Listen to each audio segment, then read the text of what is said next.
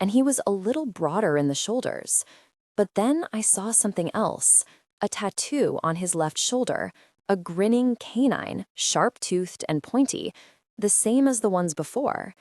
The other man muttered something and swung himself off the vehicle, digging into his jacket pocket. Pulling out a small white box, he dragged a cigarette out with his lips, lit the end, and settled back against his machine, smoking lazily. Ed finished zipping up, turned, and caught the box as his friend tossed it to him. "Any beer left?" he asked, shaking out a cigarette. "One can." "Well, let's have it." "Really?" I watched them, my mind racing. From personal experience, I knew these men were bad news, violent, armed, and ruthless. If they caught up with the rest of the group, I shivered. I had to stop them, or at least get back to warn the others. But as I crouched there, watching the men pass a silver can back and forth, I knew that, even running my fastest, I wouldn't have enough time. I'd seen how quick those vehicles were. They would reach the group before I was even close. There had to be another way. Another way. Of course, there was the most obvious choice, the option I couldn't help but think of, no matter how much I tried ignoring it. Should I kill them? The thought was tempting, and I felt my fangs lengthen in response. I could kill them, feed on them, hide their bodies and their vehicles, and no one would know. Who would miss them, way out here in the dark? But as I inched closer to the unsuspecting humans, I remembered the last two I'd met on a lonely road like this one. I remembered their screams, their terror, the panic on their faces. I remembered the glassy eyes and limp bodies, and clenched my fists. I couldn't do it. I was trying not to be that monster. Every death, every life taken by the hunger, pushed me closer to my demon. If I started killing indiscriminately, it would completely take over, and then what would stop me from stalking Caleb or Zeke into the darkness and ripping out their throats? Maybe I could creep close enough to damage their vehicles in some way, slash their tires or drain their fuel, but I'd have to get awfully close, and even with my vampire powers, there was the risk of being seen. Even if I did manage to pull it off, they'd probably know someone was here and would be on the lookout for people in the area. That wouldn't be good for the group. Gosh, there had to be something I could do, something to slow them down, just long enough for me to get back to the others and warn them. I looked up and down the road, searching for ideas, and noticed, in the distance, a large tree on the edge of the pavement. Breaking away from the humans, I hurried toward the tree and found a thick, gnarled old trunk that looked as if it had been struck by lightning several times. Its branches were twisted and bent, empty of leaves, and it looked more dead than alive. The roar of engines pierced the silence again. The men had started their vehicles and were coming, their headlights gliding down the road. I put my shoulder to the trunk and pushed, digging my feet into the slippery grass and dirt, shoving with all my might. The stubborn tree resisted a moment, then with a brittle crack, its trunk split and it toppled slowly to the ground, landing half on and half off the road. The growl of the vehicles drew closer. If they got past this block, they would reach the group first, and I'd have no time to warn everyone. Cursing, I grabbed the branches and dragged the old tree farther onto the road, expecting the men to come racing over the rise at any second. Bright lights lit up the darkness, illuminating the tree, and I dived into the grass. Oh, gosh, the vehicles skidded to a stop. The men swung off, and one walked to the tree, giving it an angry kick that made the branches rattle. The other scratched his beard and gave it a disgusted look. "Gosh," he muttered, peering into the darkness. "Think we can go around?" "I ain't pushing my bike through that," the other snarled, stabbing a finger at the heavy weeds and brambles at the edge of the road, very close to where I was hiding. Last time I got a flat, and it was a pain in the rear to get it fixed. Besides, the others will be coming through soon. "Well, then shut up and help me move the thing." The other let off a string of expletives, but moved forward to grab the trunk. I left the men struggling with the old tree, crept silently away, and, as soon as I could, took off through the grass. I raced back to the camp, which was already packed up and on the verge of departure. I saw Darren and Zeke standing near the front with Jebediah and Ruth. Darren had a couple of skinny rabbits in one hand, looking uncomfortable, while Zeke seemed to be in an argument with the girl. They were still too far to notice me, but I heard snippets of their conversation drifting over the wind and strained my vampire senses to listen. I don't care if her tent is empty, Zeke was saying, holding out both hands in a pleading gesture. Jeb, we can't just leave someone behind. I swear, I saw her just before Darren and I left to go hunting. Ruth, are you sure you didn't see her go after us or leave the camp? No, Ruth said in a voice that was almost as worried. Like I said, no one has seen her tonight, and when I realized that, I went to check her tent. It was empty, and all her stuff was gone. You don't think she left for good, do you? Regardless, Jeb's voice cut in, flat and cold. We cannot wait for her. I made that clear from the beginning. If she has left us, so be it. If she chooses to flaunt the rules, as you two have done tonight, he glared at Zeke, then that is her choice. She can live or die with the consequences. Well, it's good to know where I stand, I said, striding into the circle. All 4 humans whirled on me. Allison! Zeke exhaled with relief, but Ruth looked at me like she had just swallowed a spider. You're back. Where did you go? We were about to leave. Me? I noticed. I looked at Jebediah, who gazed back emotionally. If he felt anger or guilt that I'd overheard his conversation, he didn't show it. But I couldn't think about that now. Jeb, I saw men on the road, coming toward us.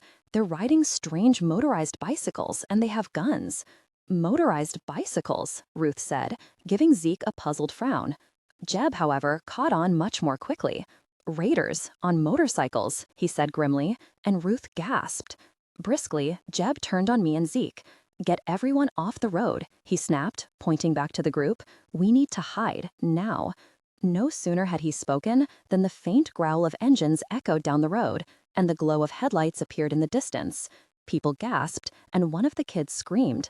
Quickly, Ruth, Zeke, and I herded everyone away from the pavement, driving them back into the rolling plains. I snatched up forgotten cans, wrappers, and bowls from the ground, flinging them into the tall grass, doing my best to cover the tracks a dozen people left behind. The raiders drew closer, the hum of engines roaring in the night. Diving behind a log, I flung myself to the ground as the headlights pierced the spot where the group had been. A half-second later, Zeke joined me, jumping over the log and dropping to his stomach as the raiders appeared over the hill. We peeked over the rim, watching the 2 men on those strange machines cruise past. Again, I was struck with how familiar they looked, how they were very like the 2 humans I'd met earlier, the 2 humans I'd killed. One of them drove right by, but his companion suddenly pulled to a stop along the side of the road, shutting off his engine. The other turned his machine around and came back, pulling alongside his friend before shutting his off too. What you looking at? I heard him growl. Even at this distance, my vampire hearing could make out the words perfectly. The other man shook his head. Dunno. I thought I heard something. A scream or something out there? Rabbit, probably. Or coyote. The other man spit on the pavement, then pulled a large machine gun out of a side holster. Want to fire a few shots to make sure? Beside me, I felt Zeke tense, one hand inching toward his gun, and I put my hand over his. Startled, he looked at me sharply, and I shook my head. Nah, don't waste bullets. It's probably nothing. The raider started his engine with a roar, and I caught the last few sentences over the sudden noise. Jackal's gonna be pissed if we don't find them. He was sure they're somewhere on this stretch. Jackal? Where had I heard that name before? It was instantly familiar. I knew I'd heard it somewhere. It hit me then. The other raiders I'd met on the road. The dead man had whispered it right before he died. Jackal would have laughed. I felt a chill run up my spine. It couldn't be coincidence. The tattoos, the bikes, the raiders I'd met before. There was something about this group I didn't know. Someone wasn't telling me something. Ain't our fault if they're not here, the other raider shrugged. Ain't nothing out here, and I'm getting tired of looking for ghosts. Derek and Roy certainly ran into something, unless you think they just took off without their bikes. The other said something back, but the reply was drowned in the roar of the bike engines as the 2 men sped away down the road. I watched them leave until the rumble of machinery faded into the distance, the lights disappeared, and everything was quiet once more. Slowly, the group came out of hiding, as if they were scared to make any noise. All right, Jeb's voice cut through the uncertainty. Listen up. It's no longer safe to use the roads. From now on, we avoid the main stretches. And I want double the guards on every shift. Zeke, you're in charge of that. Yes, sir. We still have plenty of ground to cover tonight, so let's move, people. And Jeb started away through the waving grass, the rest of the group falling in line after him. I wove my way to the front and fell into step beside Jebediah, who marched ahead without looking at me. What was that? I asked him. He continued to ignore me, but I wasn't about to let him off the hook. You knew those men, I continued in a low voice. Who are they? Why are they after you? You meddle in things you know nothing about. Well, yeah, that's why I'm asking here. If I'm going to help you people, I want to know what I'm up against. We don't need your help, Jeb said icily. We didn't ask for your help. This group has been through hell and back, and they have survived this long because they do not question those responsible for their safety. Maybe they should, I said. And Jeb fixed me with an unyielding gaze. Do not rock this boat, Allison, he warned, raising one long, bony finger to my face. I wondered what would happen if I snapped it off like a twig. You are here because I permit it, because I turn away none in need, but you are not part of this family. I have come too far, and we have been through too much for someone like you to endanger that. You have already demonstrated your complete disregard for our way of life. You will not come here and question my authority, and you will not ask questions about things you do not understand. He faced forward again, quickening his pace so that he started to leave me behind. If you are unhappy with the way we do things, you are free to go, he said without looking back. But if you wish to remain with this group, you must accept and obey the rules, like everyone else. I glared after him, falling back with the rest of the sheep. The rules. I'd heard that before. Don't ask questions. Don't draw attention. Keep your head down and your mouth shut. Except I wasn't much of a mindless follower, particularly with rules that made no sense. If stick-up-the-ass Jebediah wasn't going to give me answers, I would have to get them from someone else. Casually, I lagged behind, letting the others pass me until I fell back with Zeke, bringing up the rear. He gave me a wary look, as if he knew I was about to ask him something uncomfortable. Hey, I said, and he nodded but didn't say anything, as if waiting for the inevitable questions. He'd probably seen me talking with Jeb and knew I hadn't gotten the answers I wanted. Friendly and unassuming as he was, Zeke wasn't stupid. Listen, I went on, looking away. I wanted to talk to you. I didn't get a chance to before the whole raider thing, so thanks. He felt his puzzled frown. For what? Not leaving me behind. I continued to stare at the horizon, watching a herd of those massive shaggy animals lumber away over a hill. I heard what you said to Jeb and Ruth earlier. Thanks for standing up for me. No one's ever done that before. I fell silent, embarrassed. Zeke sighed. Jeb isn't the easiest person to understand, he admitted, and I resisted the urge to snort. He wants to protect everyone, but he knows he's taking us through dangerous territory, and not everyone will make it. He's seen several of us die trying to get to Eden. We were a much larger group once. He hesitated, taking a quick breath. I wondered how much he had seen, how many friends he'd watched die. Jeb's only concern now is getting to Eden with as many of us as he can. Zeke gazed at me, unapologetic. If that means leaving one behind to save the rest, it's a sacrifice he's willing to make. His convictions are much stronger than mine, and sometimes I forget that. You're defending him because he's willing to let people die, to leave them behind? Sometimes, to save the many, you must sacrifice the few. He looked away then, a bitter smile crossing his face. Jeb tells me I'm too soft, and that my stubbornness is what keeps me from being a true leader. No, I don't want anyone to die, to be left behind, but that weakness might get the whole group killed. Zeke, I wanted to tell him that was screwed up, that Jebediah Cross was a cold, unreasonable, heartless bastard, but I couldn't, because in some sad, twisted way, I agreed with him. Growing up in the Fringe, you came to accept hard truths. Nothing was fair. The world was cold, unforgiving, and people died. It was just the way things were. I didn't like it, but the old man's reasoning wasn't unjustified, though I still thought he was a complete jerk. Anyway, Zeke shrugged, giving me a small, embarrassed grin. You're welcome, and I'm glad you came back. It was a good thing, too. You got us off the road in time. Thank you for that. Sure. I paused, chewing my lip. Now seemed as good a time as any, but I wondered how best to bring it up. I opted for my usual dive-right-in approach. Zeke, who's Jackal? He stumbled, then looked at me sharply, blue eyes narrowing. I knew I had something, and hurried on. The men said Jackal was looking for someone. It's you, isn't it? Or the group. I nodded to the people walking ahead of us. Who is he, and what does he want from you? Zeke took a deep breath, letting it out slowly. Dropping even farther back, he gave the group a wary look, his eyes lingering on Jebediah up front. None of them can know about this, he murmured, as I fell back to join him. They don't know who Jackal is, and it's better that they remain oblivious. I'm the only one, besides Jeb, who knows anything about him, so you can't mention his name to anyone, okay? He closed his eyes. And please, don't tell Jeb that I told you. I nodded.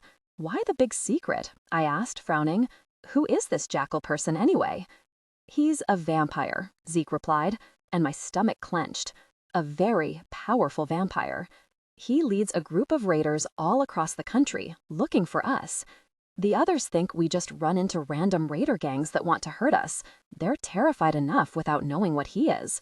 But Jackal is their king, and he's been on our trail for a couple years now. Why? He hates Jeb, Zeke explained, shrugging. Jeb nearly killed him once, and he's never forgotten it. So he hunts him for revenge, but he'll kill us all if he finds us. That didn't make much sense. So you're saying this vampire king is sending his raider army on a wild goose chase all over the country, looking for one person who could be anywhere, all because he's holding a grudge? Zeke looked away. I narrowed my eyes. What aren't you telling me? I can't say. Zeke looked back, eyes pleading. I promised Jeb that I wouldn't tell anyone. I won't break that promise, no matter what you say. I'm sorry. I believed him, which was strange. I'd never met a person who couldn't be bought, cajoled, or bribed, but Zeke seemed the type that, once he promised something, would take his secrets to the grave. Still, it was frustrating, being left in the dark, especially if the dark had a powerful vampire king lurking close by. I cast about for another topic, another way to extract his carefully guarded secrets, but something else he'd said caught my attention. Wait a minute, I muttered, frowning at him. You've been wandering around, looking for Eden, for a couple years? I think Zeke paused a moment, brow furrowed. I think this summer will be our 3rd year. Or is it our 4th? He raised one lean shoulder.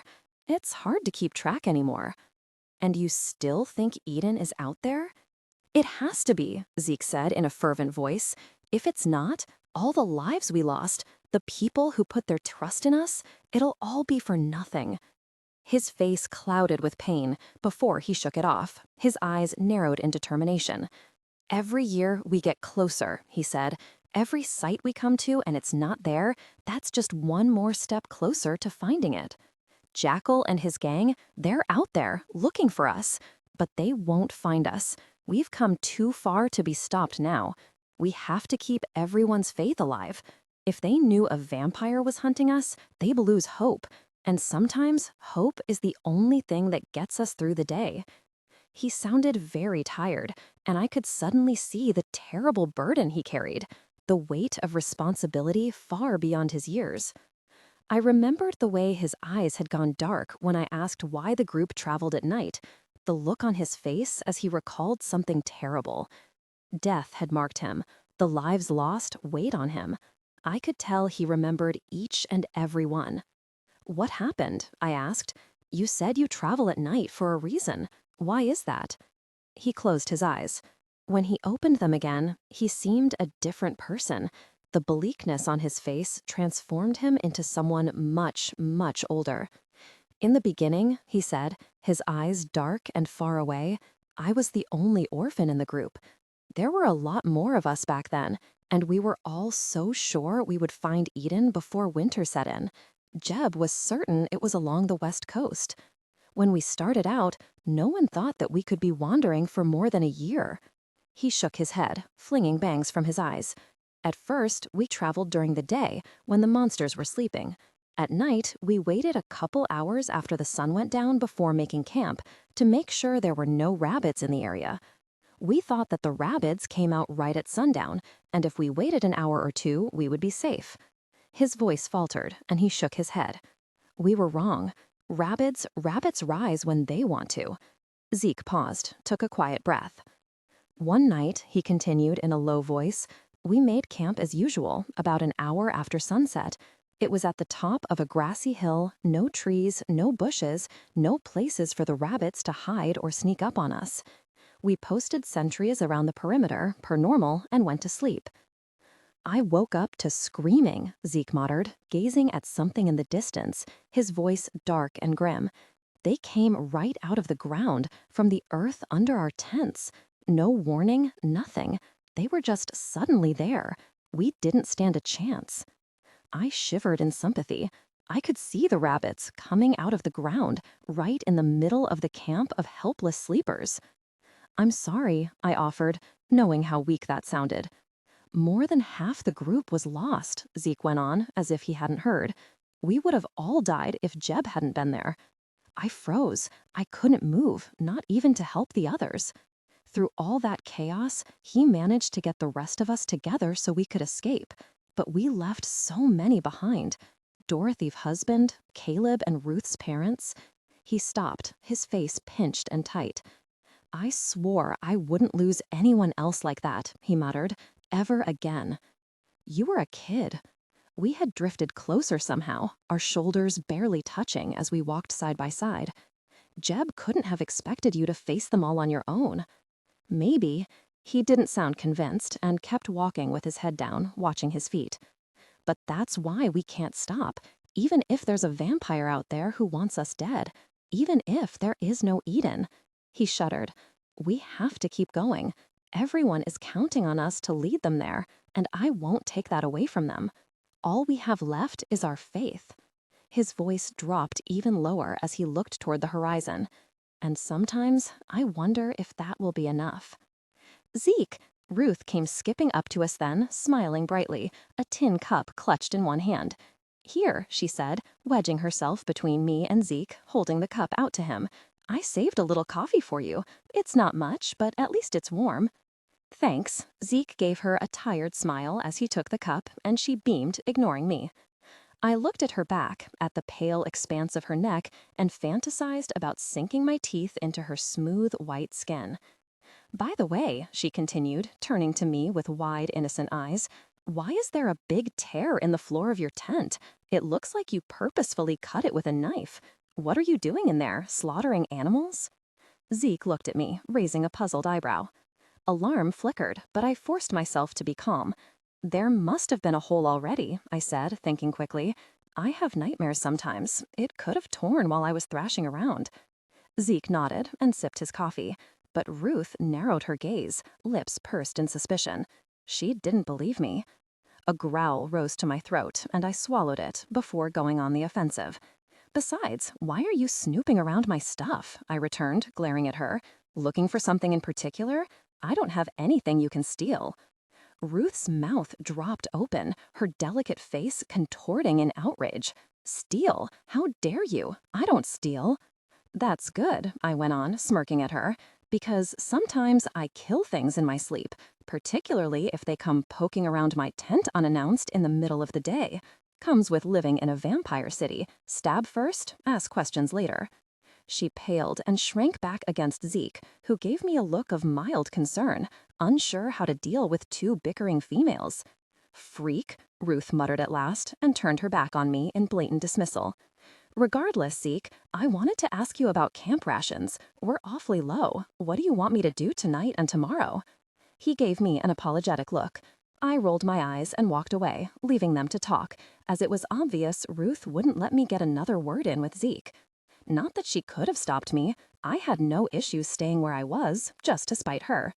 But watching her with Zeke, hearing her heart beat faster just from being close, her pulse fluttering wildly in her neck, I felt, for the first time since that lonely night on the road, the first stirrings of hunger. And I knew I would have to choose one of them very soon. "There's something strange about her," murmured. I opened my eyes as Ruth's low, sulky voice drifted to me through the tent fabric. According to my internal clock, the sun had just gone down, though the sky overhead was still light. I could hear the camp moving around outside, getting ready to head out, but I stayed there for a moment, picking out bits of conversation, listening to voices drift through the walls. "Don't you think it's odd," Ruth went on, her voice earnest, "that she showed up in the middle of the night and just happened to stumble upon Zeke and Caleb? What do we know about her? Why was she wandering around at night? Zeke never said anything about that. How was she able to survive all that time by herself?" I felt a prickle of apprehension. The stupid girl was still at it.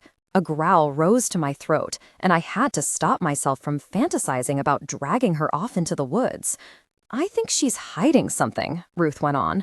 "Worse, I think she's dangerous. If she came from a vampire city, she could be anything. She could be a thief or a murderer. I wouldn't be surprised if she's killed someone before." I rolled upright and exited the tent, stepping out into the open. At the fire pit, Ruth fell silent, but I could see her glaring at me over the top of Teresa's head. The old woman looked unconcerned, ladling soup into bowls, but Matthew and Bethany turned to watch me over their shoulders, their eyes wide. Stifling my anger, I spotted Zeke and Darren standing a few yards away, talking to Teresa's husband, Silas. The old man was pointing a withered hand to the sky, and the boys were nodding solemnly as if it all made sense. Curious, I headed in that direction, trying to ignore the whispers behind me. "Sure about that, old man," Darren said as I came up. Zeke smiled at me and nodded, and my gut prickled. Silas snorted through his white beard and glared at Darren. "My elbow ain't never wrong," he announced, bushy eyebrows bristling. "It only aches like this when there's a storm comin'. Considerin' it feels like it's about to fall off, I'd say there's a big one on the horizon." The horizon was clear. The first stars glimmered over the trees, and the sky was turning a deep navy blue. I could see why Darren was skeptical, but Zeke studied the sky as if he could see the storm approaching. "Good," he murmured, as a sudden gust of wind tossed his hair. "It's been a few days since we crossed that stream.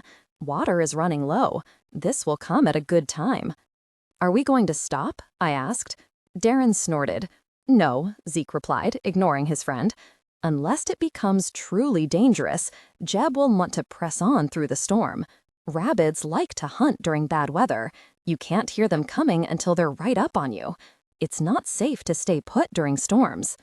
I remembered another storm, watching the rabbits close in on all sides through the rain, and shuddered. "If the rain comes at all," Darren put in, making Silas frown. "But I suppose death by lightning is better than death by rabbits. At least I won't see it coming." "Well, if anything, you can finally get a shower," Zeke retorted. "No wonder we can't shoot anything. They can smell your stink coming a mile away." Darren casually flipped him the finger. Zeke only laughed. True to Silas's prediction, dark clouds soon billowed on the horizon, blocking out the moon and stars, and the wind picked up rapidly. Lightning flickered, eerie white strand snaking through the clouds, and thunder boomed in answer. It started to rain, torrential sheets that whipped at faces and exposed skin, drenching everything. The humans pressed forward at a crawl, heads bowed and shoulders hunched against the wind.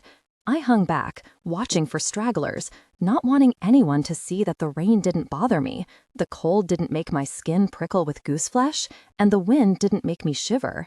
The ground quickly became a swamp, and I watched as Zeke pulled Caleb and Bethany through the worst parts of the mud, sometimes hefting them onto his back when it got too deep. The kids were shivering, and Bethany started to cry when she fell into a puddle that nearly swallowed her whole, but Jeb didn't even slow down. The rain continued. A few hours before dawn, a new sound began to penetrate the constant hiss of falling water. A low roar, faint at first, but growing louder and stronger, until the ground sloped away and we stood at the banks of a dark, rushing river. Jebediah stood at the edge, arms crossed, lips pressed tight as he glared at the river in annoyance. Turning, he motioned to Zeke, and I edged forward, listening to their voices over the roar of the water. "Get the rope," Jeb ordered, gesturing to Zeke's pack. "Sir?" Jeb frowned and turned away, observing the river again. "Get everyone ready to move. We're crossing now." I edged closer. Zeke hesitated, gazing at the water in concern. "You don't think we should stop for the night?" he asked. "Wait for the water to go down a little? The current is probably too strong for the kids." "Then have someone help them." Jeb's voice was ruthlessly calm. "We need to be on the other side, tonight." "Sir Ezekiel," Jeb interrupted, turning to stare at him, "do not make me repeat myself." Zeke held his gaze for a moment, then looked away. "Make sure everyone is ready soon," Jebediah said in a perfectly civil voice that made me want to slug him in the jaw. "Once we're on the other side of the river, we can rest.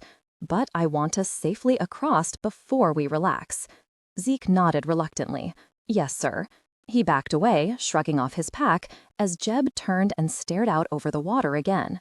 His gaze lingered on something I couldn't see, something down by the water's edge, and his thin mouth tightened. I waited until he had walked back toward the group, where Zeke and Darren were unraveling coils of rope, before I hurried to the riverbank and looked down. The water rushed by at breakneck speed, dark and angry. I wondered what Jeb was thinking. Was he really that stubborn and heartless to push on through that, especially when there were kids in the group? Lightning flickered, and the glare reflected the sudden gleam of dead white eyes. Jerking around, I gazed downstream, at a boulder lying near the water's edge. Only I could see it wasn't a rock now, but one of those massive horned creatures that roamed the plains in huge herds. This one, bloated and obviously dead, was lying on its side facing me, but its lips were pulled back in an eerie snarl, and its huge white eyes bulged out of their sockets. The wind shifted, and I caught the unmistakable stink of decay and wrongness over the water. My gut twisted, and I hurried over to help Darren and Zeke unknotting ropes. So, Jeb wasn't being an evil bastard after all. Good to know. Though I wondered why he didn't at least tell Zeke there could be rabbits in the area. That might have been important for the second-in-command to know. Maybe he didn't want word to spread and panic the rest of the group. Or maybe the prickly human just didn't feel like his orders needed to be explained. But at least his reasoning to get to the other side of the river made sense now. Rabbits are afraid of deep or fast-moving water, Kanan had told me in the hospital. No one knows why. It's not like they could drown. Maybe they don't understand why the ground won't hold them up any longer. Or maybe they fear something that is more powerful than they are. But ever since they were created, rabbits will not approach deep water. Remember this, for it might save your life one day. I watched Zeke, carrying the rope, stride through the mud to a thick tree near the riverbank, and hurried over. "How are we getting across?" I asked Zeke, who was busy winding one end of the rope around the trunk before knotting it tight. He gave me a rueful smile and held up the rest of the coil. "We hang on for dear life." "How?" I asked, glancing at the trunk. "The rope is on this side of the river. It won't help us unless it crosses to the other bank." "Exactly." Zeke sighed and started tying the other end around his waist. I stared at him, alarmed, and he grimaced. "At least I'm already wet this time." I looked at the foaming, rushing water and shook my head. "Isn't that a little dangerous?" "Exactly." Zeke looked up, meeting my eyes. "Jake can't swim, and I won't ask Darren to take the risk. Or anyone, for that matter. It has to be me." Before I could answer, he stripped off his boots and jacket, placing them neatly at the top of the rise. Then, with everyone watching, he slipped down the bank, sliding a bit in the mud, and stepped to the edge of the river. A brief pause as he gazed up and down the bank, surveying the current, then plunged into the foaming waters. The undertow caught him immediately, but he struck out for the far shore, swimming doggedly into the current. I watched his pale form, bobbing along the surface, sometimes getting pulled down. Each time he vanished, I bit my cheek and clenched my fists until his head broke the surface once more. He was quite the powerful swimmer, but it was still several tense, breathless moments before he emerged, dripping and panting on the other side.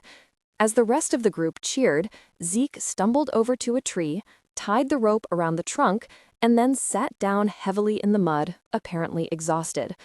He did, however, push himself to his feet as the rest of the group started over, standing at the water's edge to help those who made it across. I hung back, watching, as Ruth crossed first, probably anxious to get over to where Zeke was. After her, Silas and Teresa made their slow, painstaking way across, inching forward, their wrinkled fingers gripping the rope for all they were worth. Then Darren turned to me. "Your turn, Allison," he said, holding out a hand. I looked over to where the 3 kids, Caleb, Bethany, and Matthew, stood on the bank, huddled together in the rain. What about them? "Zeke will be back over to help," Darren replied. "He'll take either Bethany or Caleb across. I'll grab the other one, and Jake will help Matthew. Don't worry, it's not like this is our first crossing. I'll be right behind you." He smiled again and motioned me forward. "Of course, if you need help, I'll be happy to piggyback you to the other side."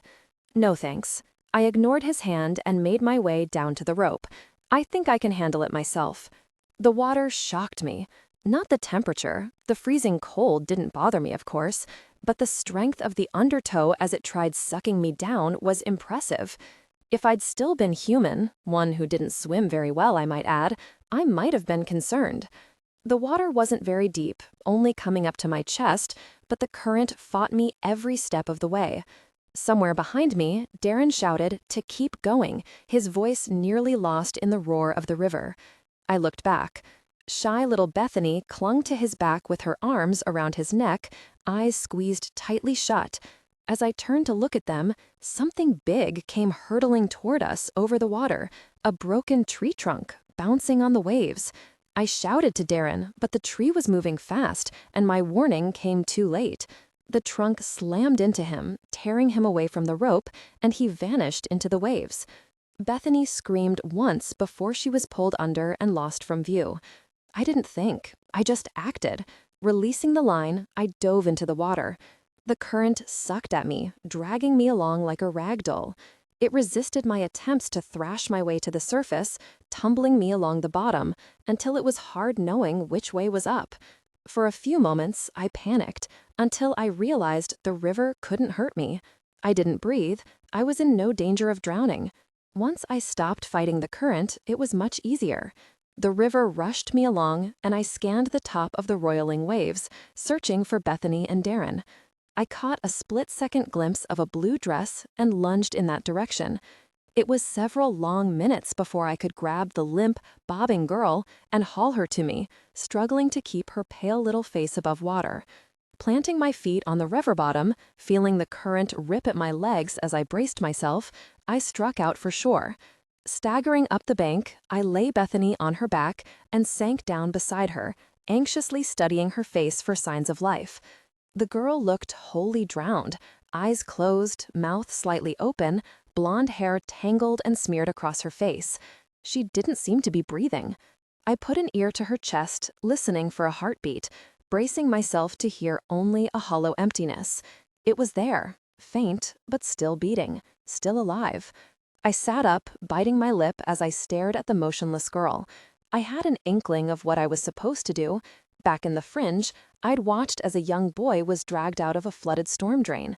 His rescuer had tried to resuscitate him, breathing in his mouth and pumping his chest while the crowd looked on. Sadly, the boy failed to revive, and his mother had taken home a limp body.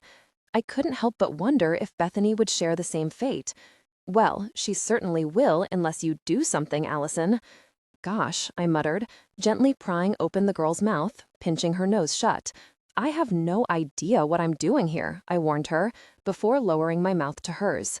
I had to remember to take a deep breath, drawing air into myself, before releasing it slowly past the girl's lips.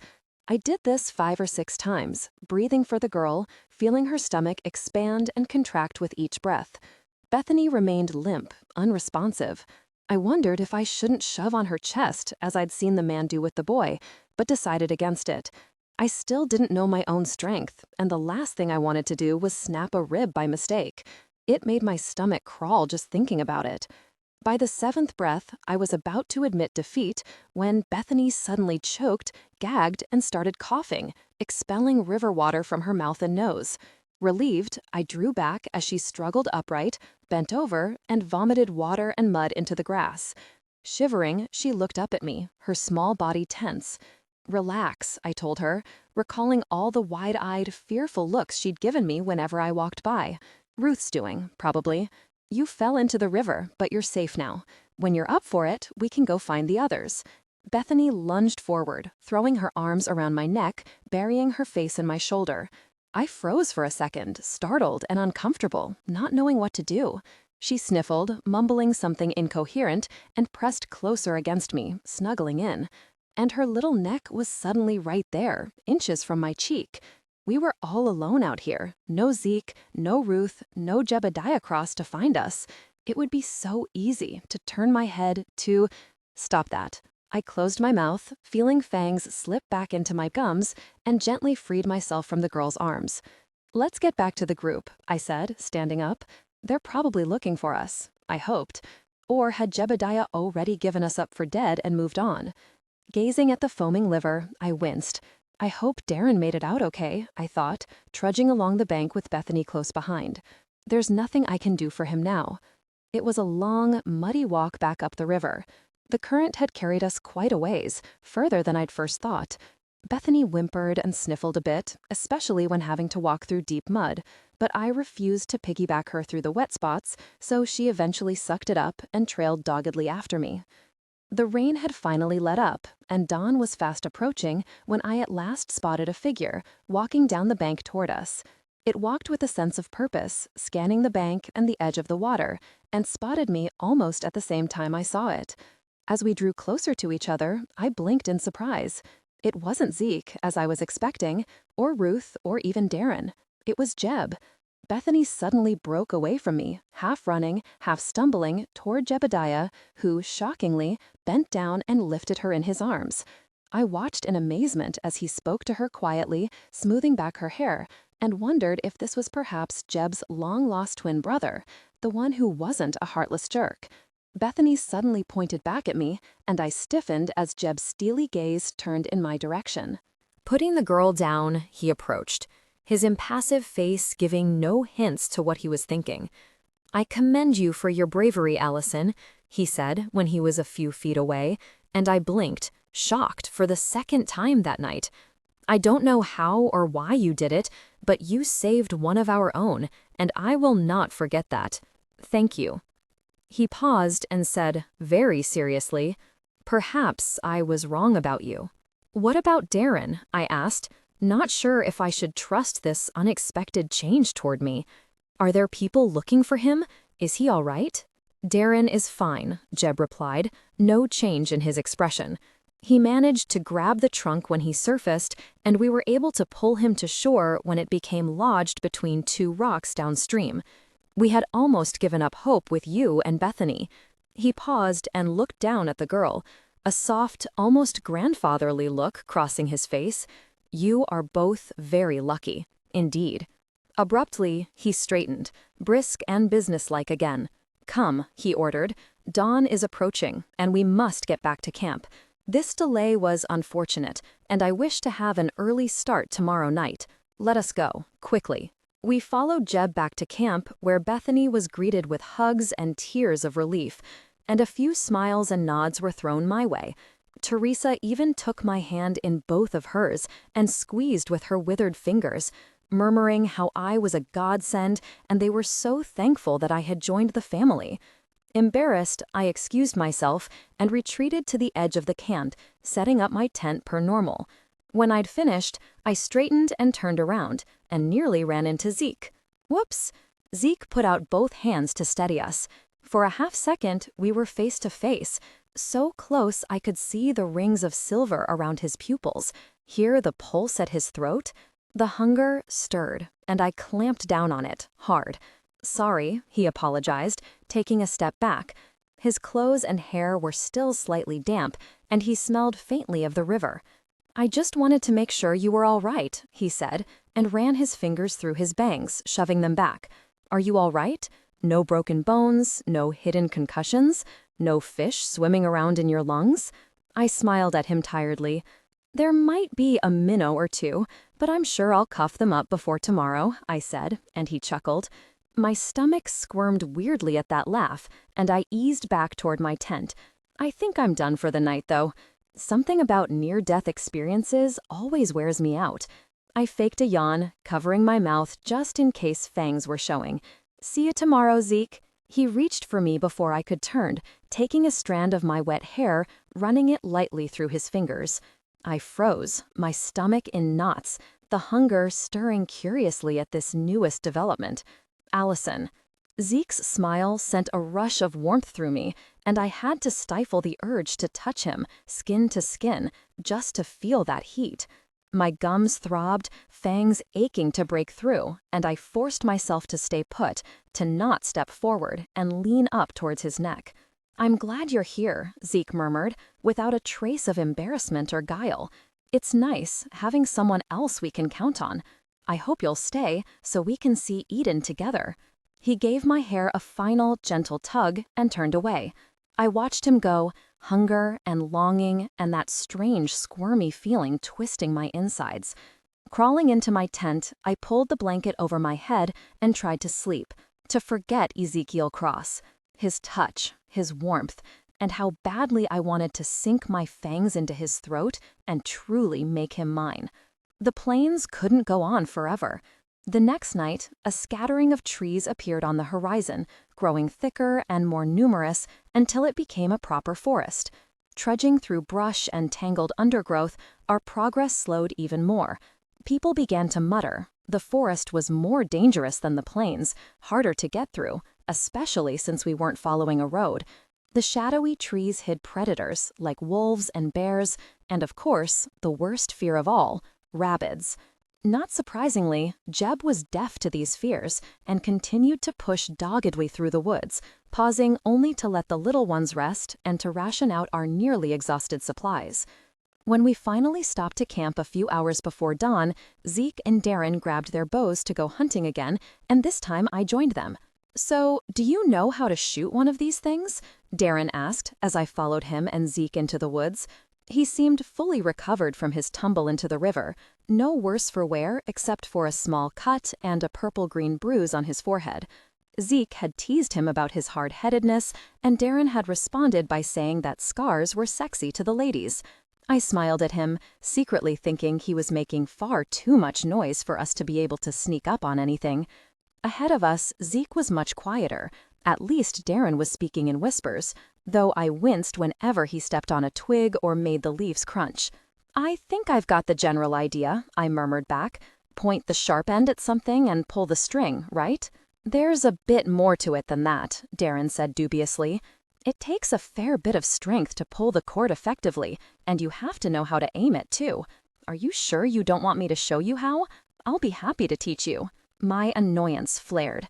"Tell you what," I said, holding up my bow, "let's make a bet. If you shoot something before I do, I'll leave the hunting to you and Zeke. If I make a kill first, you let me come hunting with you whenever I want. Deal?" His eyebrows shot up, appraising. "Sure, you're on." A pebble came sailing through the darkness then, coming from Zeke's direction. I stepped back, but it bounced off Darren's chest, and he turned with a hiss, scowling. Zeke frowned back, then put a finger to his lips and pointed at a clump of bushes ahead. I was instantly alert. Something was moving in the undergrowth about 50 yards away, a large black shape shuffling low to the ground. Zeke smoothly reached behind him, drew an arrow from the quiver, fit it to the string, and raised the bow. As he pulled back the cord, I breathed in slowly, trying to catch the beast's scent. The stench of blood, rot, and general wrongness hit me like a hammer, and I gasped. "Zeke, no," I whispered, throwing out a hand, but it was too late. Zeke released the string, and the arrow shot into the bushes, striking its mark with a muffled thunk. A maddened squeal rose into the air, making my blood run cold. The bushes parted, and a huge boar lunged into the clearing, frothing and shaking its head. Its eyes blazed white, with no pupils or irises, and blood streamed from the sockets, running down its bristly fur. 2 yellow tusks purled from its jaw, razor-sharp and lethal, as it screamed again and charged at Zeke. As I lunged forward, Zeke dropped the bow, pulled his gun and his machete at the same time, and fired several shots at the rabid pig.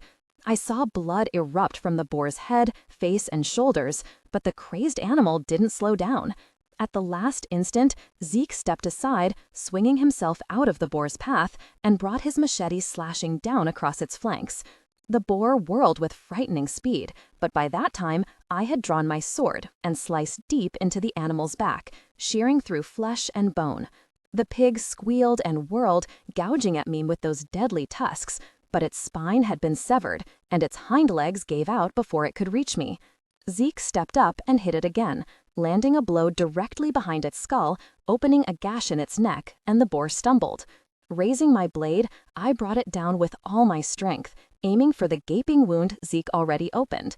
The katana edge sliced cleanly through the pig's burly neck, cutting through spine and flesh and bone and severing the head from its shoulders. The huge body crashed to the ground and rolled over, kicking the air, as the head clenched and unclenched its jaws in helpless rage, before they both, finally, stopped moving. I slumped against a tree, letting my sword arm drop, watching Zeke as he sank to the ground, gasping. I could see his muscles shaking from adrenaline, the sweat running down his brow and cheeks, and I heard his heart racing a mile a minute, thudding loudly in his chest. Oh my God. Darren staggered forward, shaking as well. There was an arrow fitted to his bowstring, but everything had happened so very fast, he hadn't had time to shoot it. Are you two all right? I'm sorry, I couldn't, it just came out of nowhere. Zeke waved it off and stood, grabbing a hanging branch a bit unsteadily. It's all right, he panted, holstering his gun. It's done. It's over, and everyone is fine. Allie? He looked at me. You're okay, right? It didn't hurt you, did it? I shook my head. I'm fine. More than fine. Darren's voice was odd and jealous all at once. Gosh, girl, you cut its head clean off. I take back my side of the bed. You can go hunting with us anytime. I smirked at him, but was suddenly aware of Zeke, watching me now with a thoughtful expression on his face. You were incredible, he said softly, then seemed to catch himself. I mean, that sword must be crazy sharp to cut through a full-grown boar. You're not even breathing hard. Alarm shot through me. I deliberately took a deep, ragged breath. It just hasn't hit me yet, I said, trying to sound breathless and shaky. Zeke stepped toward me, looking worried, but my attention suddenly shifted to something else. In that breath, I smelled the foul, rotten carcass of the rabid boar, making me slightly nauseated, but I also caught the hint of blood. Clean, untainted blood. Human blood? Hello?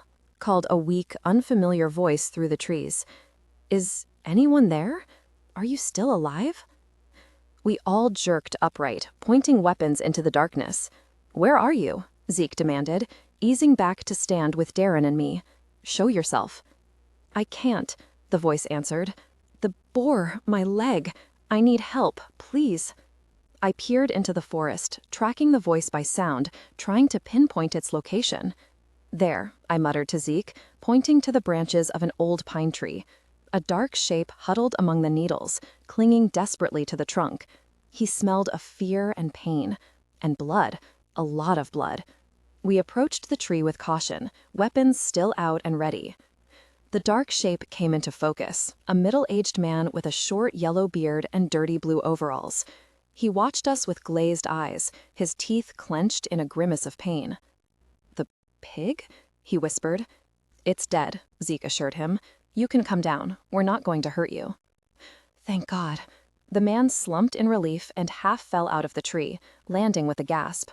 The smell of blood was suddenly overwhelming. I bit my lip to keep my fangs retracted.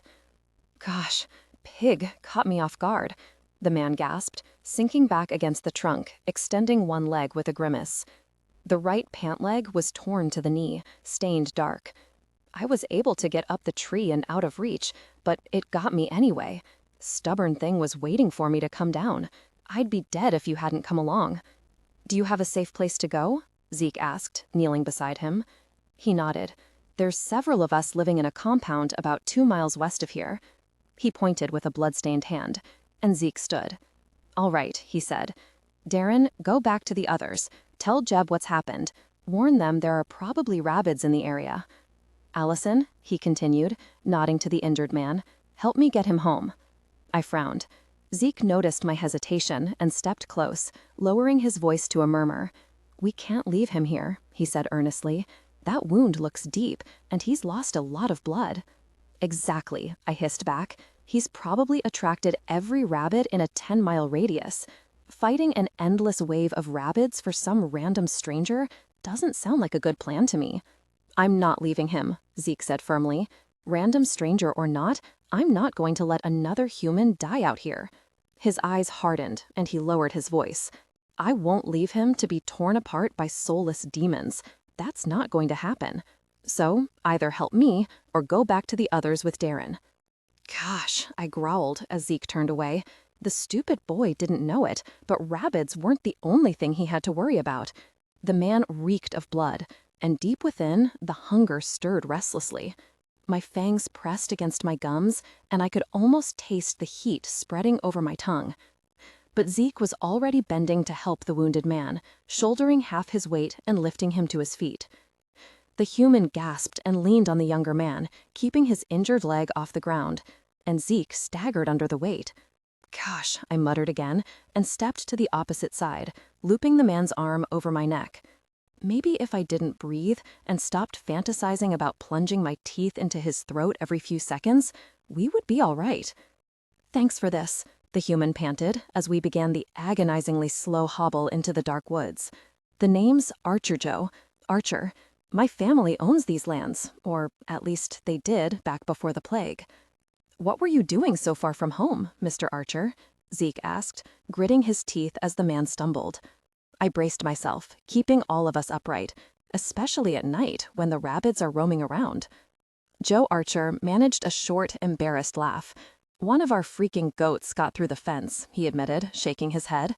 We keep them outside in the daytime when the rabbits aren't awake, but one of them decided to go roaming the forest, and if we lose even one of the little buggers, that's half our meat and dairy right there. So I went looking for it.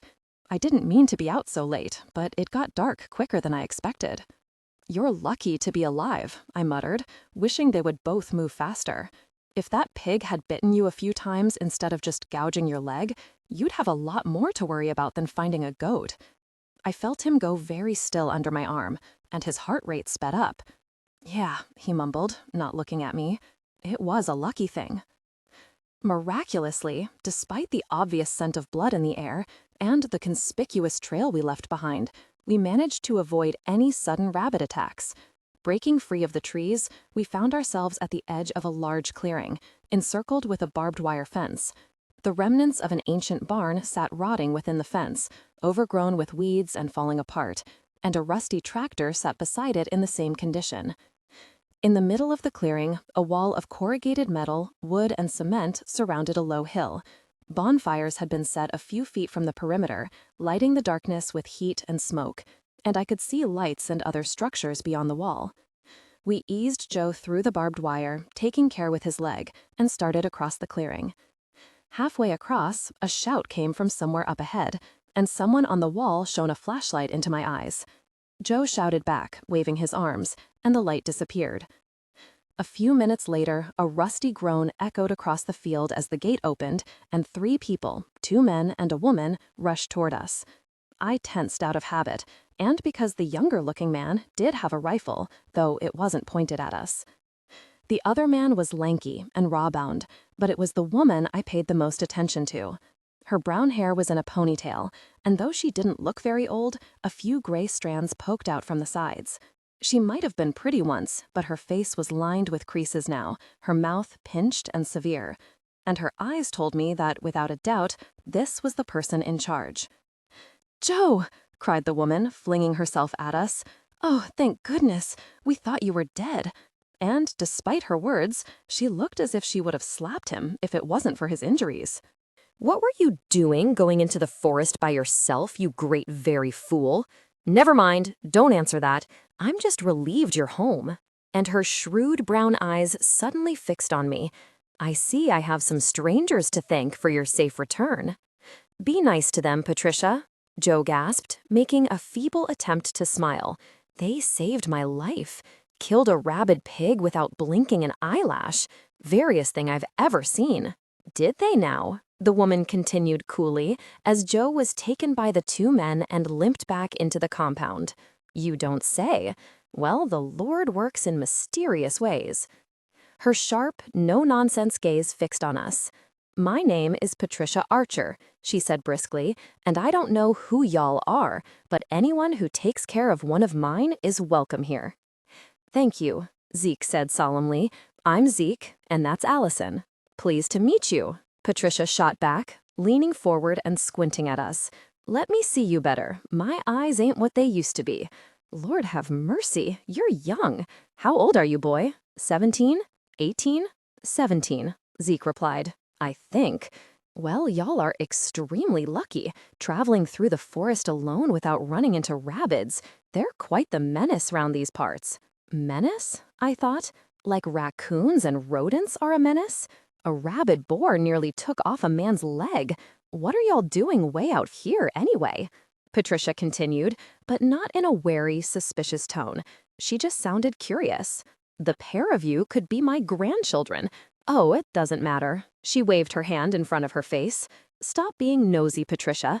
Let's get inside before we attract rabbits. I insist you get a hot meal and some sleep. We have a couple of empty rooms, and we can heat a few pots of water for hot baths as well. You look like you could use one. A hot bath was a luxury I'd only dreamed about in the Fringe. People said they existed. Machines that heated water so that it came out at whatever temperature you wanted. I'd never seen one myself. But Zeke shook his head. Thank you for your kindness, he said politely, but we should go. We have people waiting for us in the forest. There are more of you, Patricia blinked, looking up toward the trees. Well, goodness, they can't stay out there, boy. David, Larry, she called, beckoning two men down to the gate. There are more people out in the woods, she announced sternly as the men scrambled out, each carrying a rifle. As soon as the sun comes up, find them and bring them back. In fact, wake Adam and Virgil. Tell them to help you too. There's really no need, Zeke began, but she shushed him. Hush, boy, don't be silly. Y'all helped one of mine, now I'm going to do the same. It's not like we see other humans around here. Where did you say the rest of your group was? Zeke still looked reluctant, unwilling to give up the location of the others, or hesitant to accept help from a total stranger. But I glanced over the trees, to where the sky was beginning to lighten, and my nerves jangled a warning. The stars were fading. Dawn was on its way. About 3 miles southeast of here, I said, making Zeke frown at me. I ignored him, meeting Patricia's worried gaze. There's about a dozen more out there, though half of them are kids. You might need to convince the preacher, though. He can be stubborn. A minister? Patricia's eyes lit up. Oh, that's wonderful. He can come pray over Joe. And you say there are children out there? Lord have mercy. Well, what are you two waiting for? She scowled fiercely at the two men, who immediately muttered a hasty, sorry, ma'am, and hurried back into the compound. Now, Patricia smiled at us, though her face looked as if she hadn't done it in a long while. I'm sure you two are exhausted. I'll show you where y'all can rest, and if you can wait an hour or two, breakfast will be ready. She blinked, as if something just occurred to her. Oh, goodness, I guess I should go help Martha with the food this morning, shouldn't I? We're going to have a lot of guests. This way, if you would. Why did you do that? Zeke whispered as we followed the tall, bony woman into the compound. These people don't need more mouths to feed. It's probably hard enough for them to feed themselves. I'm tired, Zeke. I didn't look at him as I said it. It's nearly dawn. I'm hungry. I'm covered in someone else's blood. I don't want to go tromping through the woods again, and for once I'd like to sleep on a bed instead of the cold, hard ground. Well, that last part was a lie, but he didn't need to know that. You can relax. I don't think they're cannibals or secret vampire worshippers, unless you think the old lady is a devil in disguise. He gave me an irritated look, then sighed, raking his fingers through his hair. Jeb isn't going to like this, he muttered, shaking his head. Why am I not surprised? When I awoke the next evening, I felt different, not in a bad way or in a way that nagged at me, like something I had to worry about, but something had definitely changed. Then it hit me. I was actually clean. I threw back the quilt and sat up, stretching my arms over my head as I remembered the morning before. Soaking in a tub of hot, clean water, the steam rising into the air to fog the windows, was the purest form of bliss I'd felt in a long time. Getting rained on or falling into a muddy, churning river didn't count. And there had been real soap, something I'd only heard about in the Fringe. The archers made their own soap from lye, sand, and goat milk, and I used the strange yellow lump to scrub through the caked layers of grime and blood until I could finally see the pale color of my skin. Sadly, with dawn fast approaching, my bath had been short-lived, but I had stayed in that tub for as long as I dared, until the rising sun had forced me out of the bathroom into the borrowed nightgown left on a pillow and under the covers of the bed. I stood, taking in the small room. It had probably been a child's room at one point, if the cheery sun quilt and faded cloud wallpaper were any indication. For a moment, I wondered what became of the child whose room I was borrowing, but quickly abandoned that train of thought. There was a squeak in the hall outside, movement over the wooden slats, and I froze. Was there someone outside the door? I listened and thought I heard footsteps, moving rapidly away from my room and down the stairs. Mildly alarmed, I gazed around and spotted my clothes, lying clean and neatly folded atop a dresser. Frowning, I thought back to the previous day. Had I locked my door? Last night, I'd left my clothes in a bloody heap on the floor. Someone had been in my room, if only to wash and fold my clothing, and that made me more than a little nervous. What if they had decided to wake me and couldn't? What if they'd noticed I wasn't breathing? My katana lay on top of the pile, not next to the bed where I'd left it, and that made me even more nervous. I slipped into my clothes and buckled the sword to my back, vowing not to be separated from it again. I could not afford to be careless, especially when surrounded by even more strange humans.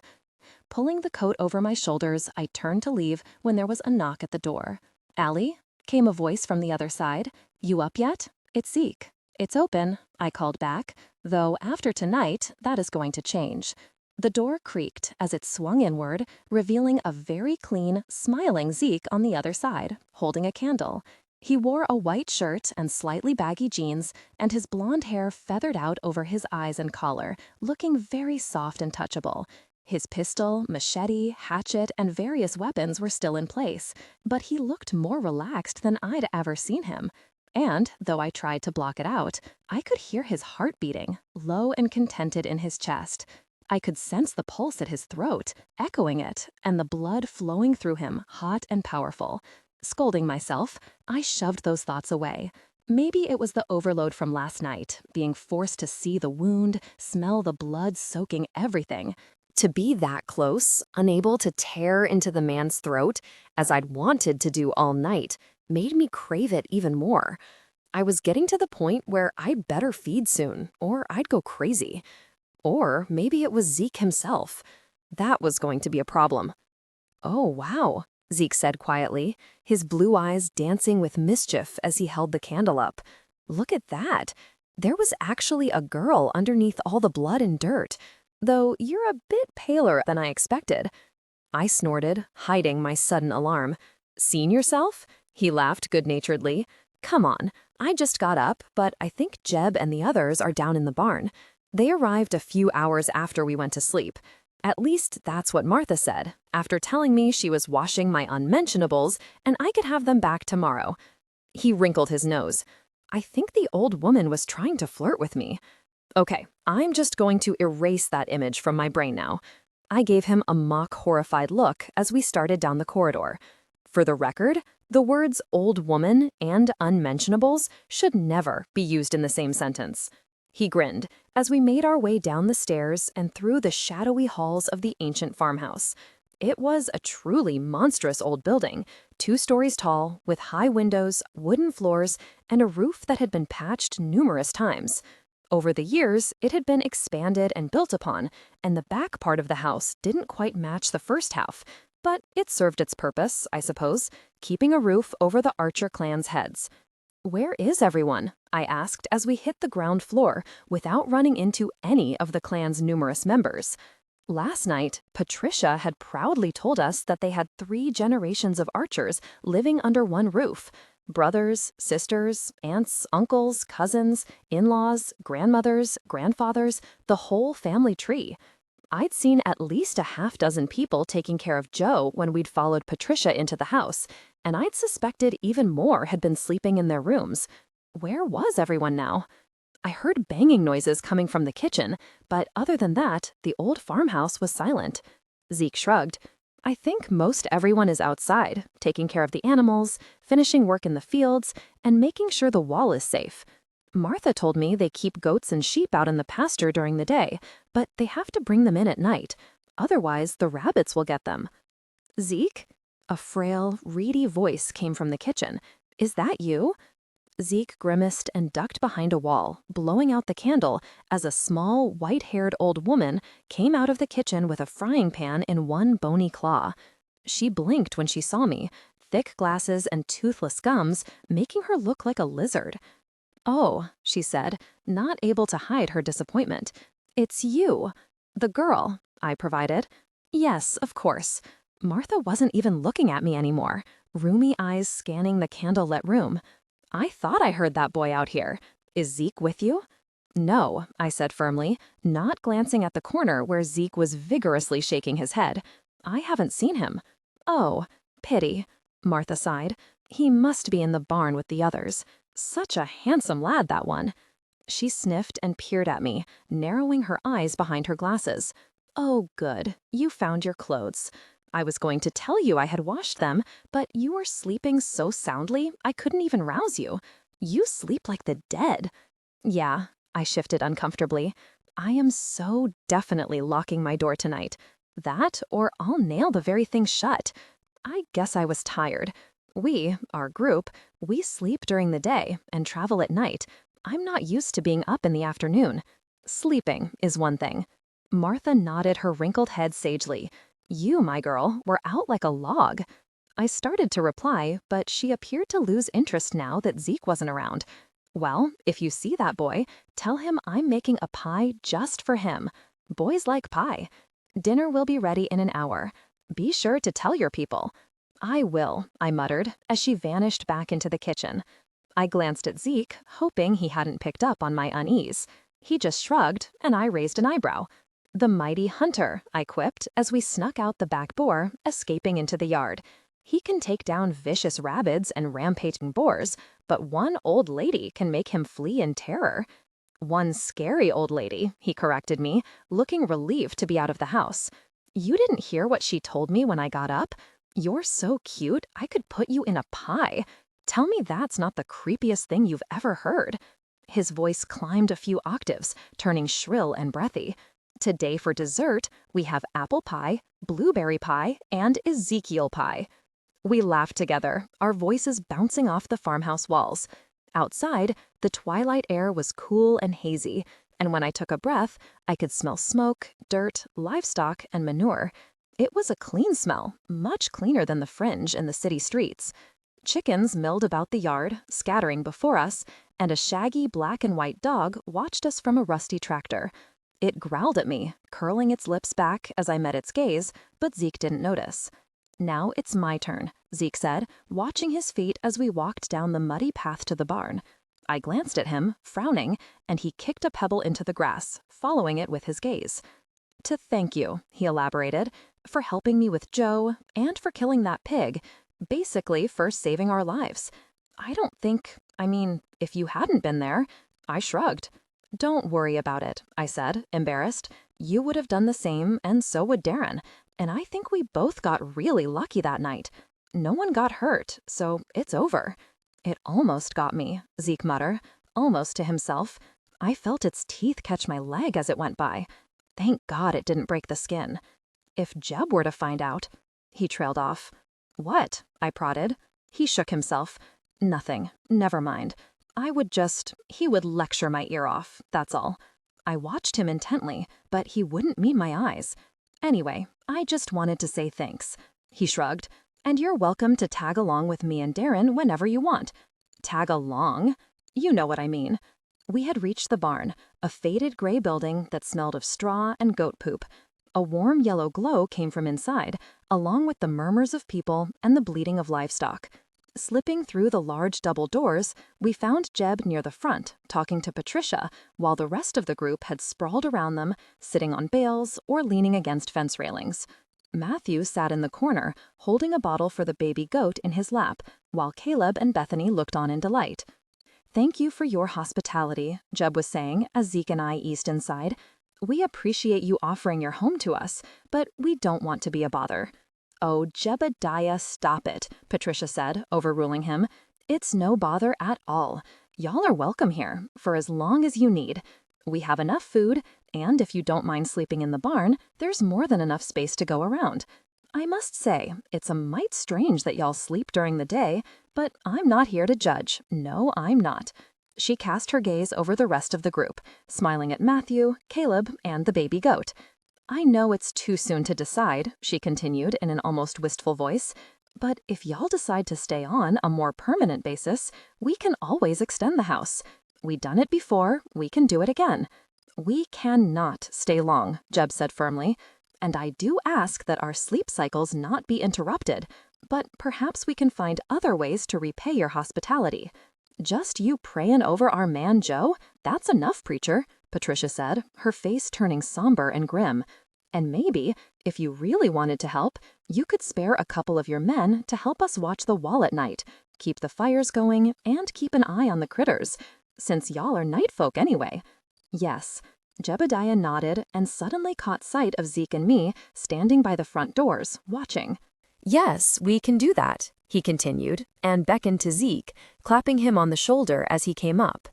"You've met my son," he said with a trace of pride. "Ezekiel will be in charge of the night watches and anything else you need done." "It'll be nice to have more people on the watch," Patricia mused, and gave Jeb a tight smile. "Very well, preacher, we accept your offer. I'll have David and Larry show your boys the way we do things here at night." They nodded at each other, two rigid, no-nonsense leaders finding something they appreciated in each other. For a second, I had the absurd thought that they would make a pretty good, although terrifying, couple, and snickered out loud at the image. 3 pairs of eyes turned to me. "And this is Allison," Jeb said blankly, with none of the pride he showed for Zeke. "She is the newest member of our little family, though Ezekiel tells me she's quite dangerous with that sword. Apparently she took down the rampaging wild boar very nearly by herself." The words were hollow, stiff. He might not be condemning me, but he sure wasn't praising me either. So much for our little heart-to-heart by the river. I guess he still has to keep the cranky jerk appearance going for the rest of the group. "We've met," Patricia said with a small, approving smile. "Joe said he watched you two from the tree, said you moved faster than anyone he's ever seen." I shrugged, uneasy, but thankfully Zeke stepped in. "How is he?" he asked, a note of genuine concern in his voice. It still surprised me how worried he could be for a complete stranger. Patricia's face fell, growing dark. "Alive," she murmured, and her voice dropped to nearly a whisper. "He's in the Lord's hands now." David and Larry, the 2 older farmhands, showed up later that night and explained what needed to be done. First, and most important, was guarding the wall, the barrier that surrounded the compound and kept the rabbits away. Platforms and walkways had been constructed along the inside of the wall, giving the watch a clear view over the open field of anything coming out of the woods. Not only did the platforms need to be manned, but the bonfires that burned just outside the wall needed to be continuously fed. And someone needed to stay in the barn with the animals, for they would panic if they so much as smelled a rabbit outside. Zeke, Darren, Jake, and I were drafted to help with the night watch. Ruth also volunteered, hoping to be close to Zeke, but the job required that you knew how to shoot a rifle, and delicate little Ruth was scared of guns, so she was put in charge of watching the sheep and goats, while I was shown how to use a hunting rifle. I tried not to act smug at the look on Ruth's face when they passed me the gun without hesitation, but it was hard. "Nice," Zeke murmured, gazing down the barrel of the rifle, sweeping it over the fields below. We had taken the platform closest to the forest, where we had come out with Joe the previous night, and Zeke was kneeling with his elbows resting against the railing. I used to have a rifle like this, scoped too. It made shooting game a lot easier, till I dropped it from a tree and cracked the stock. He grimaced and lowered the gun. Jeb was not happy with me. I winced in sympathy. How long do you think we'll be here? I asked, leaning against the railing, hoping the rickety planks would support me. It's not like Jeb to stop like this. Why is he even considering staying here a few nights? He told me he wants to stay until the Joe thing is resolved, Zeke replied. Patricia asked him to pray for Joe, but I think it's more than that. I think he wants to be certain that we're not leaving a demon behind. A demon? I thought, but movement out in the field caught my attention. Zeke, I muttered, pointing toward the woods. Rabbits. Zeke straightened, bringing up the rifle, while I watched the monsters creep closer, their awful, rotten stench drifting over the breeze. There were 3 of them, pale and emaciated, moving across the field, straight toward the wall. They moved unnaturally, sometimes on all fours, sometimes hunched over, their jerky, spastic gait making my skin crawl. 2 of them were completely naked, but one still had the remnants of a tattered dress clinging to its body, dragging it through the mud. Rabbids, Zeke called, his voice echoing through the compound. Instantly, Darren and Larry scrambled down from the platform opposite ours and hurried toward us. They clambered up, the platform creaking under their weight, and I stepped back to make room. Zeke dropped to a knee and leveled his gun at the rabbits, but Larry held up a hand. No, don't waste ammo, he warned, eyes narrowed as he peered past the smoke and flames from below. They're too far out still, and it's nearly impossible to kill them in one shot. Let them come closer, get a good beat on them before you start firing. We might not need to shoot at all. The rabbits suddenly jerked to a halt, gazing at the wall with blank, hungry expressions. Zeke and Darren kept their guns trained on them, but it seemed the rabbits knew just how close they could be without getting fired on. They skirted the edge of the field, keeping just out of reach, ducking behind trees and into bushes, never getting close enough for a clean shot. Beside me, Zeke made a noise that was almost a growl. I stared at him in amazement. His shoulders were stiff, tense, and his eyes glittered with hate. "Come on," he muttered, and the cold rage in his voice shocked me. "Come a little closer, just a few more steps." "Easy, boy," Larry soothed. "Don't be too eager. We don't want to attract more with the commotion." Zeke didn't answer, his entire focus on the rabbits below. He seemed different now. The smiling, easy-going boy I knew was gone. In his place stood a dark stranger with cold, ruthless eyes, his expression frozen into a flinty mask. Watching him, I felt a stab of apprehension. In that moment, he looked very much like Jeb. "They've gotten wise to us," Larry muttered, squinting to see past the flames into the darkness. "A few years ago, there were a whole lot of them, and they'd come rushing up to the walls, searching for a way in, all night. We picked off several. Very things are hard to kill, before we got the fire idea. They still hang around," he jerked his thumb toward the edge of the forest, "but they very rarely come close anymore. Mostly, they check to see if we have the fire going, and then they leave. Look, there they go."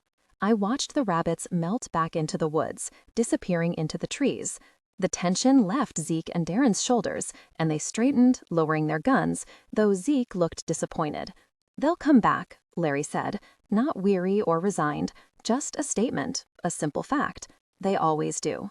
He tapped Darren's shoulder. "Come on then. Darren, was it? Let's get back to our post. Sometimes the monsters creep around and come at us again from the other side. Sneaky jerks." Darren and Larry climbed down from the platform opposite ours and hurried toward us. They clambered up, the platform creaking under their weight, and I stepped back to make room. Zeke dropped to a knee and leveled his gun at the rabbits, but Larry held up a hand. "No, don't waste ammo," he warned, eyes narrowed as he peered past the smoke and flames from below. "They're too far out still, and it's nearly impossible to kill them in one shot. Let them come closer, get a good beat on them before you start firing. We might not need to shoot at all." The rabbits suddenly jerked to a halt, gazing at the wall with blank, hungry expressions. Zeke and Darren kept their guns trained on them, but it seemed the rabbits knew just how close they could be without getting fired on. They skirted the edge of the field, keeping just out of reach, ducking behind trees and into bushes, never getting close enough for a clean shot. Beside me, Zeke made a noise that was almost a growl. I stared at him in amazement. His shoulders were stiff, tense, and his eyes glittered with hate. "Come on," he muttered, and the cold rage in his voice shocked me. "Come a little closer, just a few more steps." "Easy, boy," Larry soothed. "Don't be too eager. We don't want to attract more with the commotion." Zeke didn't answer, his entire focus on the rabbits below. He seemed different now. The smiling, easygoing boy was gone. In his place stood a dark stranger with cold, ruthless eyes, his expression frozen into a flinty mask. Watching him, I felt a stab of apprehension. In that moment, he looked very much like Jeb. "They've gotten wise to us," Larry muttered, squinting to see past the flames into the darkness. "A few years ago, there were a whole lot of them, and they'd come rushing up to the walls, searching for a way in, all night. We picked off several. Many things are hard to kill, before we got the fire idea. They still hang around." He jerked his thumb toward the edge of the forest, "but they very rarely come close anymore.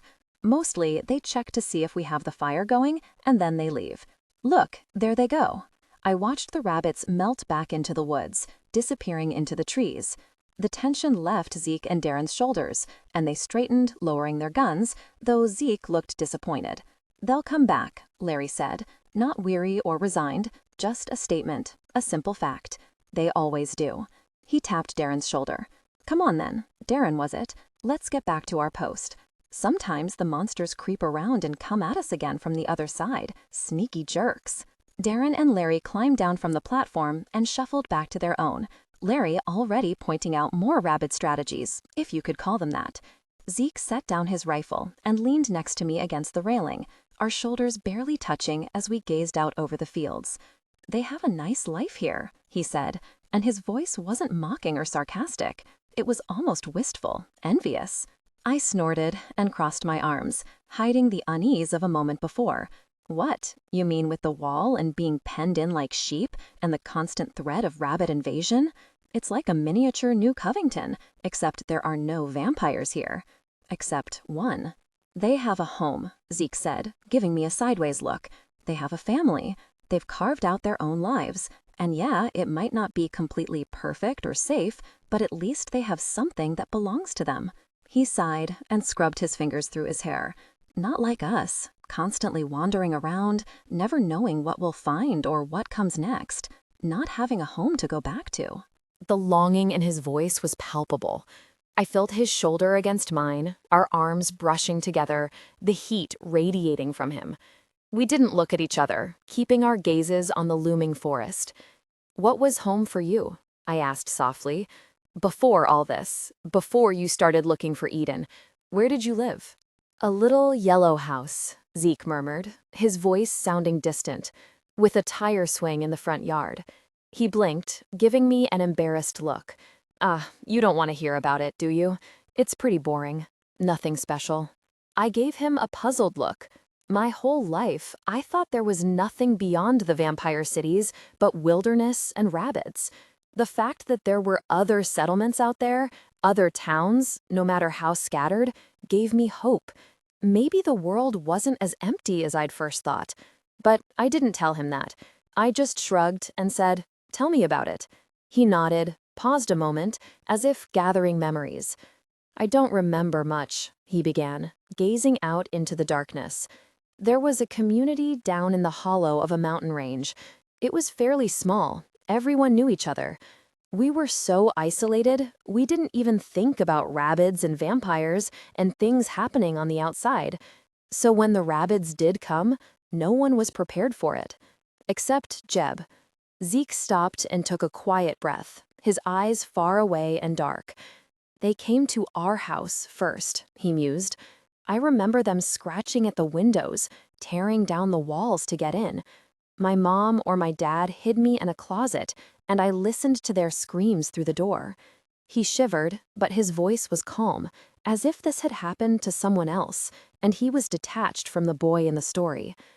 The next thing I clearly remember was the door opening and Jeb standing there, staring down at me.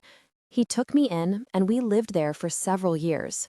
"Is that where the rest of the group came from?" "Mostly." Zeke gave me a sideways glance. There were more of us at first, and some, like Darren, we picked up along the way. But yes, the majority of us came from that town.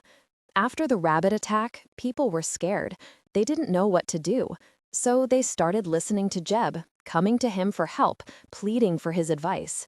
In time, it became a weekly thing, where we met in the old church for an hour or so and listened to him talk.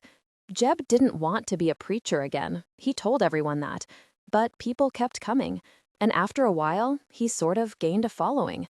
But Jeb believes God has abandoned the world, that he's not here anymore. I gave Zeke a confused look. I can't imagine that went over well. You'd be surprised, Zeke shrugged. People were desperate for some sort of guidance, and it wasn't as bleak as you might think. Jeb believes that, even though God is no longer watching us, we have to keep fighting the evil while we're here, that we can't let ourselves become tainted by the demons, that it's the only way to have a shot at eternity when we die.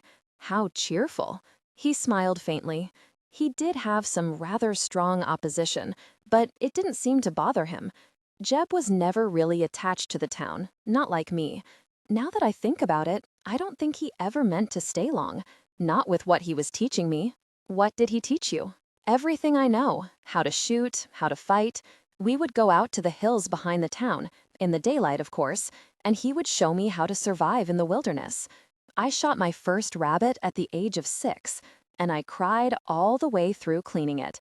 But, he continued, that evening, our neighbor took that skinny carcass and made a stew out of it, and we sat around our kitchen table and ate it all, and Jeb was so proud. Zeke chuckled, self-conscious, and shook his head. That was home to me, crazy as it sounds. Not this endless wandering, not a faceless city that we might never find. He sighed heavily, glancing back toward the barn, and the burden on his face was almost overwhelming. So, anyway, he finished, shaking off his melancholy as he looked back to the woods, that's why I think the archers have a good thing here. Rabbits and walls and fire and everything. He finally looked at me then, smirking and defiant. So, go ahead, tell me I'm a sentimental idiot if you want, but that's my story and I'm sticking to it. You're not, I replied.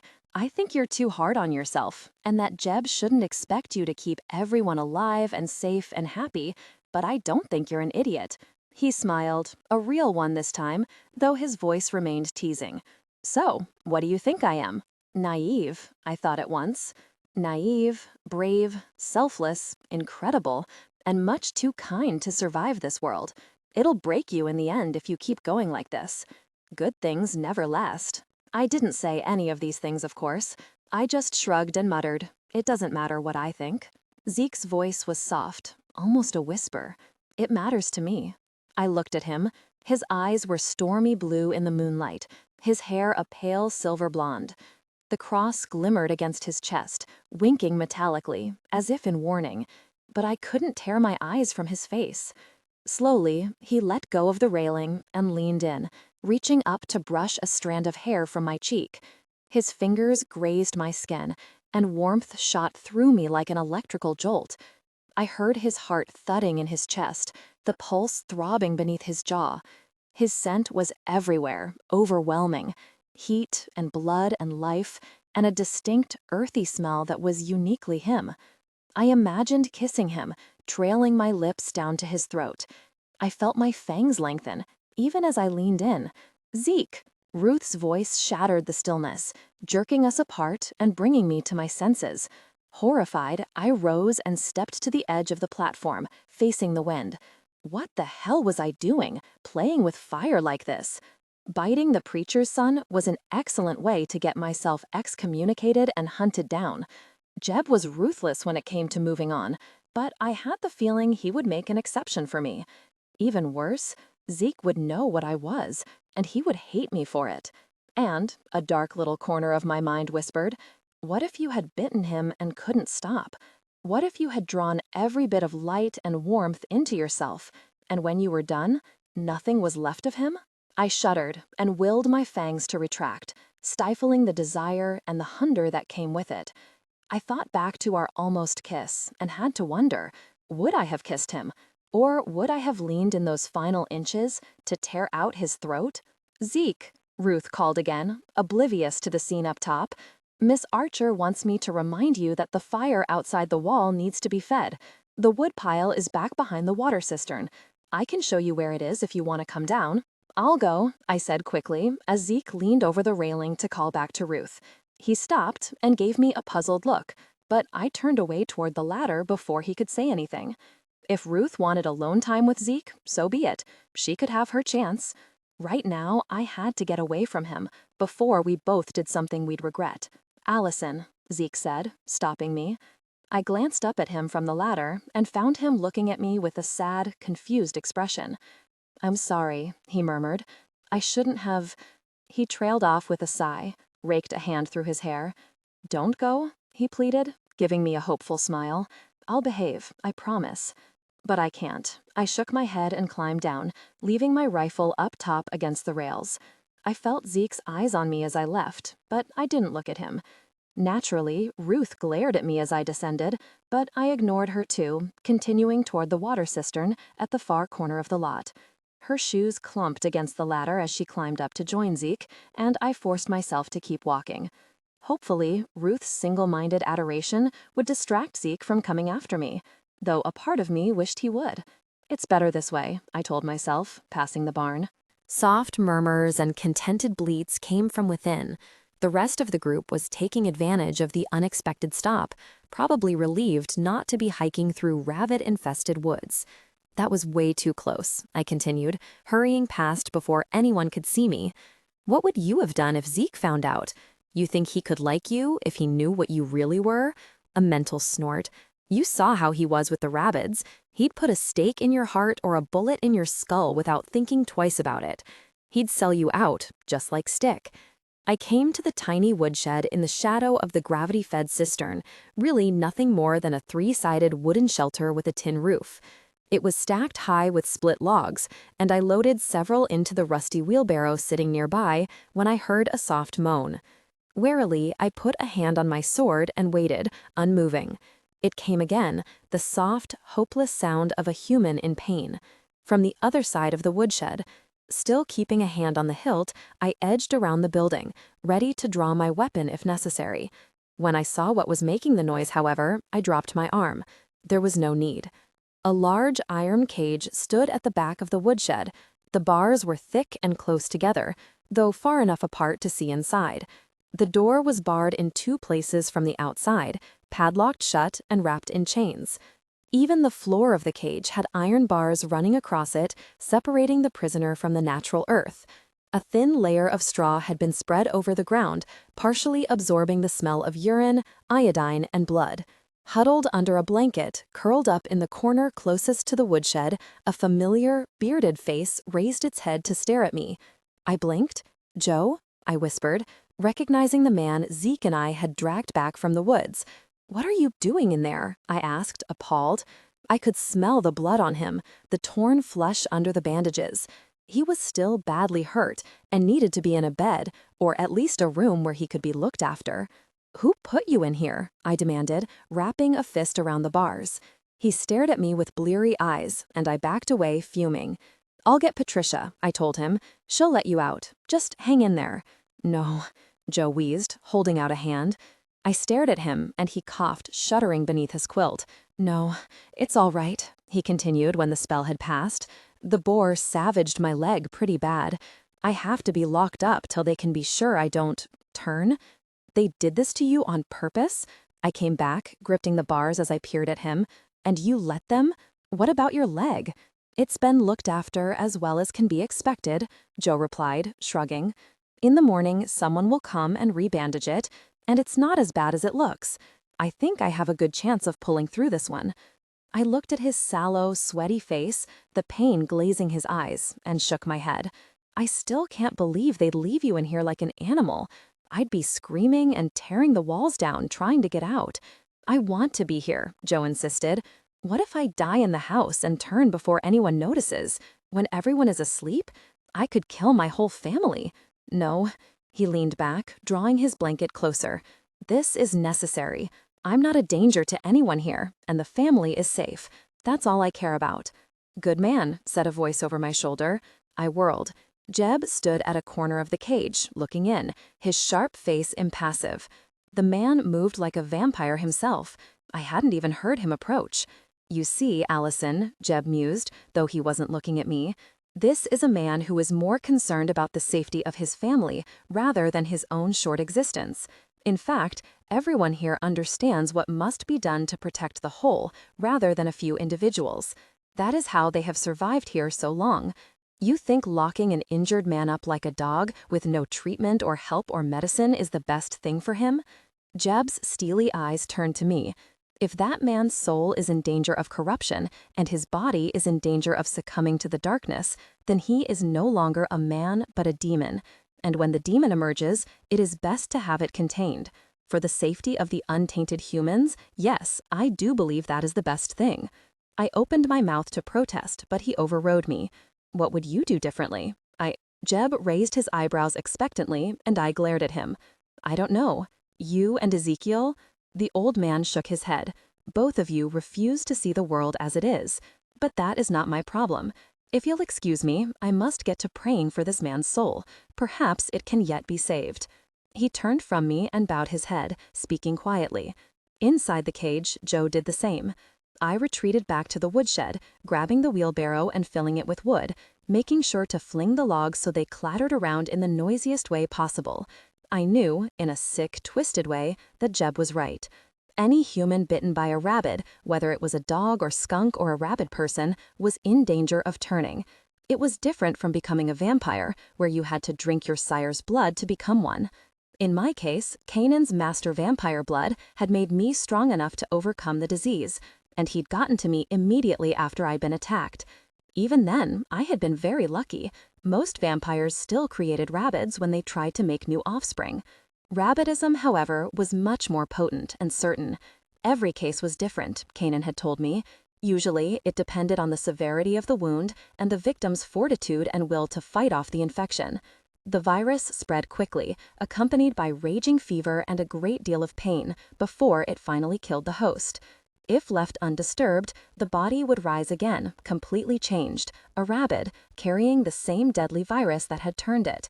I knew the precautions the archers had taken were necessary. Even with one of their own, they could not afford the risk of him going rabid. But it still made my skin crawl, the thought of being locked in a cage, alone, waiting to die. I wondered what Zeke would think of it. Would he be as shocked and disturbed as I was? Or would he side with Jeb, claiming it was the right thing to do? Zeke. I pushed the thought of him from my mind, hurling a log into the wheelbarrow so forcefully it bounced out and hit the wall of the shed. That moment we'd shared up on the platform, that couldn't happen again. No matter how much I wanted it, I couldn't allow him to get back close ever again, for both our sakes. Ruth and Zeke were still up on the platform, sitting side by side, when I returned with the wheelbarrow full of logs and branches. I didn't go back to the tower, but watched as Larry demonstrated how to feed the fires by dropping the wood down several chutes that led straight into the flames, all without leaving the safety of the compound. I was impressed. Rather than stupidly scurrying outside to toss logs onto the flames and tempt any number of rabid hordes watching from the forest, they'd worked out an ingenious way of dealing with the problem in the least dangerous way possible. You had to admire their creativity. After feeding the bonfires, I wandered back to the bard, wanting to avoid Zeke and Ruth on the platform. Maybe he could show her how to hold and shoot my rifles. She'll love that, and I could take over guarding the livestock, whatever it took to stay away from him.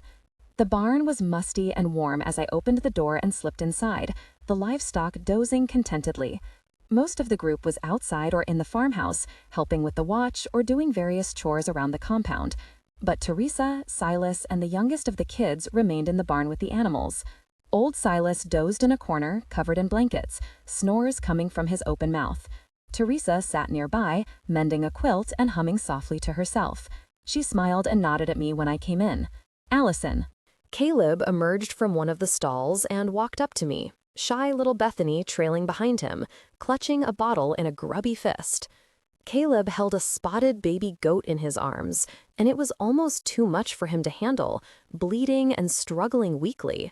Quickly, I knelt and took the animal from him, holding it against my chest.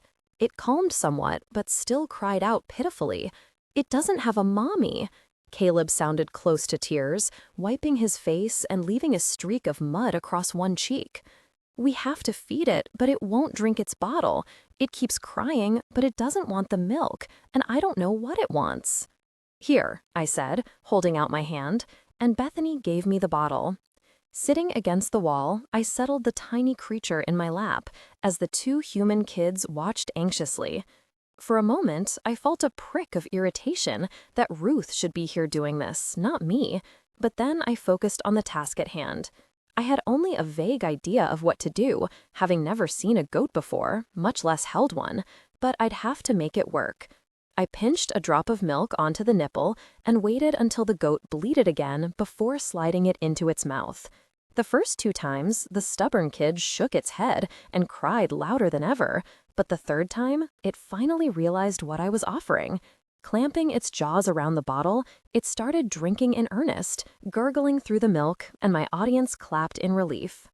Before I knew what was happening, Caleb sat down on one side of me, Bethany on the other, and leaned against my arm. I stiffened, holding myself rigid, but they didn't seem to notice my discomfort, and the kid on my lap cried greedily when I didn't hold the bottle up far enough.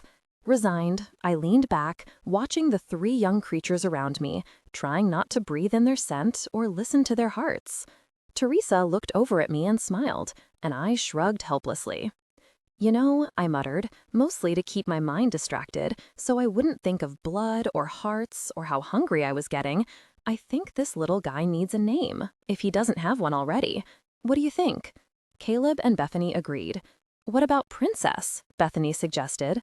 Stupid, Caleb said instantly. That's a girl's name. She stuck out her tongue, and Caleb returned the gesture. I watched the kid suckle at the bottle, milk dribbling down his chin. He was mostly white, except for a few black splotches on his back legs and one large circle over his eye. It made him look like a bandit or a pirate. What about Patch? I mused. They clapped in delight. Both thought this was a perfect name, and Bethany even kissed Patch on his furry head, which the goat ignored. After a moment of watching him guzzle milk, Caleb suddenly let out an explosive sigh and slumped against me. I don't want to leave, he muttered, sounding tired and world-weary, even for one so young. I don't want to keep looking for Eden anymore. I'd rather stay here. Me too, Bethany mumbled, but she was half asleep now, curled up into my side. Caleb reached up and scratched Patch on the shoulder, making its skin twitch as if it was shooing off a fly. Allie, do you think there'll be goats in Eden? He mused. I'm sure there will be, I answered, holding up the bottle so the kid could get the last drops. Maybe you could even have a few of your own. I'd like that, Caleb murmured. I hope we get there soon then. Not long after, the bottle was empty, and all 3 were asleep, curled up on my lap or leaning against my ribs. Teresa had also dozed off, her head against her chin, the quilt fallen beside her. It was very quiet in the barn, except for the livestock shifting in their sleep and the beating of the 3 hearts surrounding me. Bethany suddenly slumped over, her head falling to my leg, her golden hair spilling over my thigh. I stared at her. Flickering lamplight danced along her pale little neck as she sighed and pressed closer, murmuring in her dreams. My fangs slid out. Her heartbeat was suddenly very loud in my ears. I could hear it, pulsing in her wrist, her throat. My stomach felt hollow, empty, and her skin was warm on my leg. Brushing her hair aside, I slowly leaned forward. No! Closing my eyes, I jerked back, thumping my head against the wall. The baby goat let out a startled bleat, then tucked its nose beneath its hindquarters with a sigh. Caleb and Bethany slept on, unaware how close they had come to being food. Horrified, I looked around for an escape route. I couldn't keep this up. The hunger was slowly taking over, and it wouldn't be long before I gave in to temptation. I needed to feed before it grew too strong to ignore. Gently, I extracted myself from the sleeping kids and returned the newly christened Patch to his pen, where he promptly fell asleep. Once free, I slipped outside and leaned against the barn, pondering the inevitable question. It was time. That had been way too close. Who was I going to feed from? Not the kids. Never. I was not so inhumane that I would draw blood from a sleeping child. Teresa and Silas were so old, though, too weak to lose any blood, and I was not going to bite them in front of 2 sleeping children. Jake and Darren were on guard duty, and Ruth was with Zeke. Zeke was definitely out of the question. That left Dorothy, the crazy woman, who was in the farmhouse gossiping with Martha, who didn't go to bed until midnight, apparently, and Jebediah Cross. Yeah, right. I might as well just shoot myself in the face than go anywhere near Jeb. I growled in frustration. This wasn't getting me anywhere.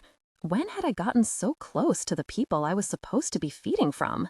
It always starts out that way, Kanan's voice echoed in my mind, quietly knowing.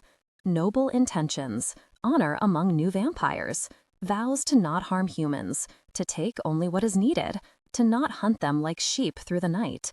But it becomes harder and harder to remain on their level, to hold on to your humanity, when all you can see them as is food. Gosh, I whispered, covering my eyes with a hand. How did Kanan do it? I tried to remember, thinking back to our time in the Fringe. He had some sort of code, a type of moral honor system, that he used when feeding off unsuspecting victims. He left something behind, like the shoes, payment for the harm his actions would bring. I couldn't do that now. I didn't have anything I could give. True, I was helping out, taking the night watch and all, but that was more of a group effort. We were all pitching in to help. But I did save that man's life. Guilt and disgust stabbed at me. How could I even think about preying on a weak, caged human? Earlier tonight, I'd been horrified to see him locked up like a beast, and now I was thinking of feeding off him? Maybe Kanan was right. Maybe I was a monster, just like he said. I could hear him now, his deep voice echoing in my head, as clearly as if he were standing beside me. "Make your choice, Allison," he would say, calm and unruffled. "Will you prey on those you consider friends and companions, or a stranger who already owes you his life? Know that each path is evil. You must decide which one is the lesser of the two." "Very," I muttered to the empty air. Figment didn't reply, shimmering into nothingness. He already knew what path I was going to choose. I watched Jebediah Cross finish praying over the wounded man, watched him stride back to the farmhouse, his severe form cutting a rigid path through the darkness. I watched the man in the cage, waited for his coughing and shifting to stop, for his raspy breathing to slow, becoming heavy and deep. When he was snoring quietly, I glided from the shadows along the wall, walking quickly to the woodshed and snatching the key from where it hung on its nail. Silently, I removed the iron bar across the door, unlocked the padlock, and removed the chains, being careful not to clink them against the bars. Carefully, being cautious that the door didn't creak, I eased it open. Joe Archer lay slumped in the corner, covered in blankets, his body curled into itself to conserve heat. His leg, heavily bandaged and reeking of blood and alcohol, lay at an awkward angle. "Are you really going to do this?" I shoved the voice aside, burying my feelings of horror, guilt, and disgust. I didn't want to, but it was necessary. I didn't dare go into the farmhouse. With so many people under one roof, I didn't want to creep into a room only to be discovered by a light sleeper or someone getting up to use the bathroom. I thought of Caleb and Bethany, Zeke and Darren. If I didn't do this, they might be the ones in my sights next. I could kill them if I didn't feed soon. The cage was isolated, out of the way, and no one would be coming to check on him for a while. Better a stranger than someone I knew, someone I actually cared about. Besides, he owed me for saving his life. If that's what you want to tell yourself. Let's get this over with then. Joe stirred in his sleep and coughed, his snores faltering. Quickly, before I had more second thoughts, I stepped up beside him and knelt, easing the collar of his coat aside. His throat, bared to the moonlight, pulsed softly. My fangs lengthened, the hunger rising up like a dark tide. As the human groaned, eyelids fluttering, I leaned forward and sank my teeth into his neck, right below his jaw. He jerked but relaxed instantly, succumbing to the near delirium of a vampire's bite. As blood began flowing into my mouth, the hunger drank it greedily, demanding more, always more. I kept a tight leash on it this time, fighting to keep my senses, to not lose myself to the heat and power flowing into me. 3 swallows. That was all I'd allow myself to take, though my hunger was raging at me for more. Reluctantly, I drew my fangs from the human skin, sealing the wounds before stepping back. He groaned, half asleep and dead to the world, and I slipped out of the cage, replacing the locks and chains as quickly as I could. Allison? Just as I was replacing the last bar, footsteps crunched behind me and Zeke's familiar voice floated over my shoulder. I turned, and he stood a few paces behind me, a thermos in one hand, a metal cup in the other.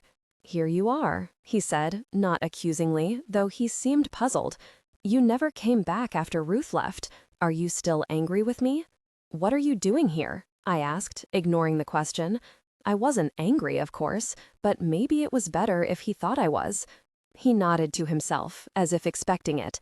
"They're getting dinner ready in the barn," he continued, holding up the mug. "If you want something, I'd head over soon, before Caleb and Matthew eat all the soup." I nodded and turned away, watching Joe sleep through the bars of the cage. "Did you know about this?" I asked, hearing him move up beside me. "Jeb told me." Zeke knelt close to the bars and reached through, shaking the unconscious man. He stirred with a groan, opening his eyes blearily, and Zeke held up the thermos. "Hey," he murmured, unscrewing the top and pouring out a dark, steaming liquid. "Thought you could use this. It's black, but it's better than nothing." "Thanks, boy," Joe wheezed, reaching for the mug. His hands shook, and he nearly dropped it. "Very. I'm worse off than I thought. How long until morning?" "A couple hours," Zeke replied gently, handing the cup of soup through the bars as well. "This will be over soon. How are you holding up?" "Oh, I'll live." Joe sipped at the coffee and smiled. "At least for another day." Zeke smiled back, like he really believed it, and suddenly I had to get out of there. Spinning on my heel, I hurried away from the caged, doomed human who had been prey to me moments before. Away from the boy who showed me just how monstrous I truly was. "Hey, Allison, wait." I heard Zeke jogging after me, and I whirled on him, suddenly furious.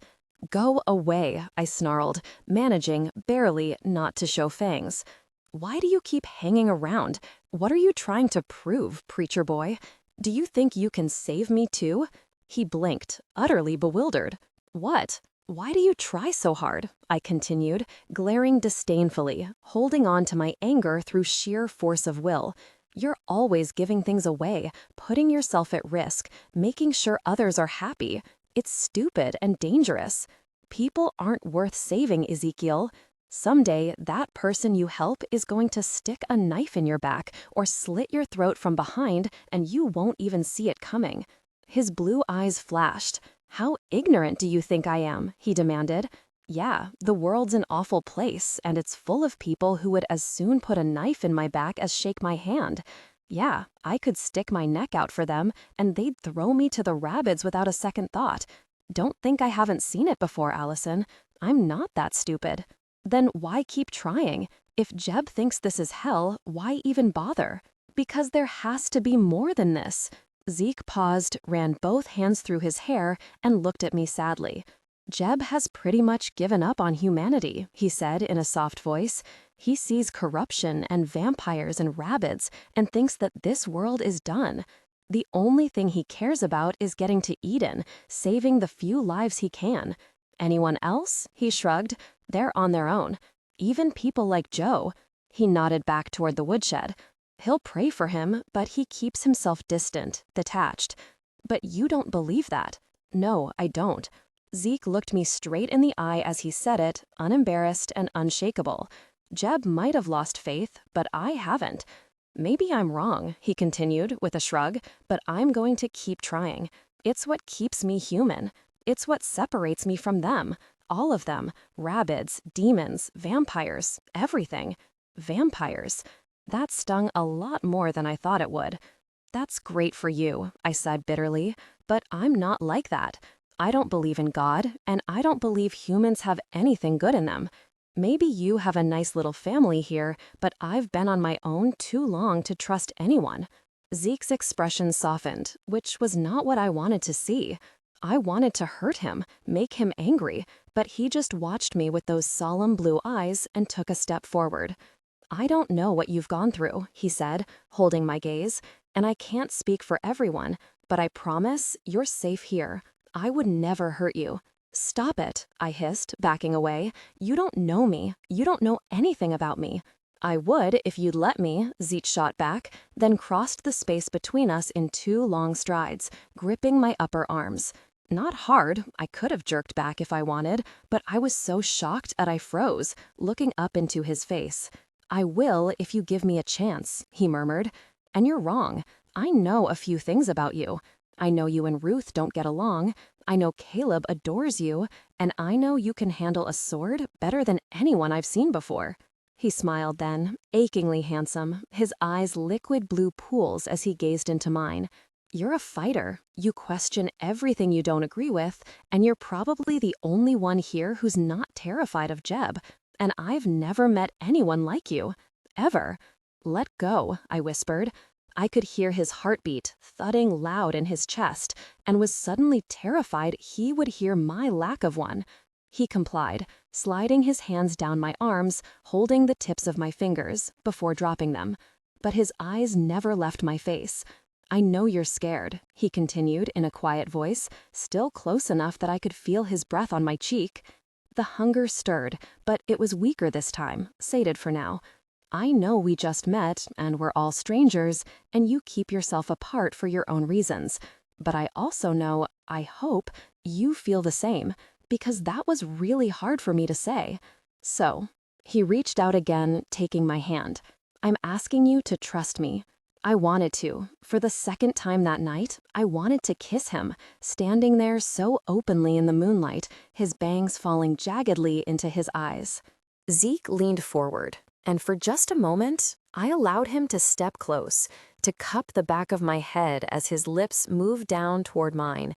His pulse throbbed, his scent surrounding me, but this time, I only saw his face. No, this can't happen. I shoved him hard. He staggered backward and fell, landing on his back in the dirt. I heard his sharp intake of breath, saw the shocked, wounded look in his eyes, and almost turned to flee. I didn't. Against my will, against everything screaming at me not to do this, I drew my sword and stepped up beside him, pointing it at his chest. Zeke's eyes went wide at the blade, gleaming inches from his heart, and he froze. Let me make this as clear as I can, I told him, holding the hilt tightly so my hands wouldn't shake. Don't do that again. I don't trust you, preacher boy. I don't trust anyone.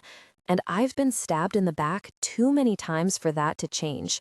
Do you understand? Zeke's eyes were angry, wounded stars, but he nodded. I sheathed my blade, turned, and walked back to the farmhouse, feeling his gaze on me all the way. But he didn't follow. Dawn wasn't far. I went back to the empty room and closed the door, being sure to latch it this time. My eyes burned, and I clamped down on my emotions before they spilled over my cheeks.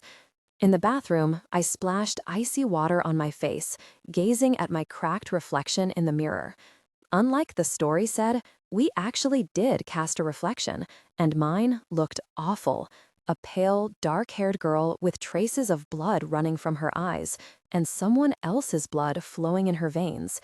I bared my fangs, and the image of the girl disappeared, revealing a snarling, hollow-eyed vampire in the glass.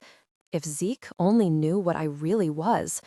I'm sorry, I whispered, remembering the way he'd looked when I'd shoved him, when I'd pointed my sword at his chest. Shocked, betrayed, heartbroken. It's better like this. It really is. You have no idea what you're getting into. I couldn't keep this up. It was too hard, seeing Zeke, keeping my distance, pretending I didn't care. It was also getting harder and harder to keep my secret. Sooner or later, I'd slip up, or someone would put the pieces together and realize what had been lurking in their midst. And then Jeb or Zeke would put a sharp wooden stick through my chest or cut off my head. Zeke had watched rabbits kill his friends and family, and he was the protege of Jebediah Cross. I could not believe he would accept a vampire hanging around the group, no matter what he said about trust. Maybe it was time to leave. Not tonight, dawn was too close, but soon. When they left the compound, that would be a good time to go. I knew Jeb didn't want to stay much longer. He was already anxious to get on the road. I would see them through the woods, protect them from any rabbits that might be lurking around, and then I would slip away before anyone realized I was gone.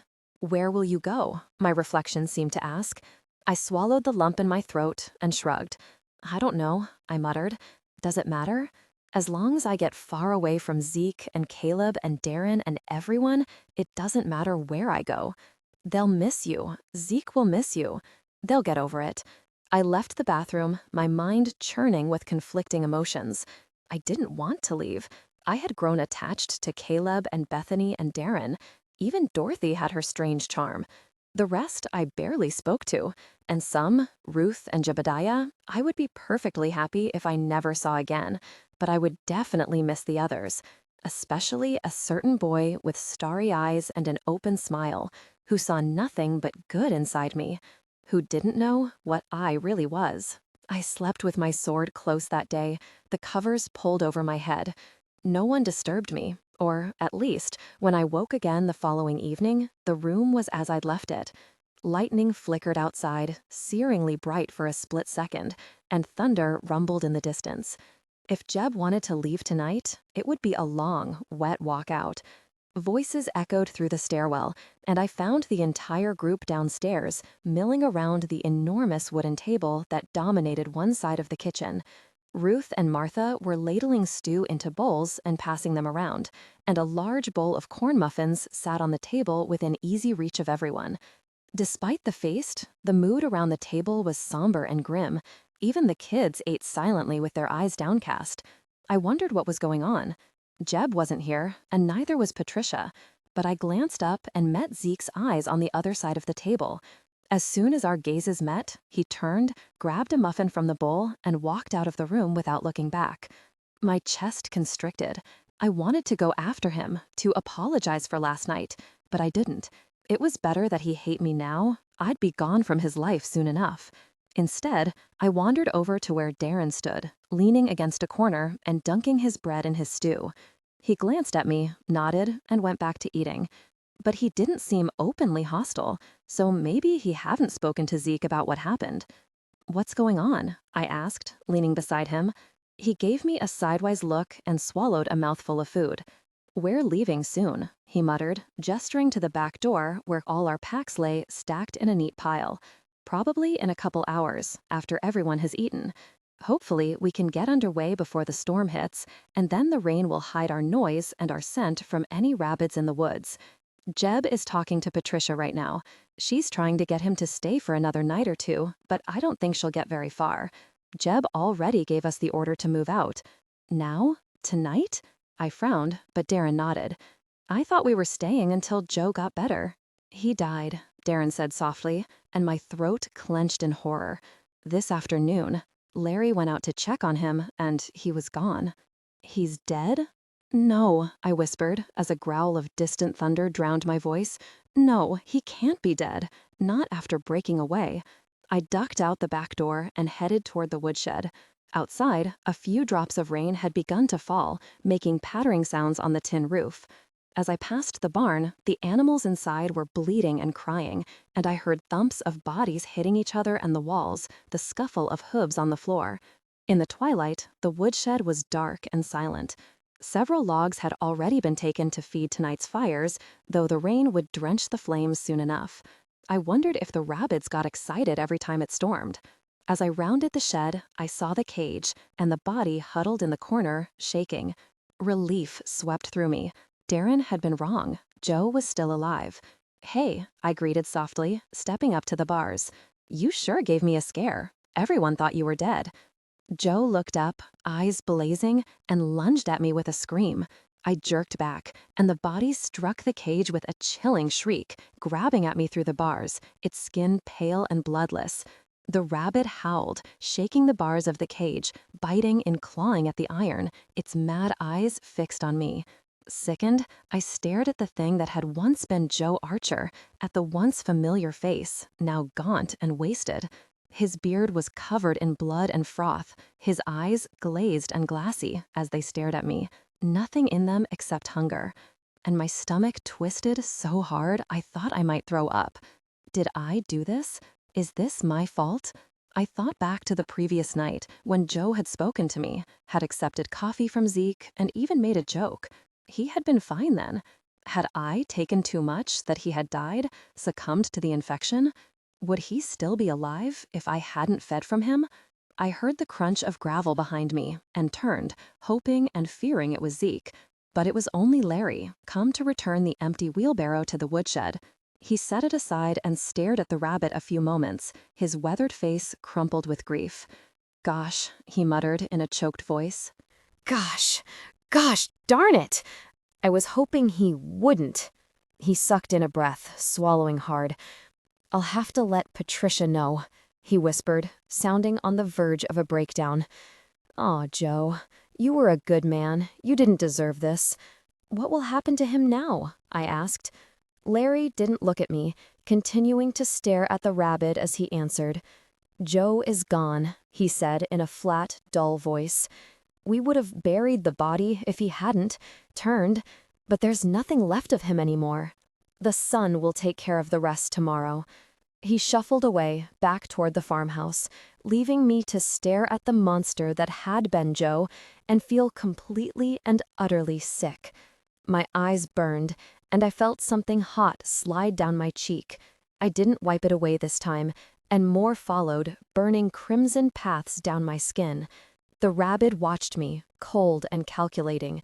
It had stopped throwing itself against the bars and now huddled against the back corner, unnaturally still, a coiled spring ready to be unleashed.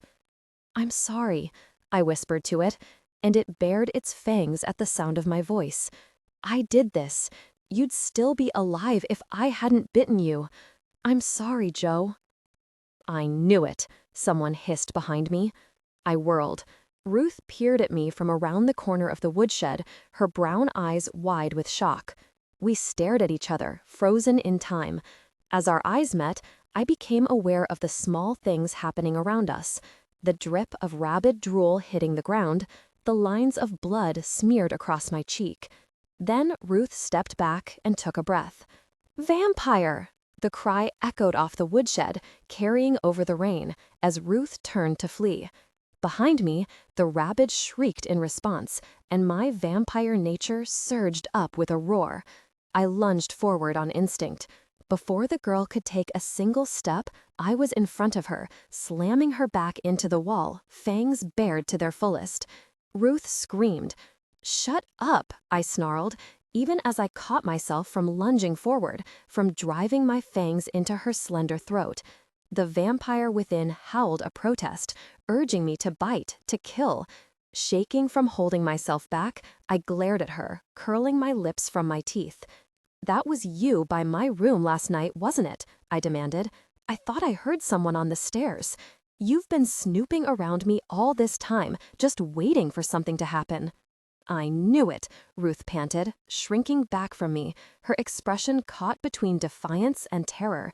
"I knew there was something wrong about you. No one believed me, but I knew. Zeke will put your heart on a platter when he finds out. Vampire, you difficult person." I hissed, leaning close, baring my fangs in her face. "You're awfully smug for someone who's about to die." She turned white. "You can't." I smiled, showing teeth, unsure if I was serious or not. "Why not?" "Zeke will know." Ruth cringed, panicked now, throwing up her arms to protect herself. "And so will Jeb. You can't kill me." "I'm a vampire," I snarled, on the verge of losing it. "Why wouldn't I?" "Allison." I froze, feeling the world stop for a fraction of a second. In that heartbeat, a torrent of emotion rushed through me, almost too fast to recognize. Horror, anger, guilt, regret. What was I doing? What the hell had come over me? I looked at Ruth in a daze, dismay and revulsion spreading through me. Another second, and I might have killed her. But worst of all, dropping my hands, I turned slowly to face Zeke, standing a few yards away. His gun was drawn, angled at my heart. We stared at each other, silent in the falling rain. For another surreal moment, I felt a stab of déjà vu, flashing back to our first meeting in the abandoned town. But unlike that first time, Zeke's eyes were stony, his mouth pulled into a grim line. This time, he was serious. "Let her go, vampire." My insides cringed, hearing that word from him, cold, hard, and unyielding. "Why should I?" I challenged. "You'll shoot me as soon as she's clear." He didn't deny it, just continued to watch me, eyes glittering through the rain. I waited a moment longer, then slumped in resignation. "Get out of here," I told Ruth without looking at her, and she didn't pause. Scrambling away from the woodshed, she fled to Zeke's side, glaring back at me with wide, hate-filled eyes. "Go get Jeb," Zeke ordered in a calm voice, never taking his gaze off me.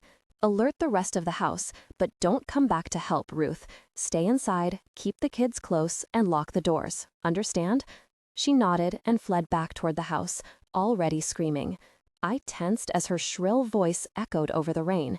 In a few minutes, every male in the compound would be rushing at me with axes and pitchforks and firearms. I had to get out of here, but first, I had to deal with Zeke. I drew my sword, and he stiffened, pulling his machete as well, still keeping the pistol trained unwaveringly at my center.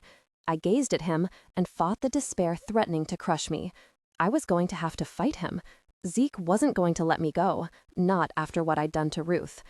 "I'm sorry," I wanted to tell him, knowing he wouldn't care. "I'm sorry it ended this way. But you're not going to let me walk out, and I'm not going to stand here and die, even for you.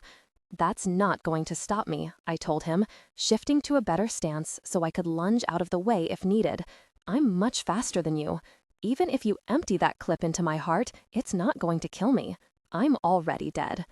"It'll slow you down," Zeke replied, twirling his machete in a graceful arc, the razor edges glinting in the darkness. "And that's all the time I need." He eased to the side, a slow, cautious movement, and I stepped with him, moving offline. We circled one another, weapons held at the ready, eyes trained on each other, while the rabbit hissed and growled from its cage.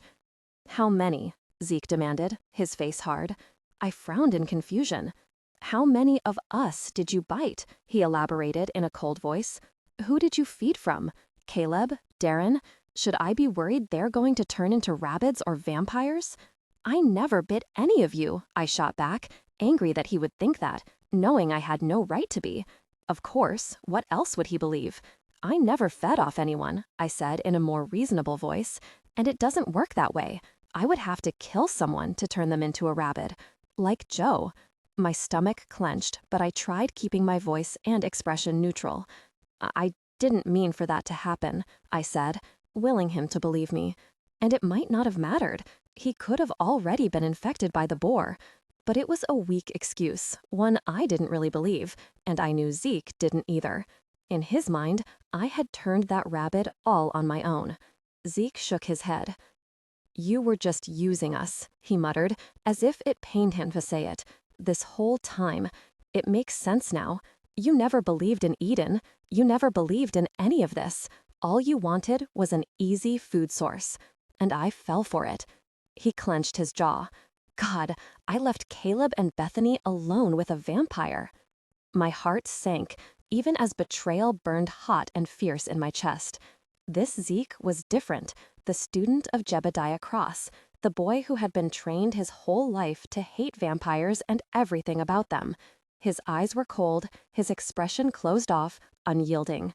I was no longer Allison to him, but a nameless demon, the enemy, a creature that needed to be slain. So, this is it. I tightened my grip on my weapon, and I saw him do the same. We circled slowly, each looking for an opening. He had range with that gun, but I was betting Zeke didn't know how quickly a real vampire could move. Getting shot was going to hurt, but after the first round, I could close the distance and... My steps faltered. And what? Kill him? Cut him down, like I did with the raiders or the rabid boar? I could already feel the bloodlust humming in my veins, eager for violence. Even if I disarmed him, I couldn't trust myself, my demon, not to pounce on him and tear him apart. Zeke's eyes followed me, never wavering. I could almost see his finger tightening on the gun when I straightened and slid my weapon back in its sheath. His brow furrowed, confusion crossing his face as I shook my head. I can't do this. Facing him fully, I raised my empty hands before letting them drop to my sides. Shoot me if you have to, but I'm not fighting you, Zeke. He didn't move, a war of different emotions raging in his eyes, though the gun didn't waver. In the distance, toward the house, shouts echoed over the rain, the sound of footsteps sloshing through the mud. I eased back a step, away from him, toward the outer wall and the forest that lay beyond. I'm leaving now, I said quietly, and Zeke raised the pistol a fraction of an inch, pressing his lips together. You won't see me again, and I won't talk to anyone on my way out. Feel free to put a bullet in my back, but one way or another, I'm walking out of here. I half-turned then, bracing myself, waiting for the pop of gunfire, for the explosion of pain across my shoulders. Zeke stood with the gun trained on me a moment longer, then dropped his arm with a sigh. Just go, he whispered, not looking at me. Get out of here, and don't come back. I don't want to see you again, ever. I didn't answer. I turned my back on him fully and crossed the final steps to the wall, gazing up at the rim. Allison? I turned. Zeke stood in the same spot with his back to me, the gun still dangling at his side. We're even now, he murmured, but this is the last favor I'll grant. If I see you again, I'll kill you. I faced the wall again, not wanting to reveal how much that hurt, or how much I wanted to spin around, knock him over, and let him see how much of a demon I really was. My throat burned, but I swallowed the tears and the anger, burying it under cold indifference. I'd known, eventually, it would come to this. Crouching slightly, I leaped for the top of the wall, finding cracks and handholds to scale the 15 feet of rusty metal and iron. Landing on the other side, I jumped as gunshots rang out behind me, 4 in rapid succession, from Zeke's pistol. I whirled to see a handful of bullet holes in a square of sheet metal several yards from where I stood. Zeke hadn't been aiming for me, only making sure Jeb knew he drove me off, that he hadn't let the vampire go without a fight. The fields stretched out before me, and beyond them, the dark woods beckoned.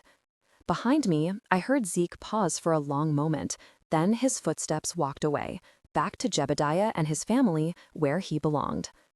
I began walking as well, away from the fence and the humans and the safe haven that was only a lie. I imagined myself and Zeke, the gap between us widening as we drew farther and farther away, each of us vanishing into our own world where the other could not survive. By the time I neared the edge of the woods, where the rabbits and the demons and the other horrors waited, the chasm had become so vast I couldn't see the other side anymore. Wanderer.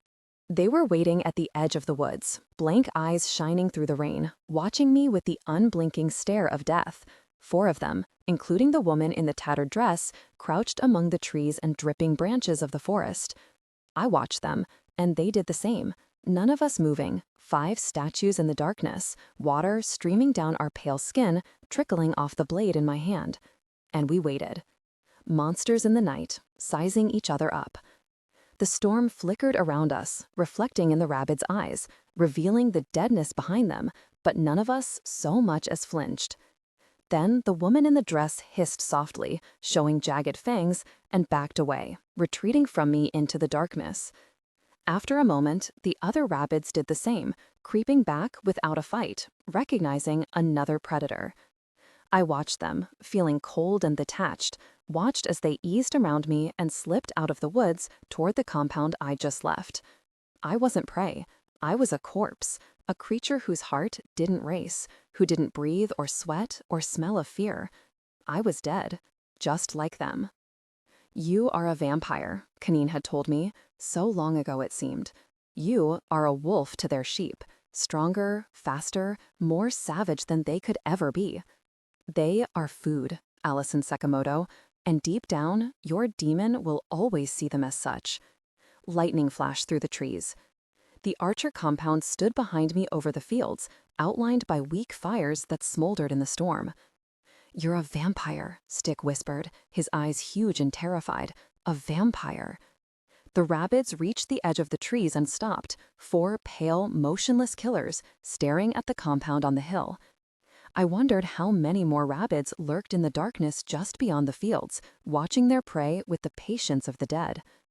If Jebediah led his people away from the compound tonight, they could walk right into an ambush. Even if they managed to kill them or drive them off, someone would probably die. So what?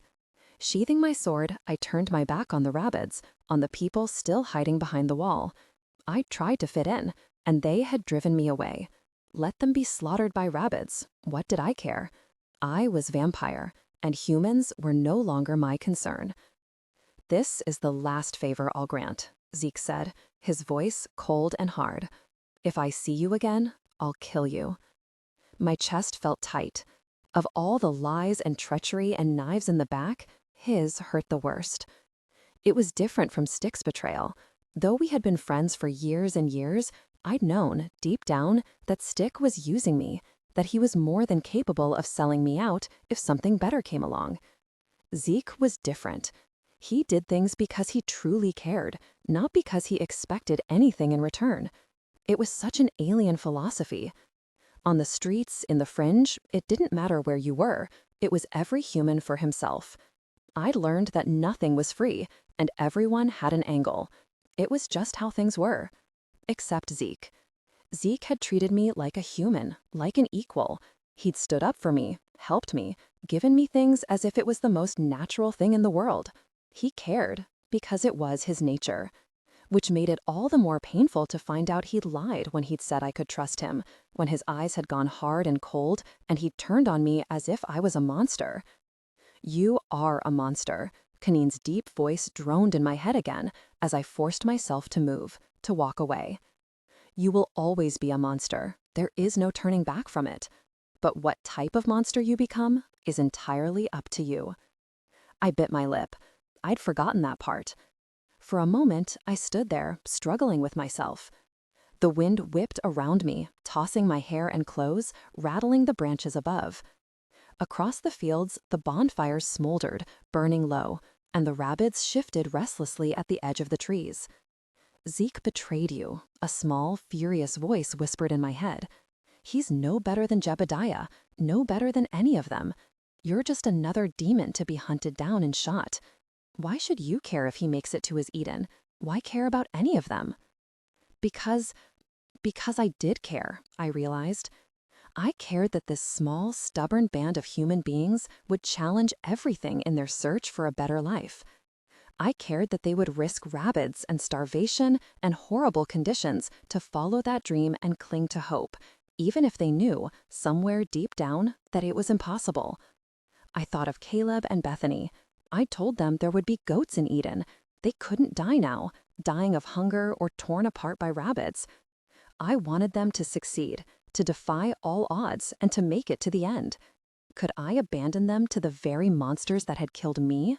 No. The rabbits hissed, glancing back at the sound of my voice. Slowly, I turned to face them, and we glared at each other once more, the wind swirling around us. "No," I said again, and the rabbits curled their lips back, showing fangs. "I'm not like you.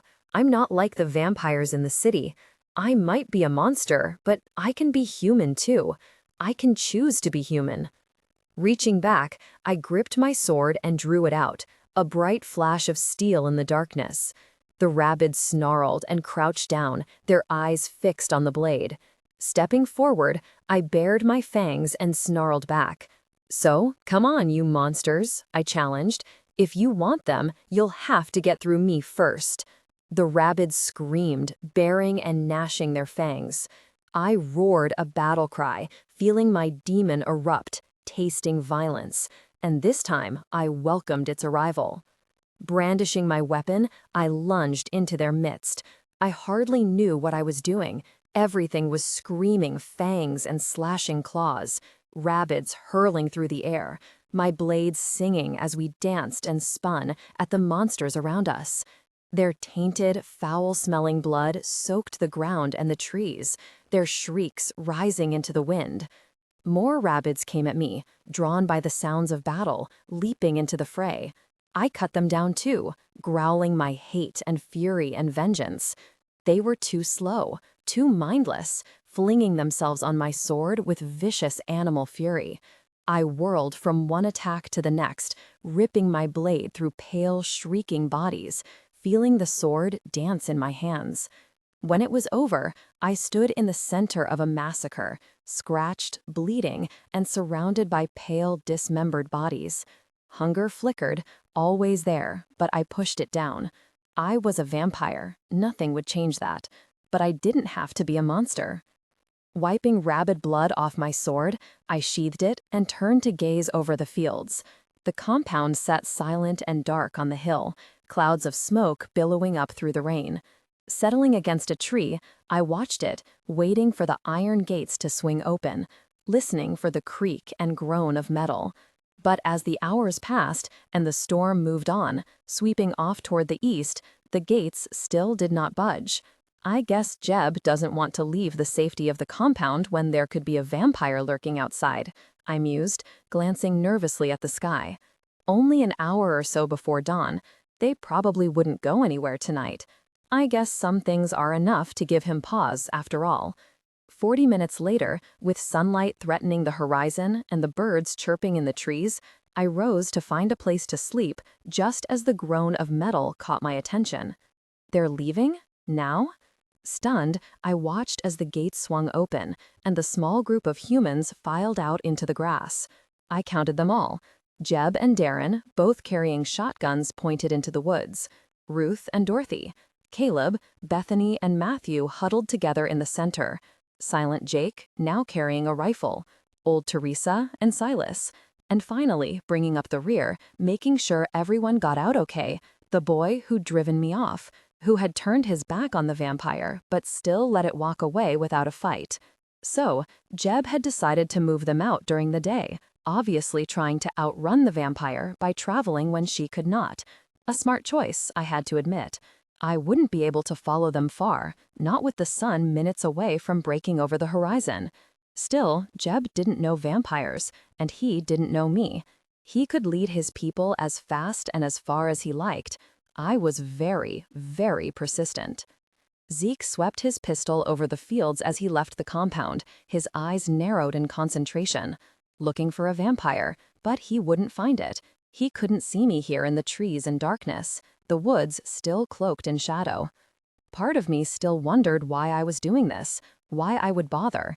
Jeb would kill me if I was discovered, and Zeke would do his best to help. But as they started across the field, I couldn't help but think how vulnerable they looked, how easily a rabid horde could tear them apart, even with Zeke and Jeb's protection. And I remembered the look in Zeke's eyes when he spoke of how many they had lost, the torment on his face because he blamed himself. I would not let that happen. Not to Caleb or Bethany or Darren or Zeke. I wouldn't let anyone die. As the last human passed through the gate, it closed behind them with a loud final bang that echoed across the empty fields. With Jebediah Cross at the front and Zeke bringing up the rear, the group shuffled quietly into the dark woods, inching toward their mythical city somewhere beyond the horizon. A small smile played across my lips. Okay, Zeke, I thought, drawing back into the shadows, preparing to sink into the earth. Run if you want. I'll see you all soon, even if you don't see me. I'll make sure you get to your Eden, whether you like it or not. Stop me if you can. The next evening, I pushed myself out of the ground with a sense of purpose. The night was clear, the moon and stars bright overhead. It wasn't hard to find the tracks of a dozen humans making their way through the woods. I could see their footsteps in the soft earth and mud. I could trace their passing in the snapped twigs and crushed grass, blatant signs they left behind. They're not even bothering to hide their tracks, I mused, stepping over a low spot on the trail, churned to mud from several boots and feet. It made me a little nervous. If my vampire senses could pick them up this easily, so could any number of rabbits or wild animals lurking about. I guess Jeb is more concerned with speed now. Good thing rabbits aren't smart enough to track their prey, otherwise they'd be in a lot of trouble. I followed the trail for most of the night, slipping easily through the dark woods, having no need to rest or slow down. I found a few empty cans tossed into the bushes, crawling with ants, and knew I was on the right path. When dawn arrived, I buried myself in the earth, frustrated that I had to stop, but feeling I was closing the distance. 2 hours past midnight on the second night, I finally heard voices, drifting ahead of me through the trunks and branches, and my heart leaped. As silently as I could, I eased closer, listening to snippets of conversation echo over the breeze. Stepping around a boulder, I finally spotted 2 familiar figures, standing on the edge of a narrow, cracked road that snaked into the darkness. Jebediah and Zeke hovered beside the pavement, facing each other. Jeb's mouth was stretched into a thin, severe line, while Zeke's face looked earnest, his expression intent. "We'll make less noise if we're walking on pavement," Zeke was saying, sounding exasperated but trying not to show it. A few yards away, the rest of the group huddled beneath the trees as Jeb and his pupil argued. I leaned against a rock, concealed in shadow, and listened. "It'll be easier on Teresa and the kids, and we'll make better time too. If Jackal and his thugs come around any of those bends, we won't know it until they're right on top of us," Jeb argued in a low voice, glaring at Zeke with cold, angry eyes. "You've seen how fast they can move. By the time we hear them coming, it'll be too late. Will you sacrifice the safety of this group just because walking through forest is a little harder?" To his credit, Zeke didn't back off. "Sir," Zeke said quietly, "please, we can't keep going like this. Everyone is exhausted. Walking all day and all night, we need a rest. If things don't get easier, we'll have people lagging behind and making mistakes. And if anyone is following us, we'll just be that much easier to pick off." Jeb's jaw tightened, eyes narrowing, and Zeke hurried on. "We're going to need supplies soon," he said, "and Larry told me this road eventually leads to a town. Sir, we need food, ammo, and a proper rest. I think we'd rather deal with the possibility of raiders than have to watch our backs for rabbits and vampires in the woods." Jeb stared at him, and for a moment I thought he would refuse, just on the principle of never agreeing with anyone. But then he blew out a short, irritated breath and turned to the road. "Keep everyone together," he snapped, as Zeke straightened quickly, "and I want 2 people hanging back at least 20 feet from the rest of us. If they hear or see anything at all, I want to know about it immediately. Do you understand?" "Yes, sir." He gave his pupil one last baleful glare, then strode purposefully onto the pavement, while Zeke turned to signal everyone to keep moving. They shuffled forward, clearly relieved to be out of the tangled woods and dark, grasping trees. The road, crumbling and full of holes, was still treacherous, but it was easier than hacking through brush and tripping over rocks and branches. I stayed off the pavement, however, slipping through brush and trees at the edge. Though it was still dark as pitch, it might have been too easy for Zeke to look back and see a silhouette following them down the open road. I could still hear him, though, as he and Darren dropped back the required 20 feet from the group to guard the rear. They were quiet at first, the only sounds being their feet on the uneven pavement. Then Darren's low voice drifted to me through the darkness. "Your old Nan is sure kicking your ass lately," he muttered. "That's the first time since the Archers that he's actually talked to you like a human being." He was angry. Zeke shrugged half-heartedly. "I endangered the entire group. If anything had happened, it would have been my fault." "You can't blame yourself, Zeke. We all saw her, talked to her. She had us all fooled." My gut twisted, and I narrowed my eyes, zeroing in on the conversation. The sound of the wind and creaking branches faded away as I concentrated solely on the boys in front of me. I heard Zeke sigh, imagined him stabbing his fingers through his hair. "I should have seen it," he muttered, dark loathing rolling off his voice. There were so many signs, so many little things. Now that I think about it, I just didn't put it together. I never thought she could be a vampire. Zeke suddenly kicked a chunk of pavement, sending it crashing into the bushes. "God dare," he muttered through clenched teeth. "What if she bit someone? Like Caleb? What if she had been feeding on those kids the whole time? If she had killed someone? If anything happened to them?" He trailed off, nearly choking on disgust, before murmuring, "I could never forgive myself." I felt cold and clenched my fists to stifle the anger rising up like a storm. Zeke should know me better. He should know I would have never. I stopped, uncurling my hands. No, he shouldn't. Why should he? I was a vampire, and those kids were the easiest form of prey. In his position, I would think the same. Still, it hurt to hear again what they really thought of me, a monster who preyed indiscriminately on the smallest and weakest. It hurt a lot more than I'd thought it would. I had struggled hard not to feed on any of them, especially Caleb and Bethany, and it was all for nothing. But then I had also sacrificed someone else, a stranger, in order not to feed on those I knew. So maybe their fears were justified. Zeke, Darren's voice came again, hesitant, as if he feared people were listening. You know I have no reason to doubt you. If you say she was a vampire, then I believe it. But she didn't seem that bad to me, you know? He paused, as if shocked that he could have voiced such a thing, but continued. I mean, I know what Jeb's told us. I know he says they're demons and there's nothing human about them, but I've never seen one before, Allison.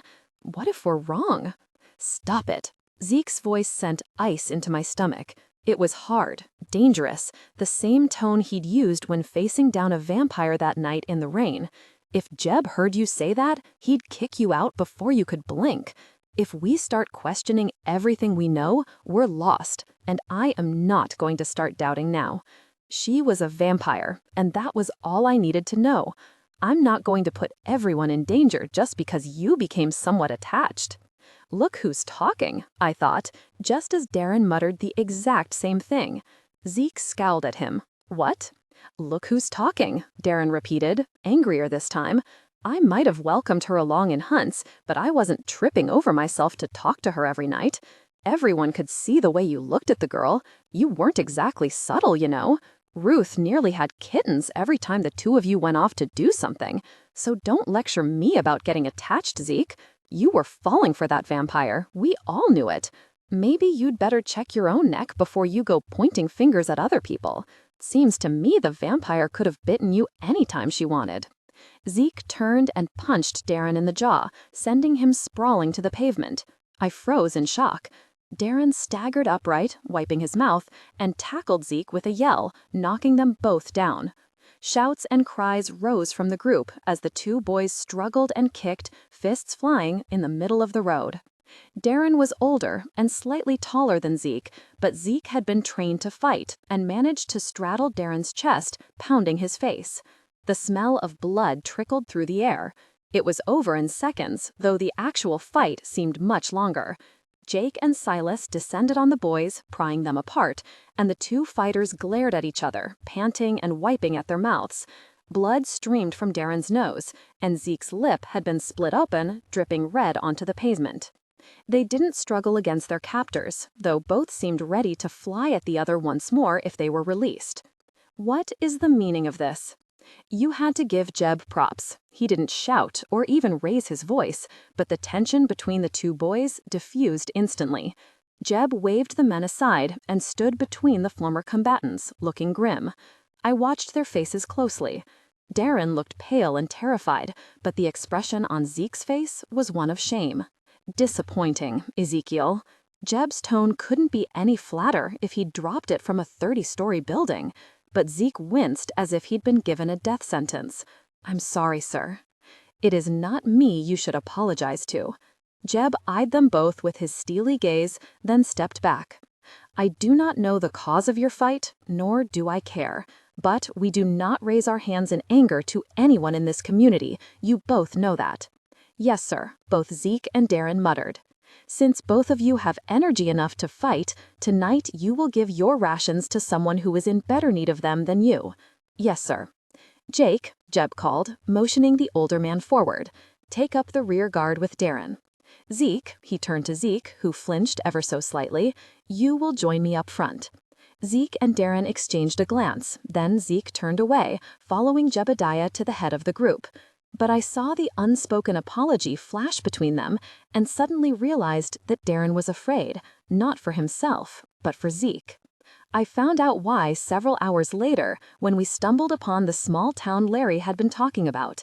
It had the same empty, desiccated feel of most dead communities: cracked streets, rusting cars, structures falling apart and overgrown with weeds. A herd of deer scattered through a parking lot, leaping over vehicles and rusty carts.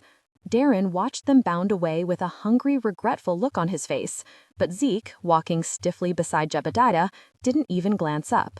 I followed them through the town, hugging buildings and easing around cars, until they came to a small building on the corner of the street. At one point, it had been white, with a sharp black steeple and windows of colored glass. Now the siding was peeling off, showing rotten boards underneath, and the windows had been smashed into tiny razor fragments that glinted in the moonlight. A wooden cross balanced precariously atop the roof, leaning forward as if it might topple at any moment. This must be a church. I hadn't actually ever seen one standing. The vampires had razed all the ones they could find. No wonder the group would be attracted to this building. It probably gave them a sense of security. Jebediah escorted them in, pushing through the rotting door, and I looked around for a place to hold up too. The statue of an angel, broken and corroding away, poked out of the weeds at the edge of the lot next to the church. Curious, I examined it and found several chipped, broken gravestones buried under the long grass. This must be a graveyard or a cemetery. I'd heard of them before in New Covington, places where families used to bury their dead. In New Covington, bodies were usually burned to prevent the spread of disease. This place, like the church itself, was a relic of another time. Dawn was about an hour away. Crouching, I was about to burrow into the cool, rich earth that lay beneath the grass and weeds when approaching footsteps made me look up. Zeke's bright, tall form cut through the grass several yards away, followed by Jebediah, close on his heels. I froze, becoming vampire still, as motionless as the gravestones around me. They passed very close, close enough for me to see Zeke's cross glimmering on his chest and the smooth white scar tissue on Jebediah's face. Zeke walked stiffly in front of the older man, staring straight ahead, like a prisoner on his way to the gallows. "Stop," Jeb said quietly, and Zeke stopped. The older man held something long and metallic, tapping it against his leg. A car antenna. "Let's get on with it, Ezekiel," he murmured. I flicked my gaze to Zeke, who stood motionless for a heartbeat, his hands clenched at his sides. Then, slowly, methodically, he turned and removed his shirt, tossing it to the ground. I bit the inside of my cheek. His skin was a map of old, pale scars, crisscrossing his back and shoulders. Turning stiffly, he placed his palms against one of the gravestones poking out of the grass and bowed his head. I saw his shoulders tremble once, but his face remained impassive. "You know why I do this," Jeb said softly, moving up behind him. "Yes," Zeke muttered. His knuckles were white from gripping the headstone. "Don't move," I told myself, closing my fists in the dirt. "Do not move. Do not go out there to help him. Stay where you are."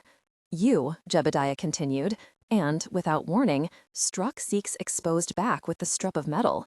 I cringed, fighting the impulse to snarl as Zeke tightened his jaw. Blood, bright and vivid, seeped crimson down his scarred back. "I expect more of you," Jebediah continued in that same calm, unruffled voice, striking him again, this time across the shoulders. Zeke bowed his head, panting. "If I fall, you must lead them in my place." 2 more vicious blows in rapid succession. "You must not be weak. You must not succumb to emotion or the desires of the flesh. If you are to become a true leader, you must kill everything that tempts you, everything that makes you question your morals or your faith.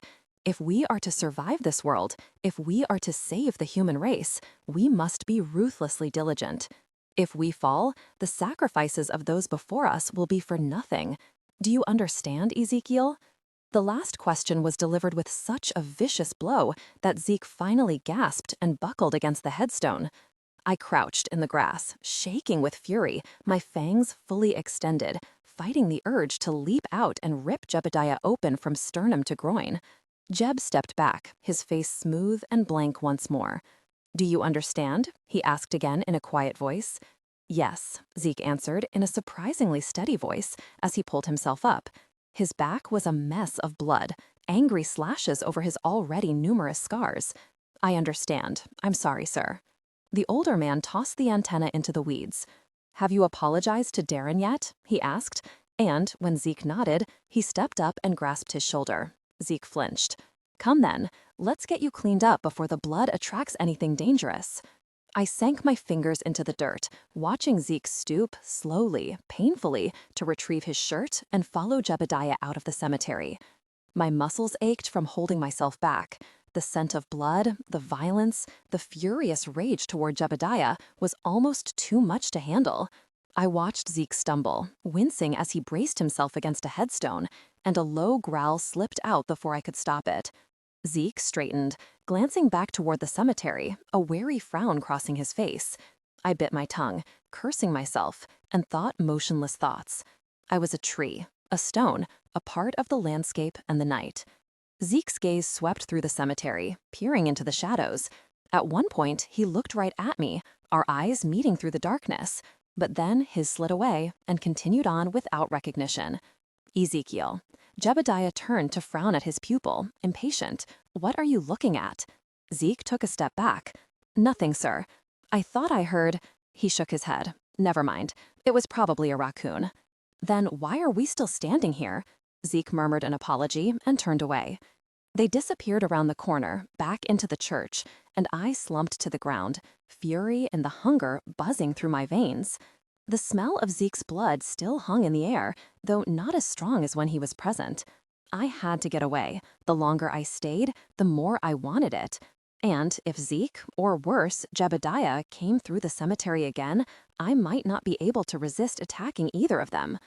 The sky overhead showed a faint pink light on the belly of the clouds, and the sun wouldn't be far behind. I burrowed into the cold cemetery ground, trying not to imagine what else was buried here, beneath the grass and tombstones. The earth closed around me, dark and comforting, and I slipped into the waiting blackness of sleep. And, for the first time since I left New Covington, I dreamed. A dark, empty city. Skyscrapers leaning against each other like fallen trees. Memories tinted with anger. Shouldn't have let my guard down. Should have seen that trap. I was careless. Lightning flickered, turning the world white for a split second. And in the stillness, between the flash and the next boom of thunder, I saw him, smiling at me. I jerked awake in the darkness and immediately knew something was wrong. Everything was completely black, but I could hear muffled booms topside, feel vibrations through the earth, like being underwater while something raged overhead. I clawed my way through the dirt, breaking through the cemetery grounds, and a wave of heat blasted my face, making me snarl and cringe back. The church was on fire. Red and orange flames leaped out of the windows and slithered up the walls. The cross on the roof burned, wreathed in fire like a man with outstretched arms, welcoming the agony as it consumed him. The vampire in me recoiled, hissing, wanting to run, to burrow back into the earth where the flames could not touch me. I fought the urge and scrambled upright, scanning the grounds frantically for Zeke or any sign of the others. The roar of engines echoed over the flames, and gunfire exploded somewhere down the street, 4 shots in rapid succession. I took off, leaping over tombstones, drawing my sword as I passed the doomed church and sprinted into an alley. As I followed it around a corner, something flashed by the mouth of the corridor, something that roared and coughed smoke and glinted metallic in the dim red light. Bikes, men, and guns. Raiders. My stomach contracted into a tight knot. Jackal's gang was here. I shot out of the alley, sword and fangs bared, to see another raider bearing down on me, the roar of his bike pounding off the buildings. He gave a shout as I leaped aside, barely clearing the tires, and brought my sword across the handlebars as he passed. The raider swerved aside, the blade missing him by inches, and careened into a wall. I heard the crunch of metal and bones, and the raider crumpled to the pavement with the bike on top of him. A shout rang out behind me, and I spun. Through a maze of dead cars, a trio of humans looked up from the center of the lot, eyes widening as they saw me.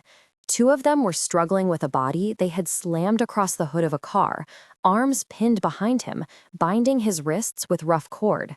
His pale hair gleamed in the darkness, his face tight with pain as they pressed it to the metal. "Zeke!" I cried, starting forward, and the 2 raiders scrambled into action. One grabbed the assault rifle that lay on the car roof, and the other dragged the prisoner behind a van and out of sight. I roared, baring fangs, and went for the raider with the gun. Without hesitation, he raised the long muzzle to shoot at me. Though his eyes were wide with shock and fear, he knew what I was and didn't pause as he sighted down the barrel and pulled the trigger. The gun chattered on full automatic, sending out a hail of bullets, striking the rusty cars around me and sparking off the metal. Windows shattered as I ducked and wove around cars, the roar of gunfire and breaking glass nearly deafening. But I could sense my prey, smell his fear and desperation. Crouched behind a vehicle, I waited until the stream of gunfire paused, heard a frantic curse from the raider as he fumbled to reload. I leaped atop the car, bounding over the roofs, and the human's eyes went wide with terror. He raised his gun, fired 3 wild shots, and then I was on him, slamming him against a door, breaking the window. Something bright flashed in his hand as he plunged a knife into my neck, right above the collarbone, and pain shot through me like a bullet. I screamed, wrenched his head down to my level, and sank my fangs into his throat. My neck burned. I could feel my own blood running down my collar into my shirt. The hunger was a gaping hole inside, dark and ravenous. Blood filled my mouth, flooding my senses. This time, I didn't hold back. The raider shuddered and eventually went limp in my arms. Dropping the body, letting it slump to the cement, I gazed around the lot for Zeke and the other raider. They couldn't have gone far, especially if Zeke was resisting. I caught a glimpse of 2 bodies vanishing between buildings, the smaller one being shoved into the alley with a gun at his back, and leaped after them. Coming out of the alley, I spotted the raider dragging Zeke toward a gray van parked on the sidewalk, doors open and engine running. The van had been modified into a lethal weapon. Metal spikes bristled from the doors and hood, and iron slats ran across the windows. Even the hubcaps were sharp and pointed. The raider turned and spotted me coming for him. His face went pale. Zeke was still struggling with his captor, trying to yank out of his grasp. I bared my fangs and roared, and the raider made a decision. Turning, he shoved his captive toward me, but as Zeke stumbled forward, he raised his gun and pointed it at Zeke's unprotected back. 2 gunshots rang out. Zeke fell, striking his head on the pavement. I gasped and rushed toward him as the raider leaped into the van, slammed the door, and screeched off. "Zeke!" Flinging myself down beside him, I ripped the cord from his wrists and rolled him onto his side. His skin was pale, blood trickling from his nose and mouth, and his eyes were closed. I shook him, feeling sick as his head flopped limply. Then I forced myself to be still and listen. For a heartbeat, a pulse, anything. Relief coursed through me. It was there, loud and frantic. He was alive. Zeke. I touched his face, and this time he stirred, opening his eyes with a gasp. Pain-filled blue eyes flicked up to mine. "You!" he gasped through clenched teeth and jerked away from me. "What are you doing here? How?" He gasped again, curling into himself, his expression tight with agony. "Lie still," I told him. "You've been shot. We have to get you out of here." "No," Zeke rasped, trying to get up. "The others. Get away from me. I have to help them." His leg buckled, and he crumpled to the pavement again. "Lie still, idiot, or you're going to bleed to death, and then you won't be able to help anyone." I glared fiercely, and he finally relented. "Where are you hit?" He winced. "My leg," he panted, gritting his teeth. There was a nasty chunk taken out of Zeke's calf, which was bleeding all over the place, but thankfully the bone seemed intact. Still, the amount of blood oozing from the gash both tempted and worried me. I bandaged him up as best I could, using strips from my coat to make a tourniquet, trying to ignore the smell and feel of the blood on my hands, on his skin. Zeke set his jaw and didn't make a sound through the first part of the process, but a few minutes in, he reached out and stopped my hand. "I can do the rest," he panted. "Go help the others." He hesitated a moment, then added, "Please." I met his gaze. Desperation and worry shone from his eyes, overshadowing the pain I knew he was in. "I'll be all right," he said, struggling to keep his voice steady. "The others, though, they're after them. You have to stop them." I nodded and stood, gazing into the shadows, listening for sounds of pursuit. "Where?" He pointed down the street. Last I saw, Jeb was leading part of the group in that direction. We split up when we heard them coming, to throw them off. His face darkened. They already have Ruth and Jake. You have to stop them from getting anyone else. I grabbed him under the arms and, ignoring his protests and gasps of pain, dragged him off the road. Stay here, I said, setting him down behind a clump of weeds higher than our heads. I don't want you getting caught again while I'm searching for the others. I'll be back as soon as I can. Don't move. He nodded wearily. I retrieved my sword from where it lay on the sidewalk and sprinted down the road, looking for the people who had cast me out.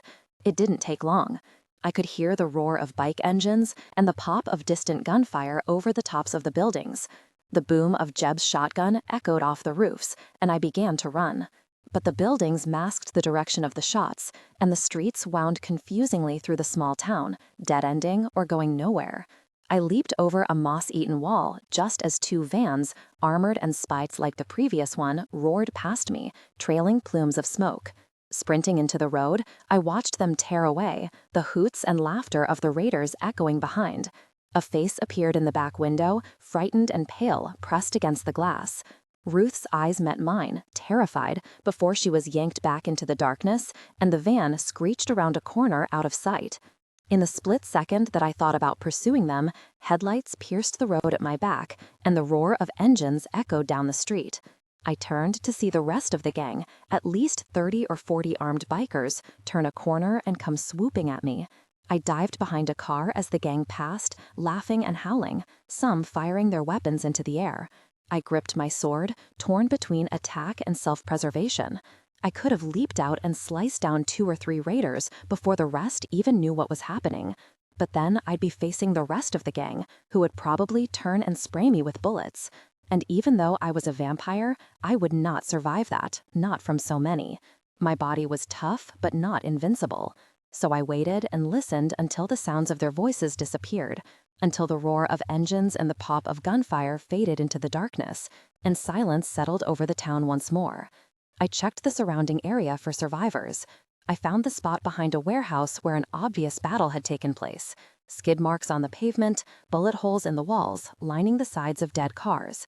Jeb's shotgun lay in a puddle next to an overturned truck, and a pair of raider corpses lay sprawled in the weeds close by, indicating the old man had not gone quietly. But others had not escaped the chaos either. Dorothy sat crumpled against a cement ramp, 2 small holes seeping crimson below her collarbone, her puzzled eyes staring off into nothing. I looked at her body, feeling hollow and numb. I hadn't known her long, and she had been a little on the crazy side, but even with her talk of angels and vampire devils, Dorothy had been kind to me. Now she was gone, as were the others. In a daze, I wandered back to the spot I'd left Zeke, almost fearful of what I would find. When I turned down the correct street, however, I saw a familiar form leaning against a stop sign, one hand clutching a machete while the other clung to the pole, trying to pull himself up, or keep himself from falling. A speckled trail of blood followed him down the sidewalk. Zeke! Sprinting over, I reached for his arm, but he jerked away with a hiss, raising his weapon. I saw anger and uncertainty flash through his eyes before they glazed over with pain once more, and he slumped forward. I took his weight again, trying not to breathe in his scent, the blood soaking his clothes. Fear and worry made my voice sharp as we hobbled down the sidewalk. "What are you doing, you idiot? You want to get yourself killed? I thought I told you to stay down." I heard gunshots. Zeke panted, his face and hair damp with sweat. I could feel him shaking, his skin cold and clammy. Vary it. He couldn't keep going like this. I looked around for shelter and decided that house across the street would work just fine. "I wanted to help," Zeke continued as we limped across the road. "I couldn't sit there and do nothing. I had to try. To see if anyone escaped." He clamped his lips together as I kicked the fence open and pulled him through the yard up the weed-eaten porch steps. Did anyone escape? I ignored that question, nudging open the door and peering inside. This, at least, was somewhat familiar. The plaster walls were cracked and peeling, the floor strewn with rubble and trash. There were a couple holes in the roof and broken shingles scattered throughout the living room, but the structure appeared fairly sound. Against the wall was a very moldy but remarkably intact yellow sofa, and I carefully steered Zeke across the uneven floor until we reached it. He collapsed on the sofa with a barely concealed groan, closing his eyes for just a moment before jerking them open again, as if he feared taking his gaze off me. I felt a prick of hurt as I stared down at him, lying helpless on the couch. He didn't trust me at all. "You're bleeding again," I said, catching sight of fresh blood seeping through the makeshift bandage. He stiffened, and I had to stifle the urge to point out that if I'd wanted to bite him, I would have done it by now. "Wait here. I'll try to find something we can clean that up with." Turning away to hide my anger, I walked out of the room, going farther into the darkened building. Zeke didn't say anything, so I rummaged through the house in silence, looking for bandages, food, or anything that could help us. The rooms, though filthy and covered in dust and mold, were remarkably intact, as though the owners had just left without taking anything. The kitchen held a scattered collection of broken plates and mugs, and inside the refrigerator I found what had to be a 100-year-old milk carton sitting on the top shelf. The bedrooms were mostly empty, stripped of sheets and clothes, though by the stench of feces and urine, I suspected a fox or maybe a whole family of raccoons had made its home under the bed. I ducked into the hall and found the bathroom. The mirror over the sink was shattered and broken, but inside the cabinet I found a box of gauze pads and a dusty bandage roll. Beneath them sat a small bottle of pills and a larger brown bottle half full of liquid. I squinted at the faded label, mentally thanking Kanan for insisting that I learn to read better. The brown bottle contained something desperately needed: hydrogen peroxide, topical disinfectant for surface cuts and minor wounds. A little wary of the white pills, I left them in the cabinet but took the gauze and the peroxide and grabbed a dusty towel from the rack nearby, bringing it all out to Zeke. He was sitting straighter on the couch, trying to unwrap the tourniquet from his leg. But by his set jaw and sweaty, furrowed forehead, it wasn't going well. "Stop that," I ordered, crouching beside him, setting the items on the floor. "You're going to make it worse. Let me do it." He eyed me warily, but exhaustion and pain won out in the end, and he lay back down. I set to work on his leg again, cleaning the blood with the towel, then pouring the disinfectant liberally over the wound. Zeke hissed through his teeth as the clear liquid touched the gash, bubbling into white foam. "Sorry," I muttered, and he blew out a short breath. Cleaning away the last of the blood, I pressed the bandage to his leg and started wrapping the gauze around it. "Allison." I didn't look up from my task, and my voice came out stiff and flat. "What?" Zeke hesitated, perhaps sensing my mood, then asked very quietly, "The others? Did anyone?" I set my jaw, wishing he hadn't brought it up just yet. "No," I told him. "They're gone. Jackal's men took them all." "Everyone?" I considered lying, or at least glossing over the truth, but Zeke had always been honest with me. I had to tell him, even if I hated it. "Not everyone," I admitted. "Dorothy is dead." He didn't say anything to that. I finished wrapping his leg and looked up to find him with his head bowed and one hand over his eyes. I gathered the first aid supplies and stood, watching uncomfortably as he struggled with his grief. But he didn't make any noise. No words, no short sobbing breaths, nothing. And when he dropped his hand, his eyes were clear, his voice hard. "I'm going after them." "Not alone, you're not," I said, putting the peroxide and bandages on a rotting table. "Unless you think you can take on 40 raiders by yourself, wounded as you are. I'm coming with you." He glared at me, blue eyes flashing in the darkness and shadows, the cross glimmering on his chest. I could see the struggle within.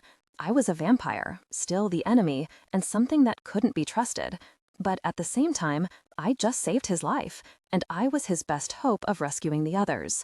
I remembered the scars across his back and shoulders, the beliefs that had, quite literally, been beaten into him, and wondered how deep Jeb's indoctrination ran. Finally, he nodded, a reluctant, painful gesture that seemed to take all his resolve. "All right," he muttered at last. "I'll take all the help I can get. But," he sat up straighter, eyes narrowed into those cold blue slits I'd seen at the Archer compound. "If you try to bite me or feed off any of the group, I swear I'll kill you." I resisted the urge to bare my fangs. So nice to know where we stand, especially after I just saved your life. A shadow of guilt crossed his face, and his shoulders slumped. "Sorry," he muttered, raking a hand through his hair. Never mind. I'm grateful that you showed up when you did. Thank you." The words were stiff, uncomfortable, and I shrugged them off. It's fine. Not much of an apology, but at least he wasn't trying to put a machete through my neck. On to the raiders then. Do you know where they went? Zeke leaned back against the couch. No, he said, his voice cracking just a tiny bit. It was clear he was trying to hold back his emotions. I don't know where they are, or where they took them, or even why they took them. Jeb never said much about it, only that Jackal and his men were looking for him, and we had to find Eden before they caught up. So we don't even know what direction they've gone, I muttered, looking out the door. Zeke shook his head and slammed a fist into the armrest with a hollow thump. I looked out the door at the faint red glow over the rooftops, the remains of the church burning to the ground. The streets were silent now. Except for the dying flames, there was nothing left to show they had come at all. What are you doing? Zeke panted, his face and hair damp with sweat. I could feel him shaking, his skin cold and clammy. Bury it. He couldn't keep going like this. I looked around for shelter and decided that house across the street would work just fine. I wanted to help, Zeke continued as we limped across the road. I couldn't sit there and do nothing. I had to try. To see if anyone escaped? He clamped his lips together as I kicked the fence open and pulled him through the yard up the weed-eaten porch steps. Did anyone escape? I ignored that question, nudging open the door and peering inside. This, at least, was somewhat familiar. The plaster walls were cracked and peeling, the floor strewn with rubble and trash. There were a couple holes in the roof and broken shingles scattered throughout the living room, but the structure appeared fairly sound. Against the wall was a very moldy but remarkably intact yellow sofa, and I carefully steered Zeke across the uneven floor until we reached it. He collapsed on the sofa with a barely concealed groan, closing his eyes for just a moment before jerking them open again, as if he feared taking his gaze off me. I felt a prick of hurt as I stared down at him, lying helpless on the couch. He didn't trust me at all. "You're bleeding again," I said, catching sight of fresh blood seeping through the makeshift bandage. He stiffened, and I had to stifle the urge to point out that if I'd wanted to bite him, I would have done it by now. "Wait here. I'll try to find something we can clean that up with." Turning away to hide my anger, I walked out of the room, going farther into the darkened building. Zeke didn't say anything, so I rummaged through the house in silence, looking for bandages, food, or anything that could help us. The rooms, though filthy and covered in dust and mold, were remarkably intact, as though the owners had just left without taking anything. The kitchen held a scattered collection of broken plates and mugs, and inside the refrigerator, I found what had to be a 100-year-old milk carton sitting on the top shelf. The bedrooms were mostly empty, stripped of sheets and clothes, though by the stench of feces and urine, I suspected a fox or maybe a whole family of raccoons had made its home under the bed. I ducked into the hall and found the bathroom. The mirror over the sink was shattered and broken, but inside the cabinet, I found a box of gauze pads and a dusty bandage roll. Beneath them sat a small bottle of pills and a larger brown bottle half full of liquid. I squinted at the faded label, mentally thanking Kanan for insisting that I learn to read better. The brown bottle contained something desperately needed: hydrogen peroxide, topical disinfectant for surface cuts and minor wounds. A little wary of the white pills, I left them in the cabinet, but took the gauze and the peroxide and grabbed a dusty towel from the rack nearby, bringing it all out to Zeke. He was sitting. Jackal's men had known what they were doing. The attack had been quick, efficient, and deadly, with the marauders fading into the night without a trace. Or most of them had. "Wait here," I told Zeke. "I'll be right back." "Well, it's a good thing you were wearing a helmet, isn't it?" Pinned under his bike, the raider looked up at me, eyes wide with pain and fear. I heard his heart racing in his chest, smelled the blood that dripped somewhere beneath the motorcycle. He was tough for a human, I'd give him that. Given how hard he'd slammed into the wall that evening, I'd half expected to find a corpse with a broken neck lying here, which would have put a rather large dent in my plans. I smiled at him, showing fangs. "Too bad your leg is broken, though. That's going to make things difficult for you, isn't it?" I must admit, I'm a little sad it ended this way. The chase can be just as thrilling as the kill. "Oh, gosh," the raider panted, his face pale under a sheen of sweat. "What do you want, vampire?" How interesting. He was terrified of the vampire, but not shocked or surprised to see one. "Well, here's the thing," I went on conversationally. I've heard rumors that your boss isn't quite human, that he's a lot like me. I crouched down, smiling at him at eye level. I want to know where he is, where his lair is located, what his territory is like. I don't meet many vampires wandering about outside the cities these days. This Raider King has me curious, and you're going to tell me about him. Why? The Raider challenged, which took courage, I had to admit. You looking to join the ranks, bloodsucker? Become queen to his king? What if I am? Jackal don't like to share. Well, that's not your problem now, is it? I said and narrowed my eyes. Where is he? If I tell you, you won't kill me? No. I smiled again, baring my fangs. If you tell me, I won't use you as my personal canteen until we reach Jackal's territory. If you tell me, I won't snap both your arms and other leg like twigs, drag you around until you're a limp sack, and dump you on the road for the rabbits to find. If you tell me, the worst I'll do is leave you here to die as you please. Actually, I'm feeling kinda hungry now, old Chicago. The Raider burst out. Jackal staked his territory in the ruins of old Chicago. He pointed in a random direction. Just keep following the highway east. The road ends at a city on the edge of a huge lake. You can't miss it. How far? About a day if you're riding. I don't know how fast you vamps can walk, but you'll get there tomorrow by evening if you ride through the night. Thank you, I said, standing up. A quick glance at the Raider's bike showed the left side crumpled and dinged up pretty bad, but otherwise it seemed fine. Now, I just need you to show me one more thing. Zeke had fallen asleep on the couch when I returned, lying on his back in an ungainly sprawl, one arm dangling off the side. In sleep, he looked younger than I remembered, the pain smoothed out of his face, his expression unguarded. It made me reluctant to wake him, but he stirred as soon as I entered the room, and his eyes shot open. I fell asleep? He gasped and sat upright with a grimace, swinging his feet off the couch. Why didn't you wake me? How long was I out? It's a little past midnight, I told him, and tossed a backpack onto the couch, raising a cloud of dust. That's yours. There's food, drink, medicine, and other supplies, enough for several days. How's the leg? Hurts, Zeke said, gritting his teeth as he rose, slowly, to his feet. But I'll live. I can walk out of here anyway. He drew the pack gingerly over his shoulders. Did you find out where they took everyone? Yeah, I smiled faintly as he glanced up, his eyes flaring with hope.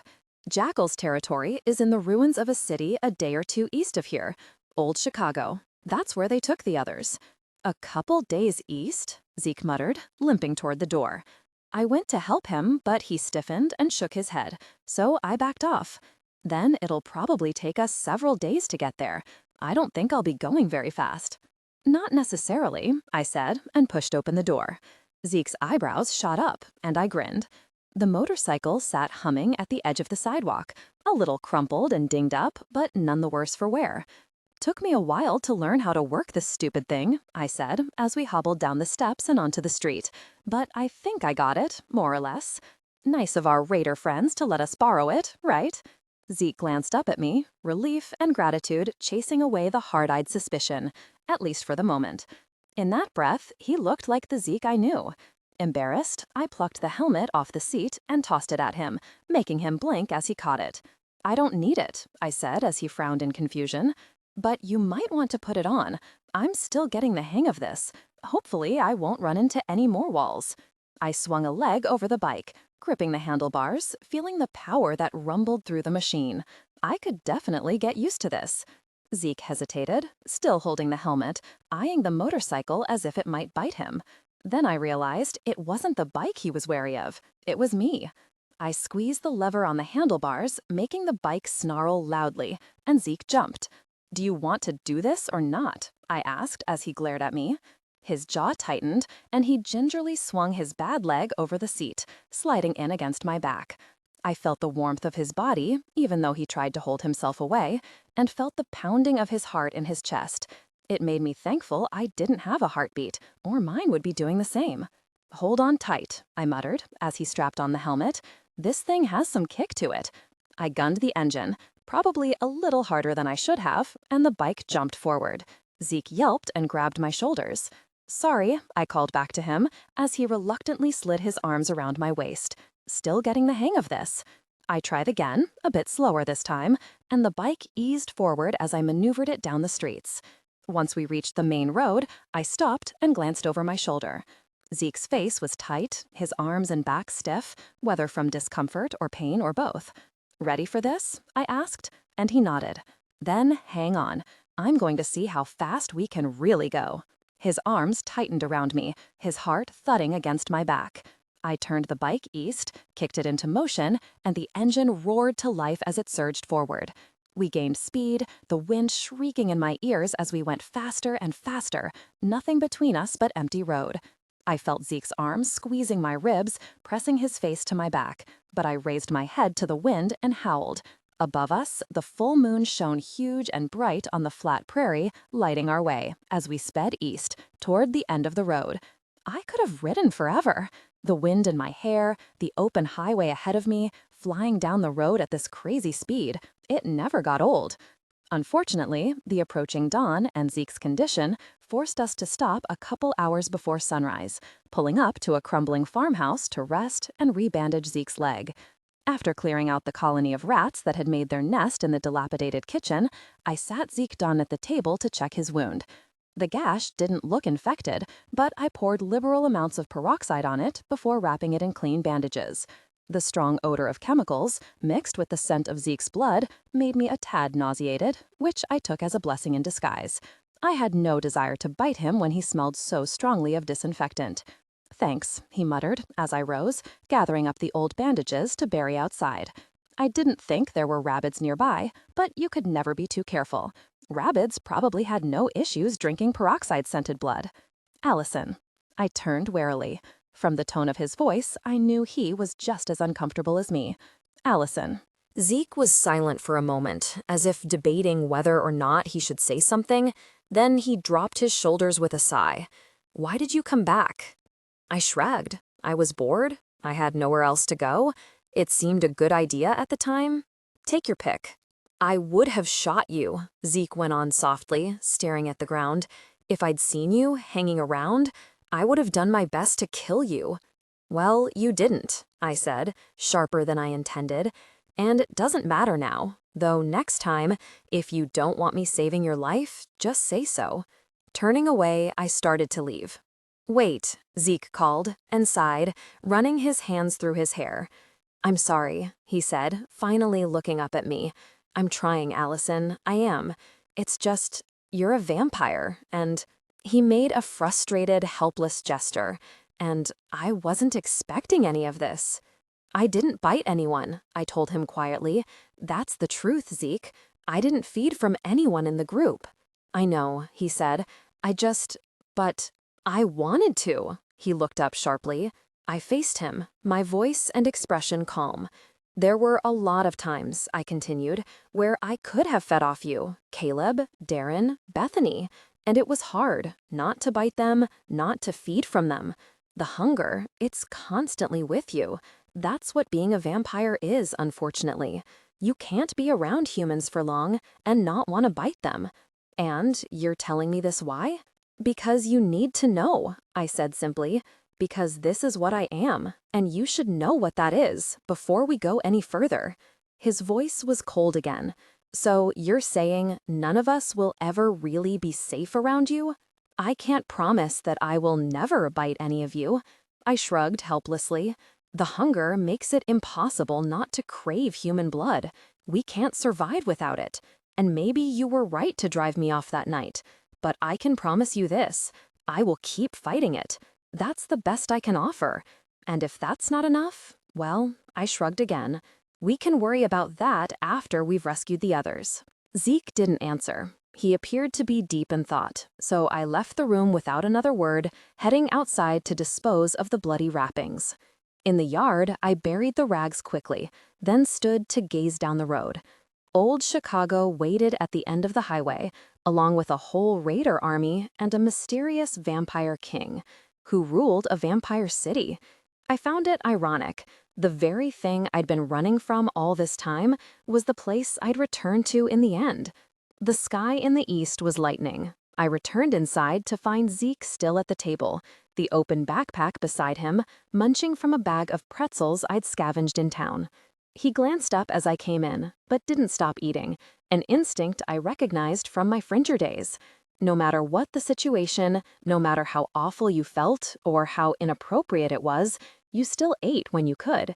You never knew when your next meal would be, or if your current meal would be your last. I also noted he had his gun out, lying on the table within easy reach, and decided to ignore it. "Dawn is almost here," I told him, and he nodded. "There's painkillers in there if you need them, and some water. The bandages and peroxide are in the front pocket. What about ammo?" I shook my head. I couldn't find any back in town, and I didn't have much time to look around. I deliberately did not look at the pistol close to his hand. "How many bullets do you have left?" "2. Then we'll have to make them count." Glancing through the window, I winced. "I have to go. Take it easy on that leg, okay? If something happens, I can't help you until the sun goes down. I'll see you this evening." He nodded without looking up. I wandered down the hall, weaving through cobwebs and scattered rubble, until I reached the bedroom at the end. The door was still on its hinges, and I pushed it open with a squeak. A large bed sat against the wall beneath a broken window, curtains waving gently in the breeze. On the worm-eaten mattress, 2 adult skeletons lay side by side, the remains of their clothes rotted away. Between them was a much smaller skeleton, being held in the arms of one of the adults, cradling it to its chest. I gazed at the skeletons, feeling an odd sense of surrealism. I'd heard stories of the plague, of course, when my mother had told me tales of life before. Sometimes it struck so fast, so suddenly, that entire families would get sick and die within a couple days. These bones, this family, were of another age, another era, before our time. What had it been like to live here before the plague, when there were no rabbits and vampires and silent, empty cities? I shook those thoughts away. No use in wondering about the past. It wasn't going to do me any good. I backed out of the room and crossed the hall, pushing open the door opposite the bedroom. The space here was smaller, with a single twin bed against the wall, but it was dark. The windows were shuttered closed against the sun, and it didn't have any skeletons. I lay down on my back, keeping my sword within easy reach on the mattress. Of course, if anyone wanted to sneak up on me during the day, I'd be easy pickings, lying here like the dead, unable to wake up. I glanced at the closed door, and a thought came to me that turned my insides to ice. Zeke was still out there, awake, mobile, and armed. While I slept, would he come creeping into my room to cut off my head? Would he kill me as I lay here, helpless, following the principles that Jeb had instilled in him? Did he hate vampires that much? Or would he simply take the bike and drive off to confront the raiders alone? I suddenly wished I'd chosen to sleep outside, buried in the deep earth, away from vengeful demon slayers. But gray bars of light were slanting in beneath the shutters, and I could feel my limbs getting heavy and sluggish. I would have to trust that Zeke was smart enough to know he couldn't rescue the others alone, that his principles weren't nearly as strict as his mentors, and that even though I was a vampire, he would realize that I was still the person he had known before. My eyes closed, and just before I lost consciousness, I was almost certain I heard the door creak open. The world was upside down. I couldn't move my arms from behind my back, couldn't move anything. A soft breeze slithered across my naked shoulders. My arms felt broken, or bound, or both. Strange that I felt no pain. The floor, a few feet from my head, was concrete.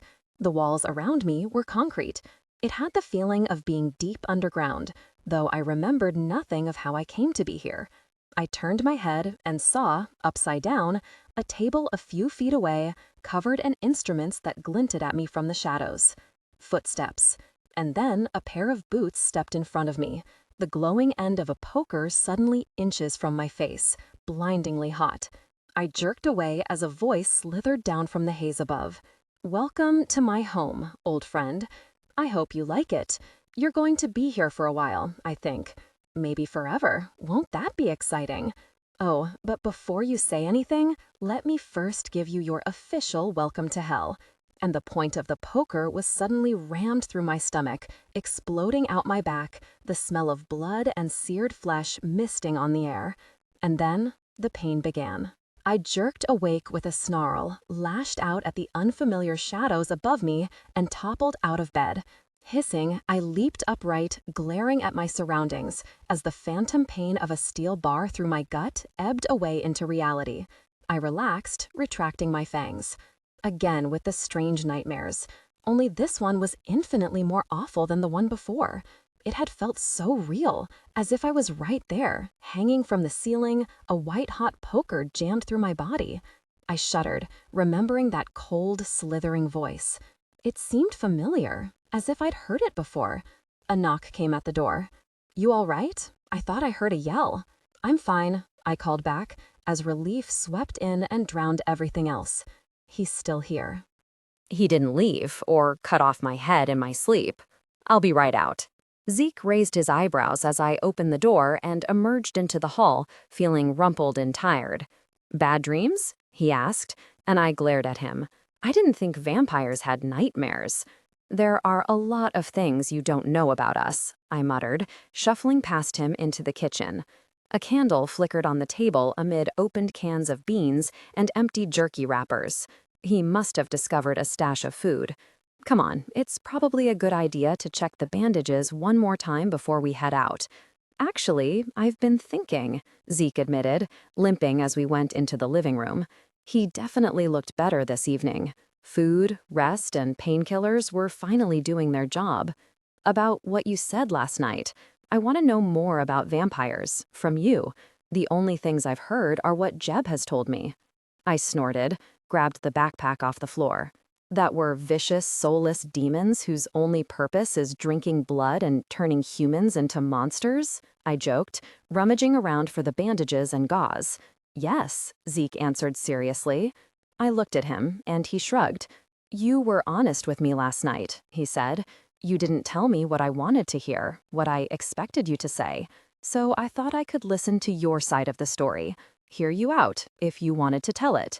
Why you became a vampire. What made you want to—" He paused. "Become undead? Drink the blood of the living?" I pulled out the peroxide, the bandages, and the gauze, setting them on the floor in front of the couch. "Never have to worry about sunburns again? Well, maybe once more." He gave me an exasperated frown. "If you don't want to tell me, that's fine too." I gestured to the couch, and he sat down, resting his elbows on his knees. I knelt and started unwinding the gauze from his leg. "What do you want to know?" "How old are you?" Zeke asked. "I mean, how long have you been a vampire?" "Not long. A few months, at most." "Months?" He sounded shocked, and I raised my head to meet his gaze. "Yeah. How old did you think I was?" "Not months." He shook his head. "Vampires are immortal, so I thought maybe—" "That what? I'm hundreds of years old?" I smirked at the thought, bending over his leg again. "Believe it or not, this is all very new to me, Zeke. I'm still trying to figure everything out." "I didn't know." Zeke's voice was soft. "So you really are just as old as me?" He paused a moment, digesting that fact, then shook his head. "What happened to you?" I hesitated. I didn't like discussing or remembering anything about my life before. The past was past. Why dwell on something you couldn't change? Still, Zeke was trying to understand me. I felt I owed him an explanation, at least. The truth. "I didn't lie when I said I was born in a vampire city," I began, focused on my task so I didn't have to look at him. "My mother and we lived in a small house in one of the sectors. She was registered, so that meant twice a month she had to go to the clinic to get blooded. It was all very civilized, or that's what the vampires wanted us to believe. No forced feedings, no violent, messy deaths." I snorted. "Except people still disappeared from the streets all the time. Vampires are hunters. You can never take that out of them. Out of us, no matter how civilized things are." I felt Zeke's discomfort, his sudden unease at me admitting that all vampires were, more or less, killers. Well, he wanted the truth. No more lies, no more illusions. I was a vampire, and this was how things were. I only hoped he could accept it. "Anyway," I continued, peeling back the gauze to reveal the wound, It looked angry and deep, but not infected. Mom got sick one day. She wasn't able to get out of bed, so she missed her scheduled bloodletting. 2 days later, the pets came and took the required amount by force, even though she was still too weak to move or even eat. I paused, remembering a tiny, cold bedroom, and my mother lying beneath the thin blankets, pale as snow. She never recovered, I finished, pushing the image away, back to the darkest part of my memories. It wasn't long before she just faded away. "I'm sorry," Zeke murmured, and sounded as if he actually meant it. I hated the vampires after that. I soaked a rag in peroxide and pressed it to the wound, feeling him stiffen, gritting his teeth. I swore I would never be registered, that they wouldn't brand me like some piece of meat, that I wouldn't give them even one drop of blood. I found others like me, other unregistereds, and we scraped out an existence as best we could, stealing, scavenging, begging, anything to survive. We almost starved, especially in the winter, but it was better than being a vampire's blood cow. "What changed?" Zeke asked softly. I picked up the bandages, unwinding the roll without seeing it. Memories flickered again, dark and terrifying. The rain and the blood and the rabbits lying in Conan's arms, feeling the world fade around me. "I was attacked by rabbits," I finally said. "They killed my friends and tore me up pretty bad outside the city walls. I was dying. A vampire found me that night, gave me the choice of a quick death or to become one of them. I still hated the vampires, and I knew, deep down, what I would become, but I also knew I didn't want to die. So I chose this." Zeke was silent for several minutes. "Do you regret it?" he asked finally. "Becoming a vampire? Choosing this life?" I shrugged. "Sometimes." I tied off the gauze and met his gaze, searching for reproach. But if the choice was being dead, really dead, and being alive, I would probably do the same thing. Zeke nodded thoughtfully. "What about you?" I challenged. "If you were dying and someone offered you a way out, wouldn't you take it?" He shook his head. "I'm not afraid to die," he said, in a voice that was neither boastful or condemning, just quietly confident. "I know, I have faith, that something better is waiting for me after I'm done here. I just have to wait and do my best until it's time for me to go." "That's a nice sentiment," I said honestly, "but I'm going to keep living for as long as I can, which will be forever if I'm lucky." Gathering up the supplies, I stood, staring down at him. "So tell me, what happens to vampires when they finally kick it? According to Jeb, we don't have souls anymore. What happens when we die?" "I don't know," Zeke murmured. "Don't know or don't want to tell me?" "I don't know," Zeke said a little more firmly, and exhaled. "Do you want me to tell you what Jeb would say, or do you want my own opinion?" "I thought Jeb taught you everything he knew." "He did," Zeke replied, holding my gaze, "and he's tried very hard to mold me into the leader he wants me to be." He sighed, looking evasive, defiant, and ashamed all at once. "But, if you haven't noticed, we don't always see eye to eye. Jeb says I'm stubborn and intractable, but I have my own opinions about certain things, no matter what he believes." "Oh," I raised an eyebrow. "Like what?" "He was wrong about you." "I was wrong about you." I blinked. Abruptly, Zeke rose, his face troubled, as if he really hadn't meant to say that. "We should get going," he said, avoiding my gaze. "We're not far from old Chicago now, right? I want to find the others as fast as we can." Outside, the stars were just beginning to show. I noticed 3 piles of fresh, overturned earth in the front yard, a pile of stones at the head of each one, and glanced at Zeke questioningly. "They needed to be buried," he said, gazing down at the new graves. His blue eyes grew haunted, and he sighed. "I just hope they're the only ones I'll have to lay to rest." I didn't want to give him false hope, so I didn't reply. Mounting the bike, I waited until he slid in behind me and wrapped his arms around my waist, without hesitation this time. Easing the bike from the dirt onto the pavement, I opened it up, and we sped off toward the vampire city waiting at the end of the road. If I thought New Covington was big, it was nothing compared to old Chicago. The wind whipped at my hair, blowing in from the biggest body of water I'd ever seen. The lake stretched away until it met the sky, and dark waves rose and fell, breaking against the rocks. On the edge of the lake, rising into the clouds, the city of Old Chicago loomed over everything. Back in New Covington, the 3 vampire towers were the most prominent buildings in the city, standing proudly over the rest. But the Chicago skyline had buildings that dwarfed even the vampire towers, and there were a lot more of them, even shattered and crumbling as they were. It reminded me of a mouthful of broken teeth grinning madly against the night sky. Behind me, Zeke blew out a short breath, tickling my ear. "Wow, it's huge," he said. "How are we supposed to find anything in that?" "Well, find them," I said, hoping I wasn't making empty promises. "Just look for the huge band of raiders led by a vampire. How hard can it be?" I ate my words a few minutes later. Old Chicago was even more sprawling and massive up close than viewed from afar. It felt as if it went on forever, miles of broken pavement, dead cars, and empty buildings. Cruising through the rubble-filled streets, the monstrous skyscrapers looming above us, I wondered what the city had been like when it was alive. How many people had lived here to justify so many buildings packed this close, reaching up to the sky? I couldn't even imagine. We followed the road until we turned a corner and found the path blocked by the remains of a huge skyscraper. I pulled the bike to a stop and gazed around, trying to get my bearings. "This is hopeless," Zeke said, looking past me at the collapsed building. "It's too big. We could be searching this place for weeks, months even, and by then, who knows what they'll do to everyone." "We can't give up, Zeke," I said, turning the bike around. "They're here somewhere. We just have to keep—" I stopped then, because something else had turned that corner and was coming toward us.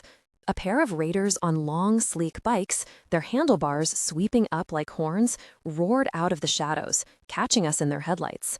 I stiffened, and Zeke tensed as the men pulled to a stop a few yards away, regarding us curiously. One of them had a woman sitting behind him, her frizzy hair tangled by the wind. One biker jerked his head at us.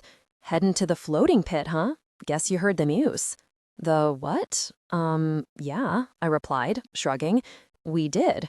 Is that where you're going?" "Yep." He turned and spit on the pavement. "Should be a good show tonight." He eyed us then, forehead creasing. "Haven't seen you two around before," he said. "You new to the pit, little girl?"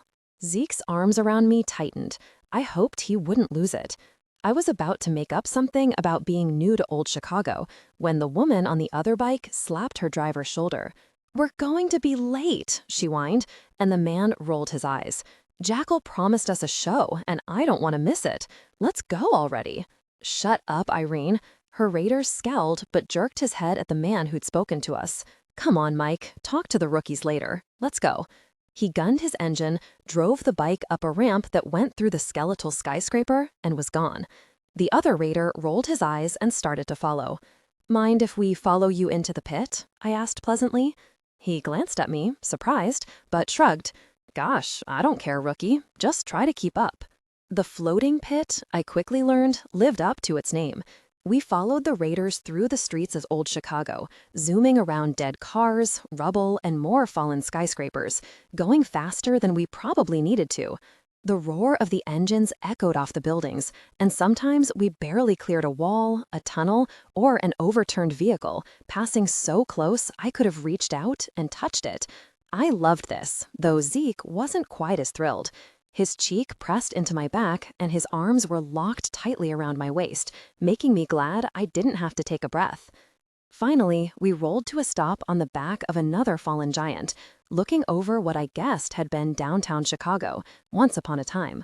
The skyscrapers here defied belief, even skeletal and crumbling as they were. One tower had lurched to the side and was now leaning precariously against another, shortening the lifespan of both. There were several gaps in the skyline where it looked as if buildings had already fallen, but it was impressive nonetheless. From where we stood, I could make out a long stretch of elevated tracks, looping around the buildings like a huge snake. I remembered, from my mother's stories, a certain type of vehicle had run on those tracks in the days before, shuttling people back and forth at high speed. Below the tracks, a series of platforms, bridges, and catwalks had been cobbled together, stretching between buildings and crisscrossing the streets like a giant web, which was necessary because everything at ground level was underwater. Humans crowded the narrow platforms and walkways like ants, making their way over the dark, turbulent waters. There were swarms of them, more than I'd expected. This wasn't just a raider hideout. This was a city, a real city, like New Covington or any other vampire territory. It didn't have a wall. I assumed the deep water kept out the rapids, and the humans here were free to come and go as they pleased. But there was no question that we were stepping into the lair of a vampire king. On the bright side, from the number of humans wandering about, getting through unnoticed would be much easier than I'd feared. The raiders we'd followed didn't pause to look at the city. I watched their headlights cruise down a ramp, over a ramshackle bridge, and onto an enormous barge sitting at the water's edge. Dozens of bikes were parked there in messy rows, along with a couple of the armored vans I'd seen earlier. I guess the raiders couldn't take their bikes onto the narrow walkways of the flooded city. I felt Zeke peering over my shoulder, felt him take a deep breath, and glanced back at him. Ready for this? He nodded, eyes grim. Let's go. We followed the same path as the others, down the ramp, over the bridge, and onto the barge. Finding a free corner, I killed the engine and stepped away, a little sad that I'd have to leave the bike behind. I wondered if I would get the chance to come back for it. Probably not. I turned slowly, gazing at the vast expanse of water on either side. It felt odd, being on top of the water. The ground felt unstable, as if it could suddenly sink into the black depths. A cold wind hissed through the rows of bikes, and the boat bobbed gently on the waves, making Zeke stumble as he stepped up beside me. Worried, I grabbed his elbow. "How's the leg?" I asked, noticing he kept his weight off it. "Can you do this? Will you be all right?" "I'm fine." He pulled his arm out of my grip, standing on his own, but his face was pale and clammy with sweat, even in the chill. "Don't worry about me. I can keep up."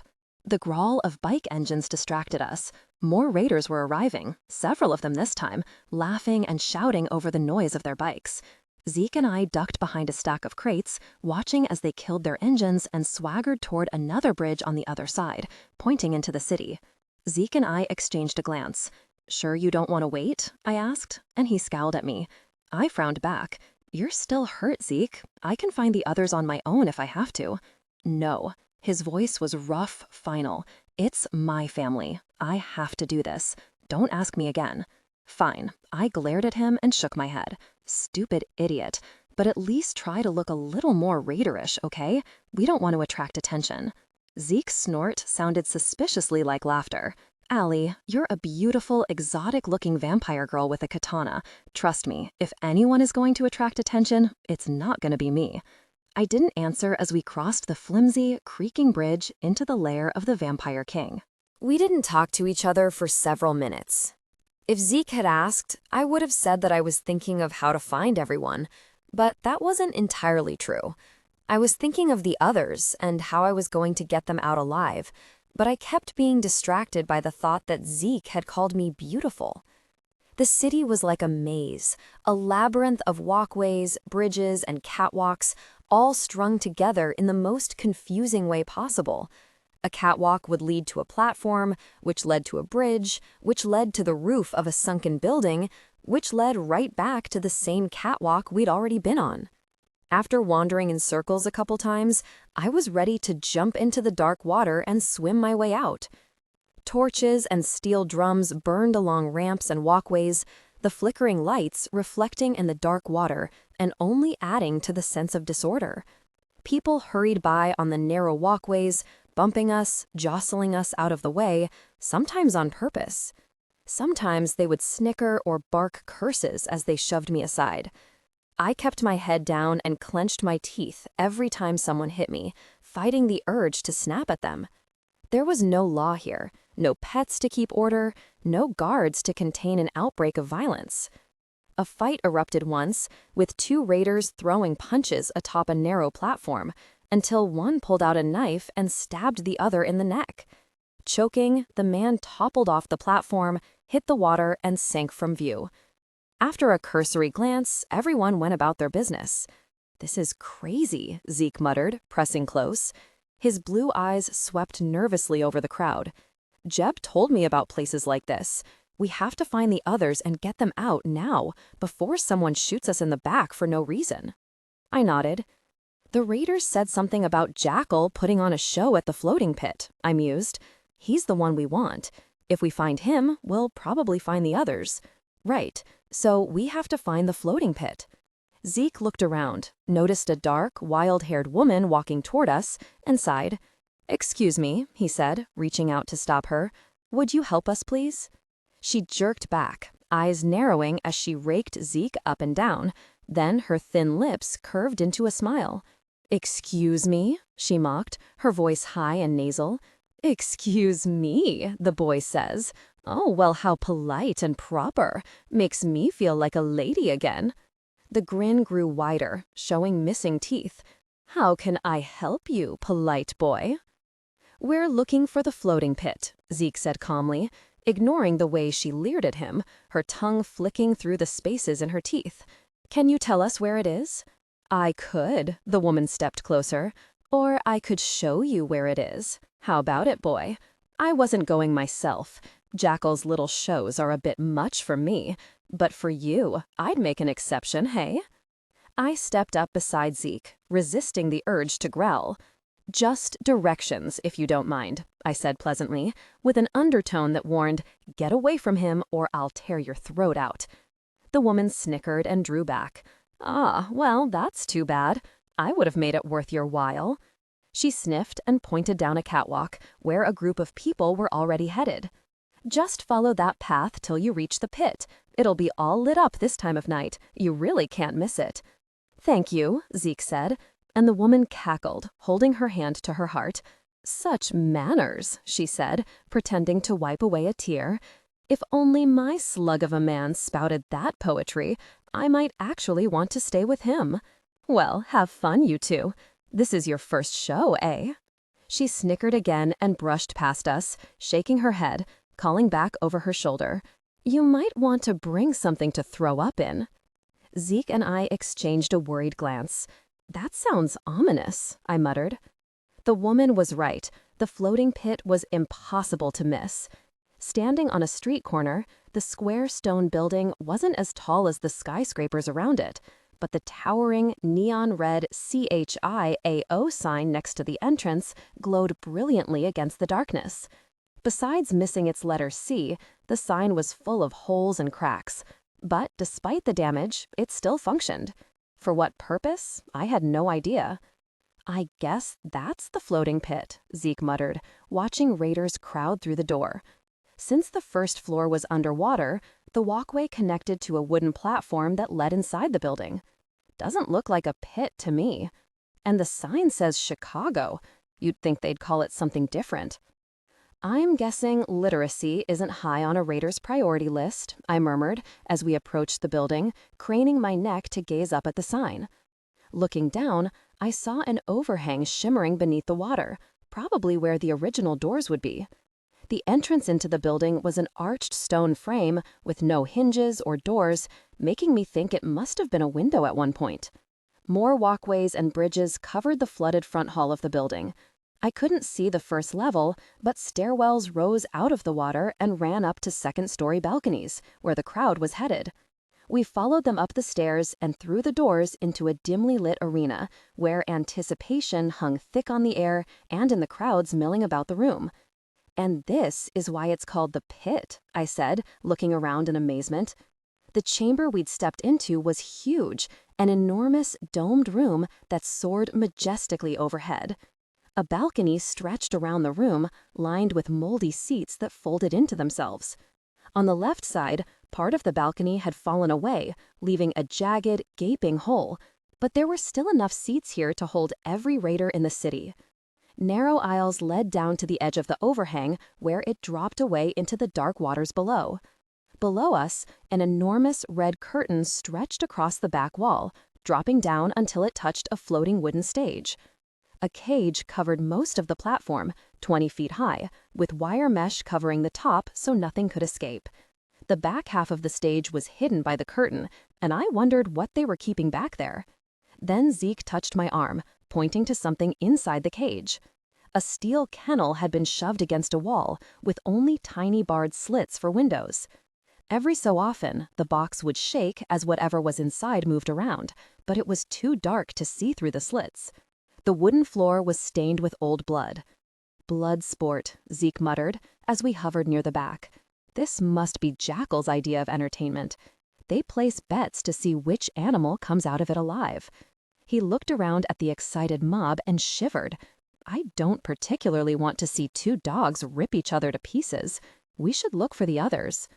Before I could reply, a spotlight flicked on, shining down on the arena. I blinked. The stage had been empty a few seconds ago, I was sure of it. But a man now stood at the front, smiling at the crowd. He was tall, lean but muscular as well. I could see the cut of his chest beneath his shirt and faded leather duster. Thick black hair had been pulled into a ponytail, accenting a young, handsome face and smooth, pale skin. His eyes, sweeping over the crowd, were a lazy gold. The man raised his arms as if to embrace us all, and the crowd went wild, roaring, beating on the floor, even firing their weapons into the air. And I suddenly knew we had found him. This was Jackal, the Vampire Raider King. "Good evening, minions," Jackal bellowed, to a chorus of hoots and howls and screams. "I am in a fabulous mood tonight. What about you?" His voice carried easily over the noisy room, clear, confident, and magnetic. Even the roughest bandit was hanging on his every word. "Never mind. I don't really care how you feel, but thank you all for coming to this little spectacle. As you might have heard, we have some exciting news. For the past 3.5 years, we've been searching for something, haven't we? Something important, something that could change not only our world, but the entire world as we know it." You know what I'm talking about, don't you? I didn't, but listening to the Raider King speak, I felt a glimmer of recognition, like I should know him from somewhere, though I didn't know why I felt that way. I was positive I'd never seen him before. Anyway, Jackal continued, I wanted to let everyone know that a few nights ago, our search finally came to an end. We have found what we've been looking for all this time. Zeke stiffened beside me. Behind Jackal, a pair of raiders pushed aside the curtain and shoved someone onto the stage. Jackal spun with shocking grace, grabbed the figure by the collar, and dragged him forward into the light. Jebediah. His wrists were bound, and dark bruises covered his face and eyes, but he stood tall and proud next to the Raider King, glaring at the mob with icy contempt. I put a warning hand on Zeke's arm in case he forgot where he was. With a few hundred raiders and only 2 of us, now was not the time for a suicide rescue. The crowd booed and jeered as Jeb regarded them coldly, but Jackal smiled and threw an arm around his shoulders, patting his chest. Now, he chided. Be polite, all of you. You'll make him think we don't want him here. Jackal grinned, looking entirely animalistic. After all, this is the man who holds the key to your immortality. This is the man who will be responsible for our rise to glory. This is the man who is going to cure rabbidism for us. The crowd erupted into chaos, but I still heard Zeke draw in a sharp breath. Stunned, I turned to him, seeing him pale, as if he already knew. And suddenly, everything made a lot more sense. That's why he's been after you, I hissed, leaning close to be heard over the howling mob. He thinks Jeb can cure the virus. That's why he's hunted you for so long. Anyone would want that. Zeke looked away, but I grabbed his arm, pulling him back. Does Jeb have the cure? Is that what you've been hiding this whole time? No, Zeke rasped, finally turning to face me. No, he doesn't have the cure. There is no cure. But I held up my hand, silencing him. The mob had finally quieted down. Jackal waited until the last few revelers had stopped, then turned to pat Jeb on the shoulder. Unfortunately, he went on, our good friend here is somewhat reluctant to share what he knows. Can you believe it? I have a lovely lab all set up, waiting for him for 3 years, with everything he needs or could possibly want, and he doesn't seem to appreciate it. A chorus of loud boos and insults. Jackal held up a hand again. I know, but we can't force him to work, can we? I mean, it's not like I can break his fingers or bash his head in to get him to do what I want, right? He laughed good-naturedly, and it sent a chill down my spine. Which is why we're here tonight, he went on. I've set up a bit of entertainment for our guest of honor, but I hope the rest of you enjoy it too. Hopefully, it won't be over too quickly, but we do have a whole troop of new faces we can toss in if things get dull. He turned and stared directly at Jeb as he said this, lips pulled into a demonic smile, before turning back to the crowd. So, I guess I don't have anything else to say except, on with the show. He exited the stage to a cacophony of cheers and howls, pulling Jebediah out with him. Zeke reached down and took my hand, squeezing tightly, as if to anchor himself for what was to come. The curtains parted, and 2 more raiders marched out with another figure between them, his head covered with a dark bag. Opening the cage, they jerked the bag off, shoved him inside the cage, and slammed the door. "Darren," Zeke moaned, starting forward. I tightened my grip on his hand and grabbed his arm, holding him back. "Zeke, don't."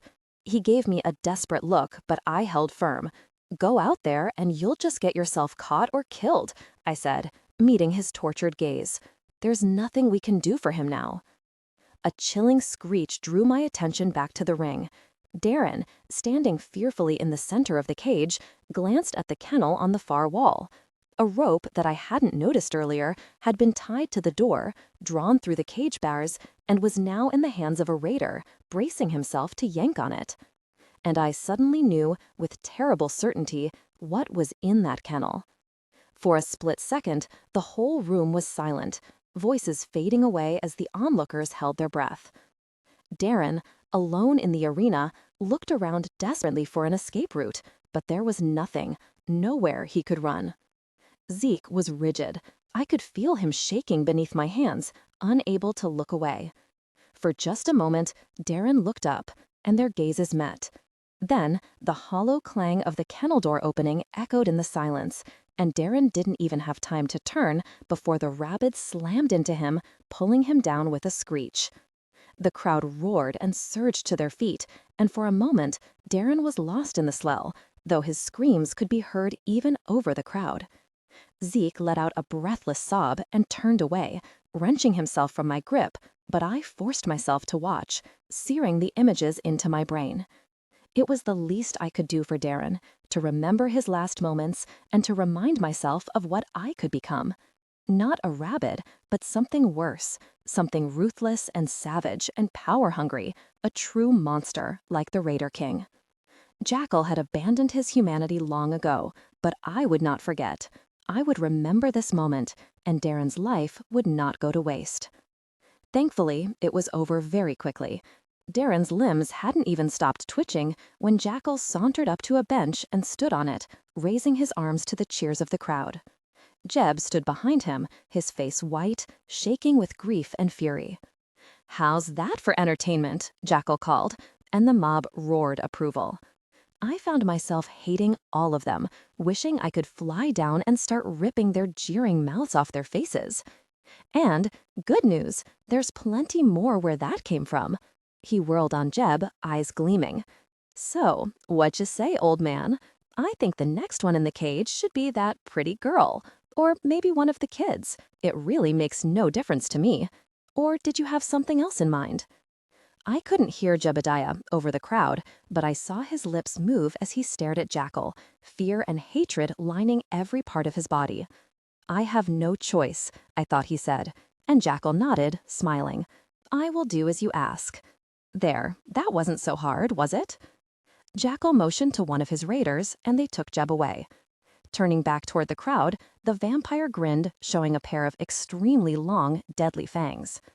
"Minions, I promised you immortality, and I'm going to deliver. Now, the only thing left to choose is who I'll turn first once we find the cure. Who is going to have that prestigious honor? He snapped his fingers. Maybe we'll just hold a huge free-for-all, and whoever comes out alive gets to be immortal. What you say?" The crowd roared again, beating the seats, pumping fists and weapons into the air, screaming his name. Jackal raised his arms again, accepting the applause, the adoration, while behind him, Darren's blood pooled over the side of the cage and dripped into the water. Zeke made a strangled noise and walked away, staggering toward the doors as if he was drunk. No one noticed him. Their attention was riveted on Jackal and the show he'd put on in the center. But as I drew back, preparing to hurry after Zeke, Jackal raised gleaming yellow eyes over the crowd and caught my stare. He blinked as our eyes met, a puzzled expression crossing his face, and then I was out the door, following Zeke into the dark corridor. Zeke, I caught him and yanked him around a corner just as a pair of rough-looking men came down the hall, laughing and swearing at each other. The raiders continued into the main room, where the echo of the crowd could still be heard through the open doors. I wondered what Jackal was doing and hoped he didn't have any more entertainment planned for the night. Zeke was leaning with his back against the wall, but as I approached, he slid down until he was sitting in the corner, gazing straight ahead at nothing. For a few heartbeats, he stayed like that, his expression glazed and dead. Then a shudder racked his frame, and he slowly hunched over, bending his head to his knees as he sobbed quietly into his hands. I watched him silently, my own throat suspiciously tight. I wished I knew what to say, the right words to comfort him, but sympathy was never my strong suit, and besides, anything I said would probably end up sounding forced, especially after the horrible scene we just witnessed. Guessing he wanted a moment alone, I drew back and left him at the back of the hall, letting him mourn the death of his friend. Truthfully, I needed a few minutes by myself as well. My eyes stung, and I let a bloody tear slide down my cheek before swiping it away. First Dorothy, and now Darren. Darren, who had joked around with me, who had stood up for me, even to Zeke, who had been a good hunter, a companion, maybe even a friend. I would miss his company, I realized. He hadn't deserved that death, to come so far only to be torn apart by a rabbit in the end. I clenched my fists, feeling the nails bite into my palms. Jackal would pay for this. He would pay for everything. I turned and walked back to Zeke, trying to formulate some kind of plan, hoping he was clear-headed enough to help me out. He was still sitting in the corner, staring at the wall, but his face and eyes were clear. I crouched beside him. "You okay?" Not the most brilliant or comforting question ever, but there was nothing else I could think of. He shook his head. "We have to find the rest of them," he whispered, struggling to his feet. Leaning against the wall again, he took a deep breath and looked at me, his voice growing stronger. "Where do you think Jackal is keeping everyone?" "I have no idea," I muttered, "but I'm guessing it's nearby. With everything underwater, it's probably not easy to transport prisoners back and forth. He'll want to keep them close." "We should search the building," Zeke said, nodding, once everyone has cleared out. A cheer from the open doors to the main hall drew our attention. Either Jackal was on a roll, or someone else was being torn apart. I shuddered and hoped it wasn't the latter. Zeke and I glanced at each other, thinking the same thing. There was no time. For every minute we waited, another person could die, shoved into a cage and ripped apart for the crowd's entertainment. Jackal was ruthless, and I had no doubt he would sacrifice Caleb or even Bethany to get what he wanted. We had to find our people now. "Backstage," Zeke whispered, his eyes hard. "They brought Jeb and Darren out through the curtain. Maybe they're keeping the others back there as well." I nodded. "Makes sense. It's a good place to start looking anyway." But there were 200 raiders and 30 feet of water between us, not to mention Jackal himself. I had no clue how powerful the Raider King was and no desire to find out. "There has to be a back door," I muttered, "a way to get in from behind." "There are plenty of windows," Zeke pointed out. "Yeah," I said, turning away. "I hope you're up for a swim." In the shadows of the outside wall, we made our way through the black, grimy water, easing around the side of the building. I wasn't the best swimmer, not like Zeke, but there were plenty of handholds as we clung to the side of the wall. And of course, I didn't have to worry about drowning. Every so often, my leg would brush something beneath the surface of the water, a branch or a pole or the roof of a car, making me wonder what else was down there. Hopefully nothing alive. Or, if it was alive, hopefully nothing that wanted to eat us. I imagined huge rabid fish gliding silently through the black waters, circling our legs, and decided not to voice that worry to Zeke. "There," I said, pointing to a rusty metal staircase against the wall. Twisted and bent, it zigzagged up the outside wall to a platform on the top floor.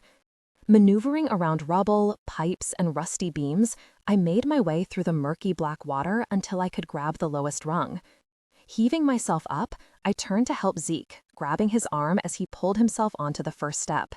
He was shivering, teeth clacking together, and I was reminded that he was only human. The water here was colder than the river had been, far colder.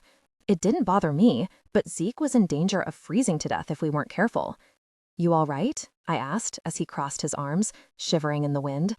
His pale hair lay plastered to his forehead, and his shirt clung to his chest, emphasizing his leanness. His face was tight. "Do you need to wait here? I can go on alone if you want." "I'm fine," he gritted out, clenching his jaw. "Let's keep moving." The metal staircase creaked horribly as we made our way up the steps, and I could feel it swaying under our weight. But it held until we reached the top platform and crawled in through the broken window. "I can't see a thing," muttered Zeke, pressing close to my back. I could. The room here had the same crumbling, gutted feel of most other city buildings. Cracked ceiling, peeling walls, floors strewn with rubble and trash. Looking closer, I had to fight the urge to hiss. Blank-eyed humans stared at me from the shadows of the room, some draped in rotted costumes, arms and legs missing or lying scattered on the floor. It took me a moment to realize they weren't real, just plastic figures made to resemble humans. Zeke gave a start, one hand dropping to his gun. He'd seen the creepy plastic figures too, and in the dark, with normal human vision, it might freak anyone out. "Relax," I told him. "They're not real. They're statues or something." Zeke shuddered and took his hand away. "I've seen a lot of weird things," he muttered, shaking his head, "but I think this takes the prize. Let's get out of here before I start seeing them in my dreams, or before they start moving." I glimpsed a dismembered arm on the floor, and a remark about needing a hand sprang to mind, but this wasn't the time for jokes. We carefully picked our way across the room and opened the door into another dark, narrow hallway. The door creaked shut behind us, plunging the corridor into darkness thicker than ink. In complete blackness, the world looked shadowy gray to my vampire sight, but at least I could still see. Zeke was edging forward with one hand outstretched, the other on the wall beside him. "Here," I said, quietly, and took his hand. He stiffened, muscles coiled to pull back, but then relaxed with a tight nod. "Just follow my lead," I told him, ignoring the pulse at his wrist, the beat of life through his veins. "I won't let you fall." We crept through the lightless hallway, passing rooms filled with dusty boxes, racks of rotting clothes, and furniture covered in plastic sheets. It was obvious the raiders didn't use this part of the building. The dirt and plaster dust lining these hallways hadn't been disturbed in years, except for the countless rats and mice that went scurrying away, vanishing into the walls and floor. At one point, I stepped in something soft, like mud, and looked up to see the ceiling crawling with what looked like hundreds of winged mice. I didn't mention this to Zeke as we hurried forward, though for some bizarre reason, I felt a strange kinship with the tiny grotesque creatures. The back of the building was like a maze, with endless rooms, hallways, and scattered rubble. Some of the walls had fallen in, and sometimes we had to pick our way over a section of ceiling or edge around a floor that had collapsed. Zeke kept a tight grip on my hand as we maneuvered the labyrinth, occasionally stumbling as his wounded leg gave out, but for the most part, keeping up with me. As we stepped over a fallen girder, a splintering crack rang out like a gunshot, and a section of floor gave way beneath us. I grabbed wildly for the beam with one hand, keeping a tight grip on Zeke with the other, as we plummeted straight down. My fingers hit the rusty edge of the girder, latching on desperately, as the weight of Zeke's body nearly tore my arm out of the socket. For a moment, we dangled over empty blackness. I could hear Zeke's panting, feel his pulse racing under my fingers. Overhead, the floorboards groaned threateningly, showering me with dust, but the girder itself didn't move. The weight on the end of my arm gave a strangled gasp, hand tightening around my wrist. My fingers digging into the girder slipped a fraction of an inch. "Zeke," I gritted out, "there's a beam right above us. If I pull you up, can you grab it?" "I can't see anything," Zeke replied, his voice tight with suppressed fear. "So you'll have to be my eyes. Just tell me when I'm getting close." I half swung, half lifted him to the edge of the hole, feeling my shoulders scream in protest. "Now," I muttered, and Zeke lashed out with his free arm, hitting the girder on his first try. The weight dragging me down vanished as Zeke grabbed the beam like a lifeline and hauled himself up. I followed, crawling out of the hole and rolling onto my back next to Zeke, who had done the same. He was breathing hard, shaking with adrenaline, his heart crashing in his chest. I felt nothing, no pounding heartbeat, no gasping breaths, nothing. A near-death experience, and I didn't feel a thing. Wait, scratch that. I did feel something. Relief. I was relieved that Zeke was alive and still with me. And now that the excitement was fading somewhat, I felt a stirring of real fear in my stomach, not for me, but for what could have happened. I'd almost lost him. If I had let him fall, he would be dead. Zeke stirred, shifting to his elbow, squinting into the darkness. "Allie?" His voice was hesitant, probing the black. "You still there?" "Yeah," I muttered, and felt him relax. "Still here." He shifted to his knees, one hand reaching out tentatively. "Where are you?" he murmured, frowning. In the dark, I watched his face, seeing his gaze pass over me without seeing. "You're so quiet. It's like you're not even here. You're not even breathing hard." I sighed, deliberately, just to make some kind of noise. "That's what happens when you're dead," I murmured, and rolled to my knees to face him. That whole breathing thing isn't so important anymore. I reached for his hand, but he suddenly leaned in, and his fingers brushed my cheek. Warmth flooded my skin, and I froze, waiting for him to pull back. He didn't. The tips of his fingers lingered on my cheek for a moment. Then, very slowly, his hand slipped forward, the palm brushing my skin. Frozen, I stared at him, watching his face as his fingers moved from my cheek to my forehead to my chin, like a blind man tracing someone's features to see them in his mind. "What are you doing to me?" he whispered, as his hand moved down to my neck, tracing my collarbone. I couldn't answer even if I wanted to. "You make me question everything I've learned, everything I know. Truths I've believed since I was a kid, gone." He sighed, and I felt a shiver go through him, but he didn't pull his hand back. "What's wrong with me?" he groaned, low and anguished. "I shouldn't be feeling any of this. Not for a—" He trailed off, but the word hung between us, raw and painful. I could sense Zeke's struggle with himself, perhaps trying to find the will to pull away, perhaps to do something that went against everything he'd been taught. I wanted, desperately, to lean forward to respond to his touch, but I was afraid that if I moved, he would pull back and the moment would shatter. So I remained still, passive and unthreatening, letting him decide what he wanted. Silence stretched between us, but his hand, his gentle fingers, never left my skin. "Say something," he murmured at last, cupping my cheek like he couldn't bear to pull back. "I can't see you, so I don't know what you're thinking. Talk to me." "And say what?" I whispered. "I don't know. Just—" Zeke bowed his head, his voice quietly desperate. "Just tell me I'm not crazy," he whispered. "That this isn't as insane as I think it is." His heartbeat stuttered, racing in my ears.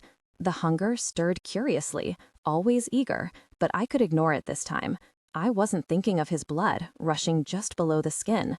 I wasn't thinking of his heartbeat, or his touch, or the pulse at his throat. Right now, all I was thinking of was Zeke. "I don't know," I told him softly as he shifted closer, radiating warmth even through his wet clothes. I knew I should pull away, but what was the point? I was tired of fighting.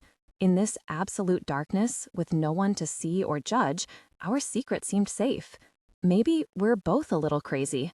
"I can live with that," Zeke murmured, and finally did what I'd been fearing and hoping and dreaming he'd do from the very start. His other hand reached up, framing my face as he leaned in and kissed me. His lips were warm and soft, and his scent was everywhere, surrounding me. I gripped his arms, kissing him back, and the hunger rose up, as powerful as ever, yet different from before. I didn't just want to bite him and drink his blood. I wanted to draw him in slowly, make him a part of me, and I wanted to share a part of myself with him so that we became one. I could feel my fangs against my gums, aching to slip out, to drop to the hollow at Zeke's throat where his pulse beat the hardest against his skin and sink below the surface. I felt the urge to tip my head back as well, baring my throat so that he could do the same, and that scared me back to my senses. I pulled away, breaking the kiss, an instant before my fangs lengthened and slipped through my gums. Zeke watched me with a puzzled expression, but in the darkness, he couldn't see the monster kneeling not 6 inches from his throat. "Zeke," I began, once I had firm control over myself. But before I could say anything else, a guilty expression crossed his face and he sat back on his heels. "Sorry," he whispered, sounding horrified with himself. He stood quickly, and I did the same, almost relieved for the distraction. God, what am I thinking? I'm sorry. I shouldn't be stalling us like this. We have to find the others. "This way," I said, and this time I didn't have to reach back for his arm. His hand sought my own and gripped it tightly, twining our fingers together. Treading lightly, we picked our way over the floor and continued into the ruin of the old building. We slipped through more hallways, more crumbling steps, being extremely careful now as we made our way down to the lower floors. Finally, I saw a sign painted in faded red letters that said "Backstage," with an arrow pointing down a flight of stairs. As we made our way down the musty staircase, I started to hear the noise from the auditorium. The ruckus of the crowd still had not died down. "I hope they're all right," Zeke muttered behind me. "I hope no one else ended up like Darren." His voice caught, and when I glanced back at him, I pretended not to see the glimmer in his eyes. The stairwell ended in a swath of jet-black water, lapping against the metal steps. That meant we had reached the ground level of the theater. Another backstage arrow lay half-submerged against the wall, pointing downward. "I think we're going to have to swim again," I muttered, releasing Zeke's hand. He nodded bravely, just as I caught a faint shimmer of light somewhere in the depths. "Wait a second," I cautioned as he stepped forward. "I think there's a door down there. I'll see if I can get it open." "All right," Zeke said. "I'll wait here for you. Be careful." He sank down onto one of the steps, arms around himself, and leaned forward, shivering. For a moment, I wanted to bend down and kiss him, to reassure him that it would be all right. I didn't. I walked down the stairs, straight into the murky depths, and continued downward as the water closed over my head. The steps went down another flight and a half, ending at a rusty metal door. A faint orange glow trickled out between the cracks, but pushing on it revealed the door was locked or stuck. It was difficult to find the leverage I needed to force it open, but vampire strength, plus the handy benefit of not having to breathe while underwater, won out in the end. After bashing my shoulder against the surface repeatedly, it finally gave way. Orange light flooded the stairwell, coming from somewhere beyond the door. I turned and swam back up the steps to Zeke, waiting anxiously at the edge of the water. "Got it open," I said, unnecessarily. The stairwell was no longer pitch black. Though it was still plenty dark, Zeke was no longer blind. He nodded and gazed past me into the water. "Did you see anyone?" "Not yet, but there's light coming from that room, so I'm guessing we're backstage, behind the curtain." I gestured back to the exit, making a small splash. "The door is underwater, but it's not far. Follow me and you'll be fine." Zeke nodded and, without hesitation, plunged into the icy waters. Pulling ourselves down by the railings, we swam through the flooded stairwell, through the door, and surfaced cautiously. Treading water, I gazed around the small lake, trying to get my bearings. We were definitely backstage. The floating platform bobbed on the water's surface about 50 feet away, each corner lit by flickering oil lamps, sputtering on their posts. The massive red curtain hung across the center, moldy and tattered, but still a barrier separating the backstage from the auditorium. A raucous cheer came from the other side. The raider audience was still out there and getting rowdier. Puzzled, I gazed around the room, wondering where everyone was. Chairs floated or lay half submerged in the murky water, which was also choked with floating black wires and bits of rope. A plastic arm bobbed past my face, and I could see the remains of a couch, bloated and falling apart beneath me. But, except for the floating stage and the huge red curtain, the room appeared empty. Then I heard voices above me and looked up. A maze of catwalks and platforms stretched above the room, dangling 20 or so feet above the water. They crisscrossed their way through the open air, between coils of ropes and pulleys, surrounding a pair of cages hanging from the rafters. The cages, made of rusty iron and steel, hung a little below the catwalks, each suspended by a single thick rope that swayed gently in the open air. Soft sobbing noises came from inside as a group of people huddled together behind the bars. Zeke drew in a sharp breath. He'd seen them too. We started forward, but the beam of a flashlight suddenly pierced the gloom above the catwalks as a raider stalked out of the darkness, shining the light into the cage. "Hey, shut up in there," he ordered, aiming the beam into the face of a terrified Caleb, who cringed back and clung to Ruth. I felt Zeke's fury, the tight coil of his muscles under his shirt, and put a warning hand on his shoulder. "You little gosh should be thankful," the raider continued, as two more guards emerged from the shadows, ambling along the catwalk. "No more spectacles, at least for tonight. Let's hope the old man can do what Jackal says he can. Otherwise, we might have to feed one of you to the rabbits for inspiration, eh? Chew on that for a while, huh?" He spat over the railing and sauntered off, joining his friend on another platform. I turned to see Zeke draw his gun, aiming it at the raider's back, and grabbed his arm. "Zeke, don't." I forced his wrist underwater, and he glared at me.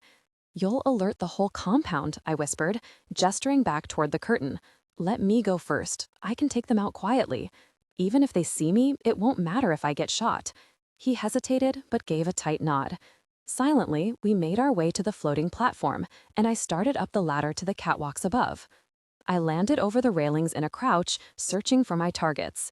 I could hear their footsteps, sense their beating hearts. One was very close. I crept along the walk, weaving through thick tangles of rope, until I found him, leaning against the railing smoking a cigarette. He didn't see the arms that reached through the ropes until it was too late. I snaked one arm around his neck, one hand against his mouth, and yanked him back into the coils. He let out a muffled yelp, but then my fangs were already in his throat. That was easy, I mused, pushing the ropes aside as I stepped out, smiling. Now, where are the other two? There was another one, standing at the edge of a platform, smoking. His friend was wandering away, back toward the far wall, leaving the other alone. His back was to me, but I'd have to creep around the cages to get to him, and I'd have to do it before he could alert his friend. Crouching down, I started forward. "I just have to be quick, Allie." The shrill cry echoed through the room, making me jump, and the guard's attention snapped to the cage. Caleb's small form was pressed against the bars, his wide eyes fastened on me, one hand outstretched. The raiders followed his gaze and jerked upright as they saw me. So much for the element of surprise. As the guards went for their guns, I took 2 running steps toward the edge of the platform and hurled myself into space. My coat snapped out behind me as I flew over the water, and the raider's eyes bulged as I soared from one side of the catwalks to the other. At the last second, one tried bringing up his gun, but I was already on top of him, slamming my knee into his chest.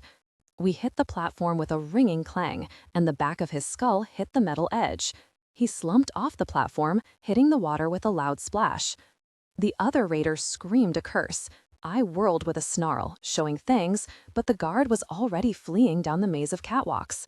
Ducking behind the cages, he paused to look back and paled when he saw me running toward him with my sword drawn. Caleb cried out again, and the guard's gaze snapped eerily to the child, a chilling look crossing his face. Pulling a huge knife from his belt, he leaned out and slashed at the thick ropes holding the cages above the water. The first snapped, and the cage with Caleb, Ruth, Bethany, and Teresa plummeted to a chorus of screams into the icy water. As the second rope frayed, and the raider raised an arm to hack it again, a shot rang out from behind. The man jerked. Blood exploded from his chest in a thin spray, and he fell backward. Still clutching the smoking pistol, Zeke rushed onto the platform just as the second rope snapped and the cage joined the first one in the waters below. I leaped over the edge, plummeting into the foaming water. The second cage had miraculously fallen skewed on an underwater table, so a corner still stuck out above the surface. Jake, Silas, and Matthew were clinging to the bars, struggling to keep their faces above water.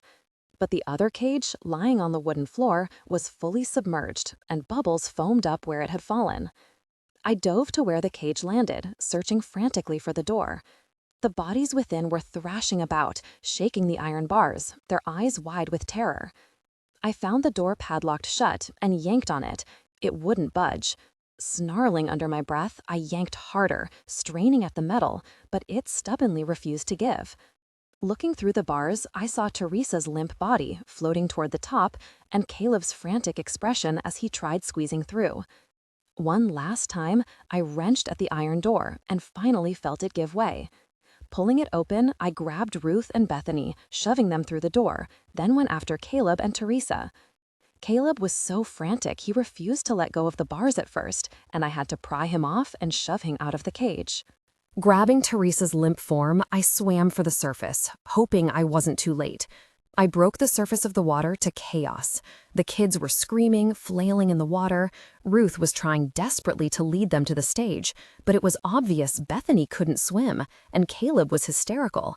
A few feet away, Zeke was at the other cage, trying to work it open. I saw the flash of keys in his hand, taken from the dead raider, probably a second before he pried the door open, letting the captive swim out.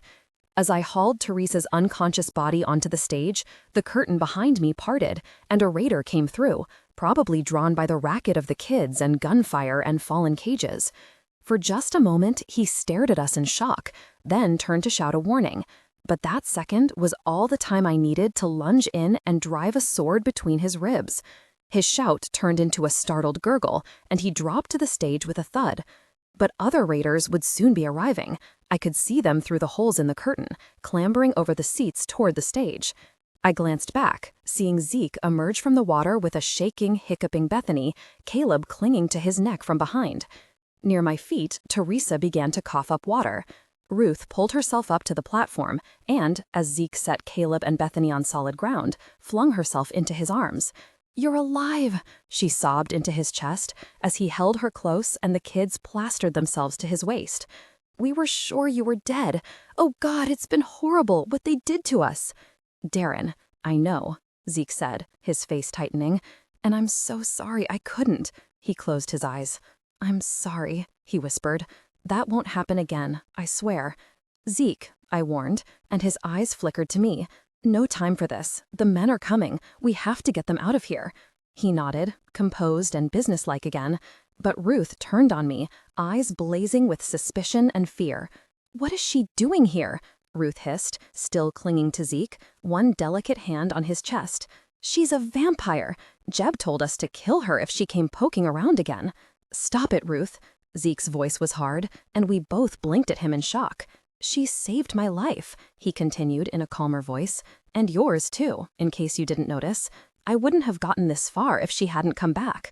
But Jeb said—" "Save it," I barked at her, and she cringed back, eyes wide. "We're not out of here yet, and, now that you mention it, where is Jeb? He's not here, that's for sure. Where did they take him?" "I'm not telling you, vampire!" Ruth shrieked, on the verge of hysterics. "I'm not telling you anything," I snarled, ready to smack some sense into her, but Zeke held up a hand, stopping me. "Ruth," he shook her gently, bringing her attention back to him. "Where is Jeb? Did they say where they took him, where he's being held?" The girl nodded, clinging to his shirt. "Jackal's Tower," she whispered. "They said he's being taken to Jackal's Tower." The words were barely out of her mouth when Bethany screamed, and another raider came through the curtain, followed by a friend. I spun, blade flashing, and quickly beheaded one, making Bethany and Ruth scream again, but the other got off a yell before I could silence him. As their bodies hit the stage, I spun toward Zeke. "Move, get them out of here." I swept a hand toward the catwalks, to the door the guards had used. "Don't wait for me. I'll catch up when I can. Just get them out of the city and don't look back." "Catch up?" Zeke had started ushering the group up the ladder to the catwalks, but now turned back with a frown. "You're not coming with us?" "No." I shot a quick glance at the curtain, hearing the crowd rushing the stage, the splashes as the raiders plunged into the water. "I'm going back for Jeb." He stared at me. "You?" "But no, I should be the one. He's family. It should be me." "You're still hurt, Zeke. Besides," I nodded to the group as the last of them scrambled up the ladder, peering down at us, "you have to lead them out of here. I'll have the best chance to find Jeb if I'm alone. But Zeke hesitated, torn. Even if you find him, he might not go with you. Allie, he might try to kill you. I know. I stepped away from him, toward the curtain. The raiders were climbing the stage now, hauling themselves out of the water. But if I don't do this, I'll be the monster he thinks I am. Spinning, I slashed at a raider who charged through the curtain, splitting him open to the shrieks of the kids. As he staggered and fell into the water, I whirled back on Zeke. If Jeb is alive, I swear I'll find him. But you need to get them out of here, Zeke. Go, now. If I'm not back by dawn, don't wait for us, because we'll be dead. Go. With one last tortured look, Zeke turned and fled up the ladder. I spun toward the stage, slashing at another raider, and grabbed the oil lamp from the post.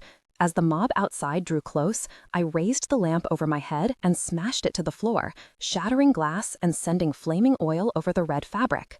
The old curtain caught fire instantly, and tongues of orange flames sprang up with a roar, engulfing the cloth and spreading to the wood beside it. As a pair of raiders came through, I snatched the second lantern and did the same to the other side, flinching away as the oil splattered everywhere, catching the two men in the spray. They howled, flailing their arms as their clothes caught fire, and fled back the way they had come. The inferno roared, eating rapidly at the old curtain, licking at the wooden frame around it. I stumbled back, clutching the last lantern, fighting the instinct to run as the flames snapped and reached for me, blistering and lethal. For the first time, I felt an almost primal terror, facing down one of a vampire's greatest fears. Fire could destroy me. The wind, rushing in from the roof and shattered windows, blew clouds of embers and burning cloth into the air. One landed on my coat sleeve, and I hissed as I slapped it away. I smashed the final lantern at the base of the stage, turned and fled up the ladder, feeling the heat sizzle against my back. Cries of alarm echoed over the roar of the fire as the raiders scattered back and forth, not knowing what to do. Some jumped into the water to flee, and some tried dousing the flames with whatever they could find, but the inferno was licking at the walls and ceiling now, spreading to the oiled wood without any sign of slowing down. At the top of the ladder, I looked over to see Zeke usher the last of the group through a door at the end of the catwalk. He glanced back, and our gazes met. For just a moment, we stared at each other as the wind and flames shrieked around us, snapping at hair and clothes. I saw regret that he wasn't able to come with me, a fierce determination to get the rest of them out alive, and a trust that hadn't been there before. I gave him a brief nod, and he returned it solemnly before vanishing through the doorway. I turned. The flames were spreading faster than I thought possible, tearing at the walls, the wind carrying burning embers to the plush seats to catch fire. I faced part of the outer wall that had collapsed, seeing crumbled buildings through the gaping hole, the dark outline of the city through the smoke. I sprinted for the end of the catwalk and leaped, hurling myself over the water, grabbing rough wood and plaster as I hit the wall. A section gave way beneath my hand, plummeting down with a splash as I pulled myself up. Finding handholds along the outer wall, I easily climbed up to the roof and gazed out on the city. Skeletal buildings loomed above me, dark and crumbling, brushing the sky. I turned, scanning the towers, looking for anything that might indicate Jackal's lair. They all look the same, broken and empty, and I spat out a curse. How was I going to find that old man in such an enormous... I stopped, blinking.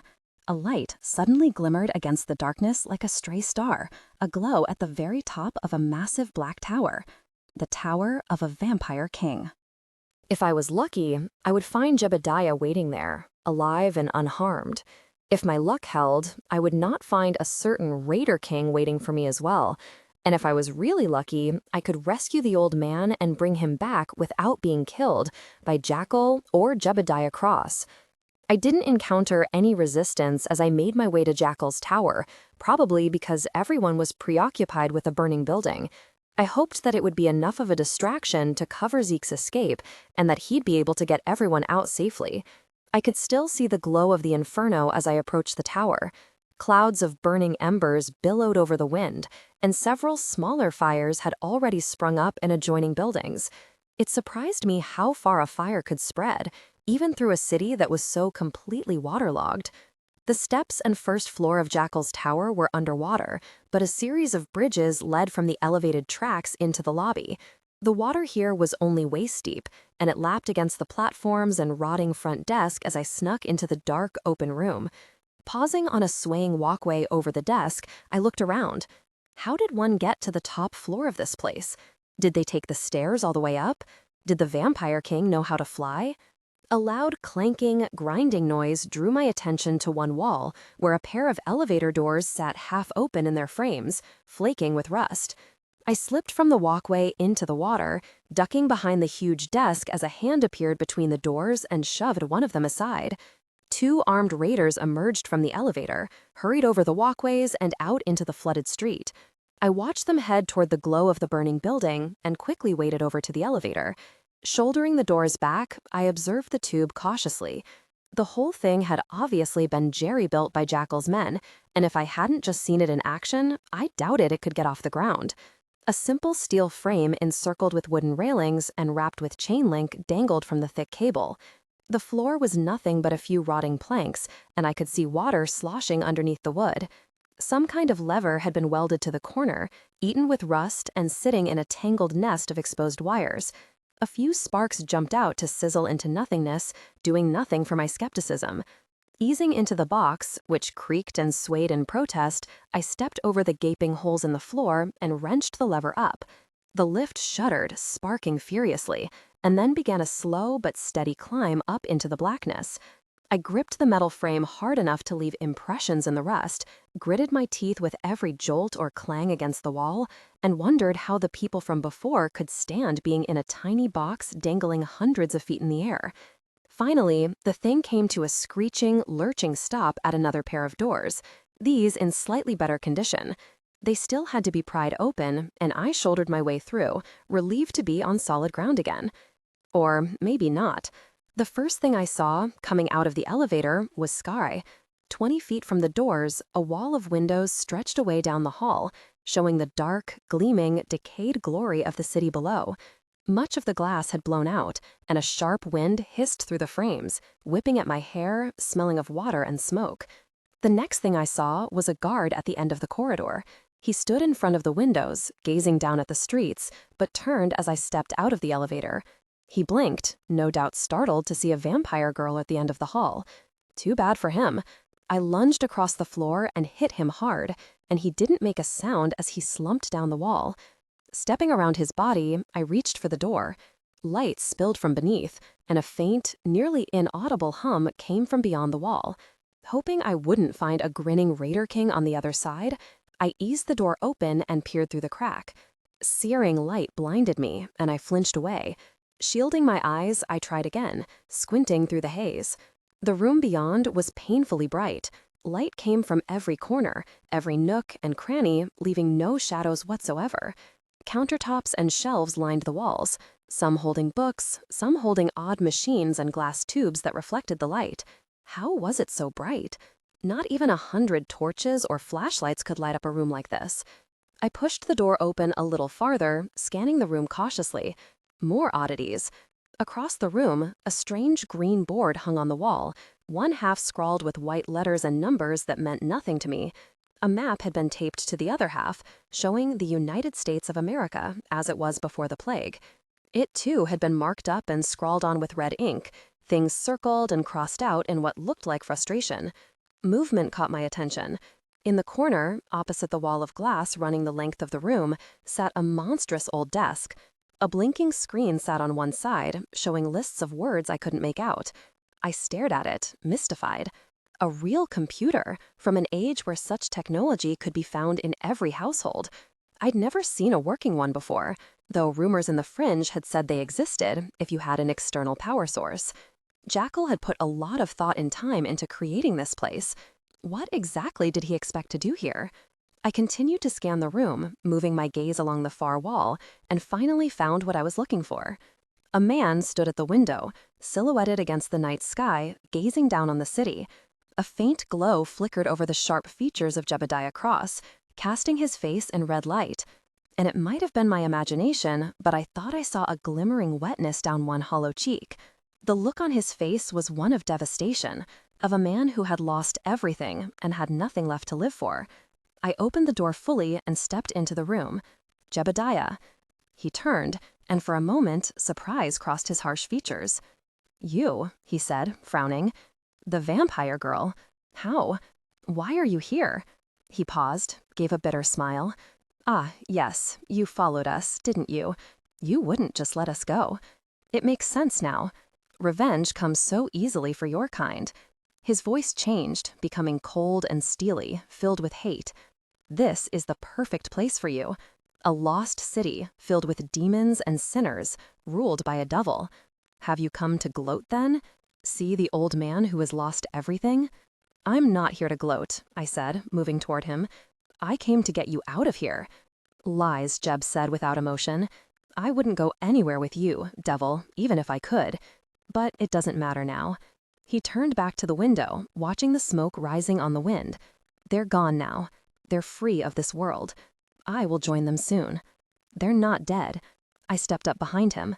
Zeke and I got them out. They're waiting for us outside the city, but we have to go now before Jackal finds us. Are you afraid of death, vampire? Jeb asked quietly, still gazing out the window. You should know that there is nothing more dangerous than a man who is not afraid to die. I have lost everything, but that frees me. The Vampire King will never use me to achieve his goals. And you will not threaten anyone again. Jeb, I moved closer, reaching for his arm. Jackal might be here any second. We have to get out of here. No. Jeb turned, stepped forward, and very calmly stabbed me in the gut. I gasped and jerked, hunching over, as pain shot through my stomach, a blinding, crippling flood. Snarling, fangs bared, I staggered away from Jebediah, who watched impassively with his fingers smeared bright red. My hands went to my stomach, feeling the weapon still jammed into my flesh, sharp-edged and torturous. Blood pooled around the object, making it slick, but I grasped the end and drew it out, clenching my teeth to keep from screaming. A glass shard, nearly 6 inches long, slid out of my gut in a blaze of agony, and I dropped it with a gasping cry before my legs gave out and I crumpled to my knees. Jebediah stepped across my field of vision, moving away toward one of the many shelves, his face expressionless. I was healing, the wound knitting together, but not quickly enough. Jeb, I gritted out, trying to get to my feet, sinking back with a grimace. I swear, I came here to get you out. The others are alive, waiting for you. He opened a drawer, drew out a scalpel, and walked back with it gleaming in his hand, his eyes hard as stone. He didn't seem to have heard me. Let this be my final penance, he murmured, almost in a daze, as I desperately struggled to my feet, grabbing a counter to pull myself up. Eden is lost. Ezekiel is lost. The cure for the human race is lost. I failed, but at least I will bring one devil back to hell with me. I can still do that much. I staggered away from him, holding my stomach. The urge to draw my sword was overpowering, but I forced myself to face the old man. Cure? I said, putting a counter between us. What cure? He didn't answer, following me calmly around the obstacle, scalpel held in front of him. So, Jackal was right, I guessed. You do know the cure for rabbitism. You've been keeping it from everyone all this time. Do not speak of matters you do not understand, vampire, Jeb shot back, with a little more emotion than he'd previously shown. There is no cure, not yet. All that exists are fragments, pieces of information, results of failed experiments from decades ago. You knew about the vampire experiments, I guessed. Jeb stared at me over the glass and the beakers, hands at his side. How? Were you there? Did you live in New Covington before it became vampire territory? You're not that old. My grandfather was part of the team searching for the cure, Jebediah said flatly. He was the head scientist, a brilliant man of his field. It was he who discovered vampire blood might be the key to finding the cure for red lung.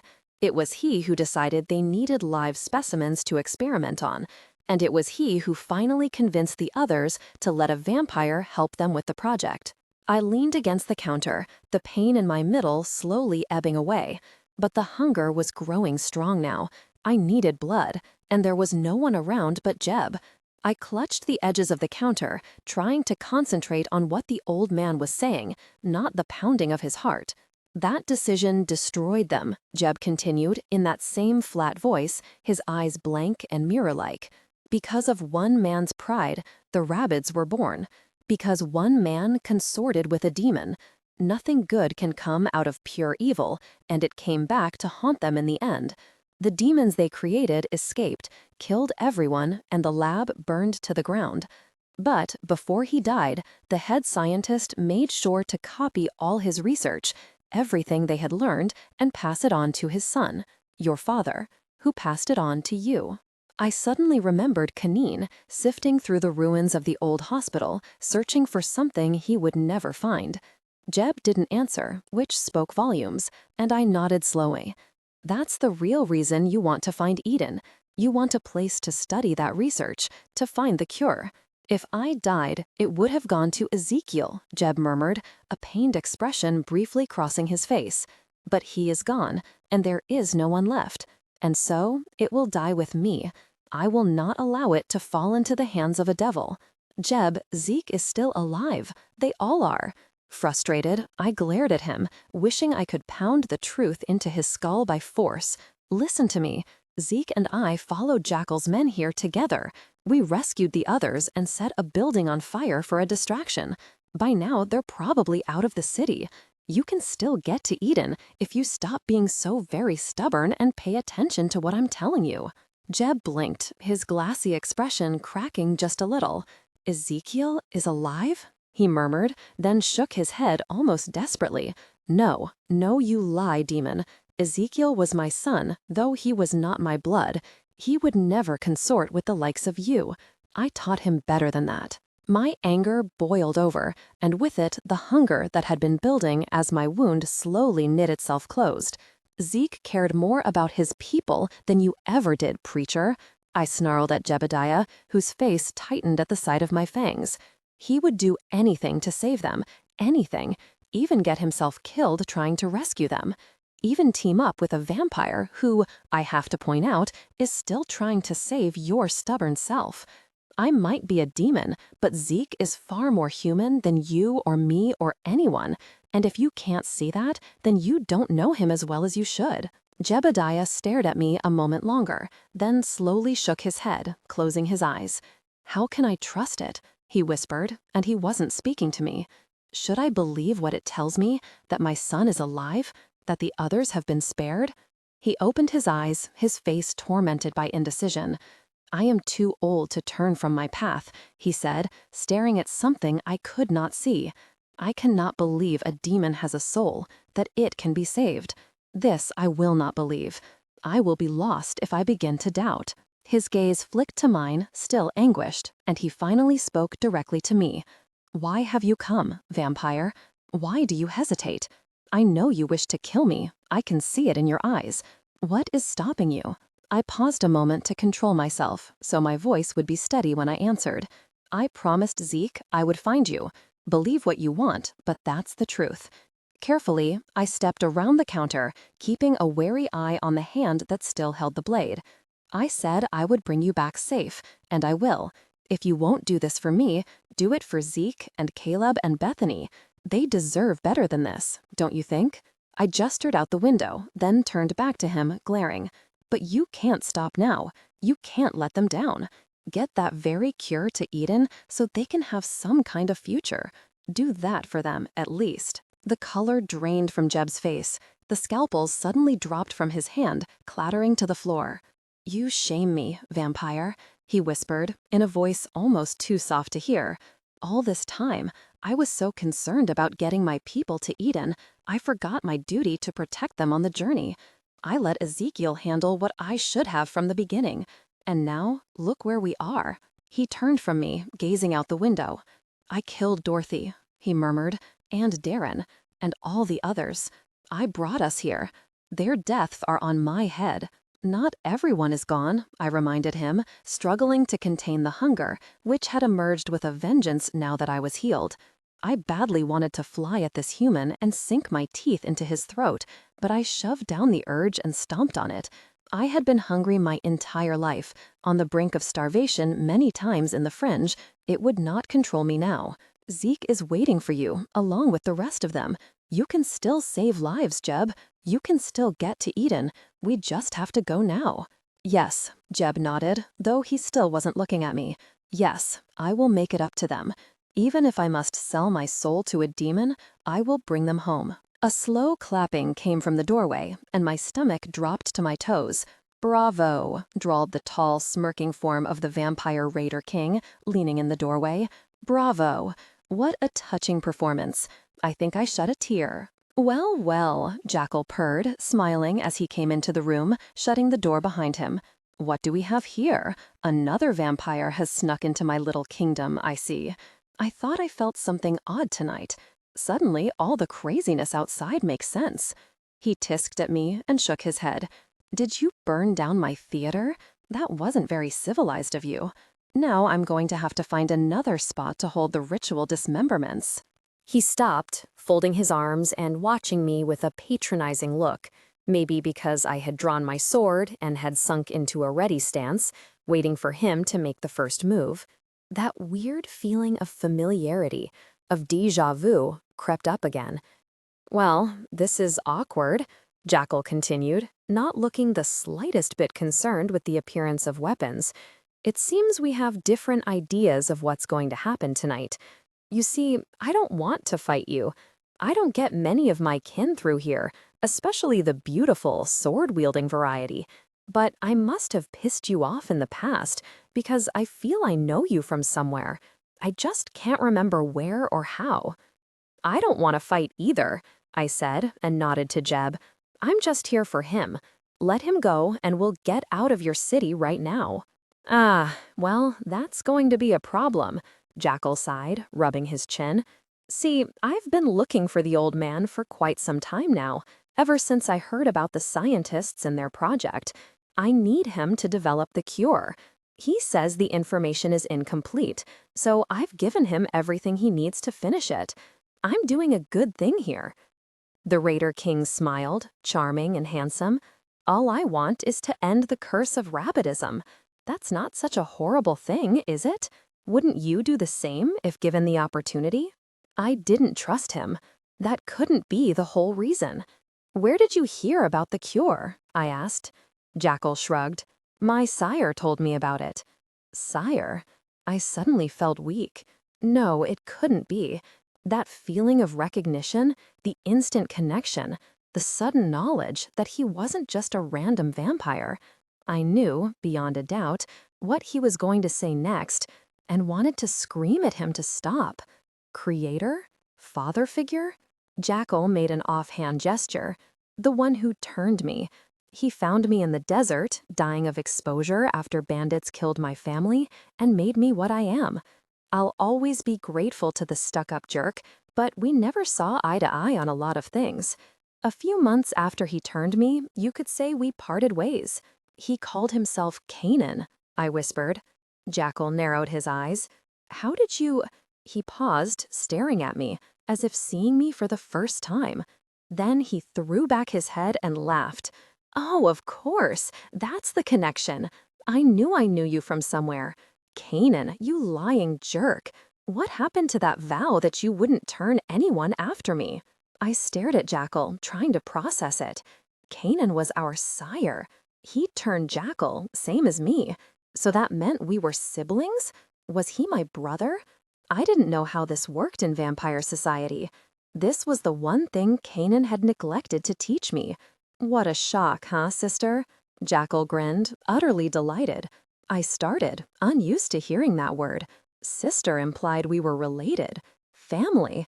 Well, this is too perfect, isn't it? You can't turn on me now, right? "Not your dear older brother," I growled, coming to a decision. Jackal raised his eyebrows in mock surprise. "I want nothing to do with you, not after what you've done." I remembered Darren, pleading and frightened, right before the rabbit pulled him down.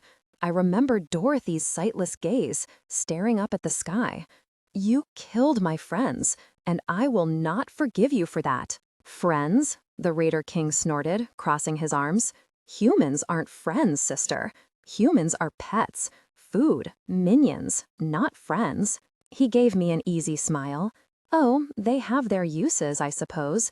They're entertaining sometimes, but even they realize that we vampires are the superior race. That's why, deep down, they all want to be like us. Take the minions out there. He jerked his thumb at the window. I give them freedom. Let them come and go and kill as they please. But do they stay away? He shook his head. No, they always come back because they hope that someday, if the purse is lifted, I will reward their service and make them just like me. And that is why you want the cure, demon, Jebediah said, his body a coiled wire as he faced the vampire lord. You want to turn your own people into vampires, to make more like yourself. An army of demons with you at the head. I might have offered my people immortality. Jackal shrugged, still talking to me. What of it? It's a gift I would offer gladly.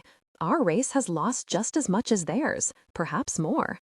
He raised his empty hands and took a step toward me, ignoring Jeb. Come on, sister. Why are you so concerned about one human? They're food, blood bags. We were meant to rule over the human race. That's why we're superior in every way. Stop fighting your instincts. If Canaan truly sired you, then you have the potential to be a master, same as me. And I'm not above sharing everything with you. I don't tolerate other vamps in my kingdom, but for you, I'd make an exception. His voice became low, soothing. Think of what we could create, the two of us. We could have our own little paradise with our armies and servants and human cattle. We could offer our faithful the gift of immortality, and we would rule this world till the end of time. Our own vampire Eden. Never, Jeb cried and snatched the scalpel from the floor. Never, he said again, his face wild. Blasphemy. I will die before I let that happen. And he flew at the Raider King with the scalpel held high. Jackal turned as the human lunged, easily grabbing Jeb's wrist and wrenching the blade from his grasp. Now, he growled, baring his fangs as he lifted Jeb off his feet. You can't die yet. I need you to finish that cure. However, I have no qualms about torturing you a bit to get it. He flung Jeb backward, and the human crashed into the counter, smashing vials and beakers on his way down.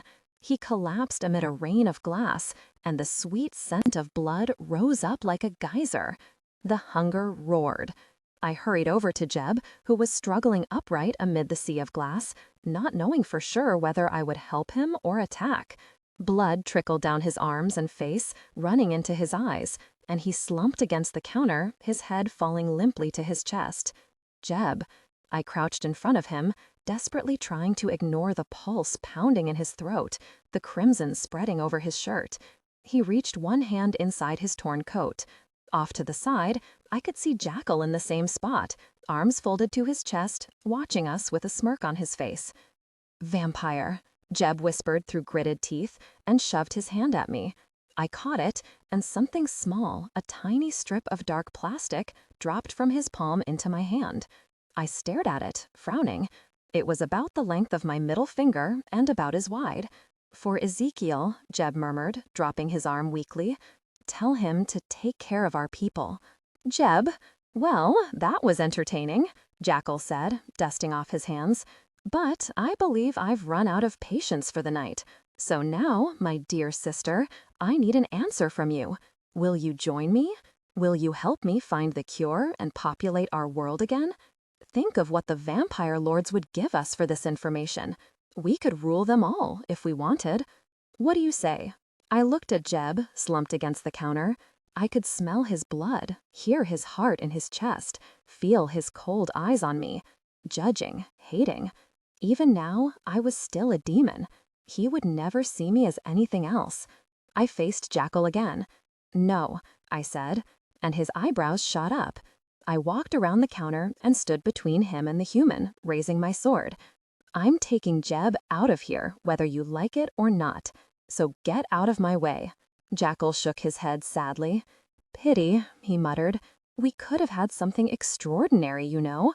Two siblings, united by fate, joined forces to change their world. What can I say? I'm a romantic at heart, though this story wasn't meant to be. He took a breath and gave a dramatic sigh, smiling at me. I'm going to have to kill you now. Then stop talking, I challenged, sinking into a ready stance, and get on with it. The sun is going to be up soon. Jackal bared his fangs, and his golden eyes flashed. Oh, trust me, sister. This won't take long at all. Reaching into his duster, he drew forth a long wooden stick, one end coming to a deadly point. My stomach twisted in raw primal fear, and I stumbled back. "I thought you might appreciate this," he said, smiling evilly as he stalked forward. "Kanine was the one who taught me, you know, to master my fear, to use it to my advantage." He twirled the stake between his fingers, grinning. "What's the matter, sister? Didn't he teach you the same? Or was your education cut short by our kin who want his head on a platter? How much practice did you get with dear old Kanine, anyway? I'm guessing less than me. I've known our sire a long time. Did he teach you how to bore your opponents to sleep? Because I think I missed that lesson." Jackal roared with laughter. "Huh, I like her," he mused, shaking his head. "It's going to be such a shame to kill you. Are you certain you won't reconsider? These humans can get so dull sometimes." "No," I glared at him, shaking my head. "I won't let you hurt anyone else." "Very well." The Vampire King shrugged, flipping the stake in his hand. "I gave you the chance. Are you ready then, sister? Here I come." He lunged forward, covering the room in a blink, moving faster than I could see. I slashed at him wildly, but Jackal ducked and stepped into my guard. His hand shot out, grabbing my throat, lifting me off my feet. Before I could react, he slammed me hard onto the counter. Glass flew everywhere again, like a crystal blizzard, and the back of my skull struck the marble edge. Stunned, I lay there for a half second before Jackal raised his fist and slammed the wooden stake through my stomach. I arched up, screaming. My sword fell from my hand, clattering to the floor. The pain was unlike anything I had felt before, waves of fire shooting through my body, centered on that point where the wood entered my flesh. I could feel the stake inside me, like a fist clenching my intestines, twisting and squeezing. I went to yank it out, but Jackal grabbed my wrist, slamming it back onto the counter, pinning me down. "Hurts, doesn't it?" he whispered, bending over me, yellow eyes gleaming. Incredible that a piece of wood shoved through your gut could hurt so bad. I'd rather have a hot poker jammed through my eye into my brain. My body convulsed, and I clenched my jaw to keep back another scream. Jackal continued to hold me down, smiling. "Oh, and if you're wondering why it's getting hard to move, let me enlighten you. Your body is going into shock. It's shutting down, trying to repair itself. A few minutes of this, and you'll be begging me to cut off your head and end it." I struggled, but my limbs felt sluggish. Jackal had one arm pinned, and though the other was free, the blinding agony in my middle made it impossible to shove him off. I was literally staked to the counter, speared like an animal. Jackal grinned down at me and sadistically twisted the wooden spike in deeper. And this time I couldn't hold back a shriek. "Bet you wish you'd taken my offer now, huh, sister?" I could barely focus on what he was saying. Such a pity. I was imagining all the things we could have done, together. But you had to side with the blood bags, didn't you? Just like Kanine. And now look where he is, captured and tortured by that psychotic freak, Saren. You must be so proud to have followed the same road as our sire. I reached back with my free hand, desperately searching for something, anything to free myself. I forced myself to talk, to keep him distracted. "How did you know about Kanine?" Jackal twisted the stake again, and I arched in helpless agony. "You've been having the same dreams, right? Intense emotion can sometimes be carried to those who share our blood. So Kanine might even be experiencing your pain right now. Isn't that an interesting thought?" He leaned in, smiling. "Hey, Kanine, can you hear me? Do you see what I'm doing to your newest little spawn? What's that?" He tilted his head to one side. "Give her another chance, you say? Don't kill her like you did your brothers? What an interesting thought. Do you think if I offered again, she would agree?" My groping fingers found the edge of a beaker, miraculously unbroken, and curled around the neck. With Jackal still leaning in, I brought it forward with all my strength, smashing it against the side of his face. The glass shattered, knocking his head to the side, and Jackal roared. Spinning back, he yanked me off the counter and swung me over his head. The next thing I knew, I was hurling through the air and had a split-second glance of the windows rushing at me before I struck the glass with a splintering cacophony. Cold Chicago wind hit my face as I hovered in empty air for a moment, then started to plummet. I twisted desperately, lashing out with both hands, seeking anything solid. My fingers scraped against the wall, and I hit the side of the building, one hand clinging to the ledge below the windows. I looked up. Jackal loomed above me, the side of his face webbed in crimson, yellow eyes blazing as he glared down. But he was still grinning, his own blood trickling into his mouth, turning his fangs red. That, he said in a conversational tone completely different from his expression, wasn't very smart. Ballsy, but not smart. And after I just offered you a way out, too. Any real vampire would have jumped at the chance. But not you. No, you're still hung up on the humans. It was difficult to listen to him. The stake was still lodged in my stomach, a constant throbbing agony, making my limbs weak and unresponsive. My fingers slipped, and I clawed frantically at the ledge. Jackal reached down and grabbed a large chunk of broken concrete, nearly the size of a human skull, and tossed it easily in one hand. "If you're so fond of these walking blood bags," he smiled, raising the stone over his head, "then you can join them in hell." I braced myself, knowing I was about to die. But then I heard footsteps behind Jackal an instant before Jebediah Cross slammed into the Raider King from behind. Howling, Jackal toppled over my head, thrashing and flailing, with the old human clinging doggedly to his back.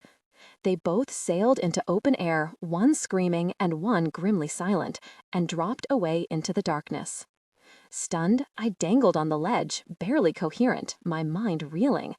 In a daze, I reached down and grabbed the stake, yanking it free with a scream. It tumbled from my limp fingers and spun end over end, clinking off the building, until it was lost to the dark waters far below.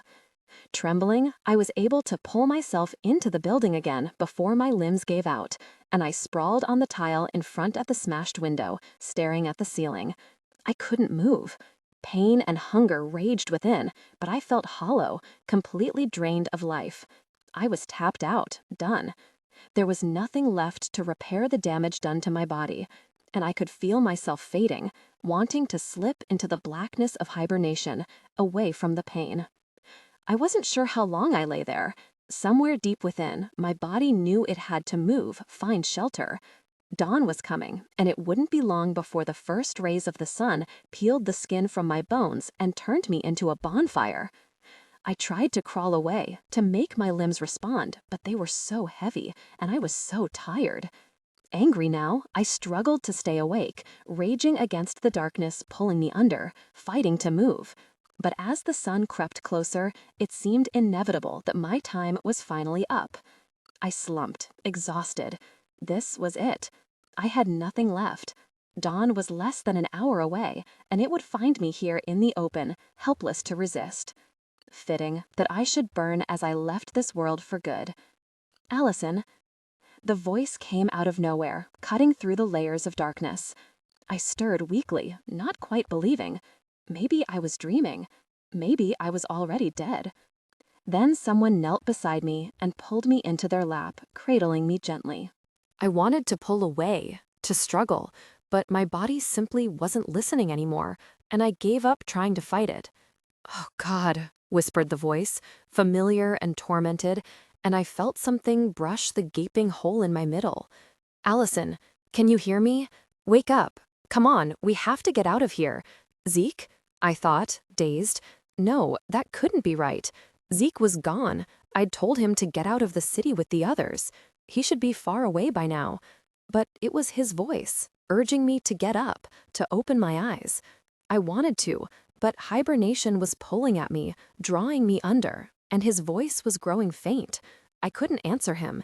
He shifted me in his arms, and I heard a hiss of pain as the hot scent of blood suddenly filled the air. "Please, let this work," he whispered, and pressed something to my mouth.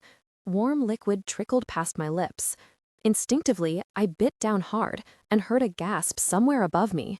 I barely noticed it, nor did I care. This was life, and I snatched at it greedily, feeling strength returning to my body, shaking off the sluggishness.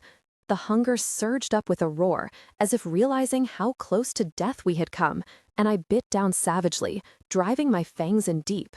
There was a stifled cry, and the flesh and muscles against my mouth tightened. It drove me crazy with desire. The blood wasn't flowing fast enough. I wanted to rip and tear the veins open, releasing it in a hot flood. I could feel the pulse at the wrist, throbbing in time with a heartbeat, and wanted to drink and drink until they both faltered and finally stopped. With a roar, I released the arm and lunged up to the prey's throat, where the blood pumped the hardest and life flowed just below the surface. Baring my fangs, I was about to sink them into his neck to release that glorious surge of heat and power when the body went rigid against mine. I heard a heartbeat quicken, thudding loudly in his chest, and I realized, Zeke, no, I can't do this.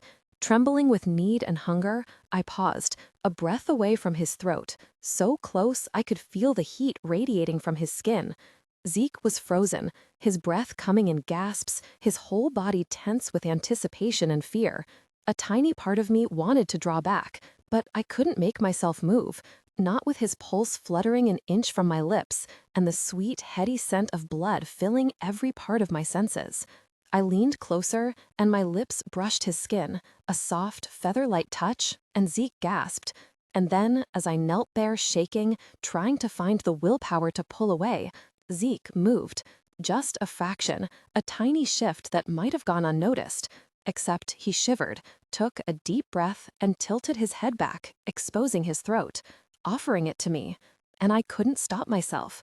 I lunged, sinking my fangs into his neck, driving them deep. Stifling a cry, Zeke stiffened and gripped my arms, arching his back. His blood coursed hot and sweet into my mouth, spreading through me, a slow-moving fire. It tasted of earth and smoke, of heat and passion and strength, of all things Zeke. He breathed my name, a sigh of benediction and longing, and I couldn't get close enough, never close enough. His heartbeat roared in my ears, pounding out a savage rhythm, and I lost myself in the moment, cocooned in ecstasy, feeling the essence of this remarkable human swirl through me. No, through the hunger and bloodlust, a tiny, sane part of me emerged, gasping in horror. "This is Zeke," it cried out. "This is Zeke you're feeding from, Zeke's heartbeat you're listening to. His blood is saving your life, and you're going to kill him if you don't stop now." The hunger roared. It wasn't satisfied, not nearly sated enough. I had nearly been killed and needed more blood to heal completely, but I could not take any more without risking Zeke's life. Zeke was in no position to push me off. I had to control myself. "Stop," I told myself firmly, clamping down on my hunger once more. "No more.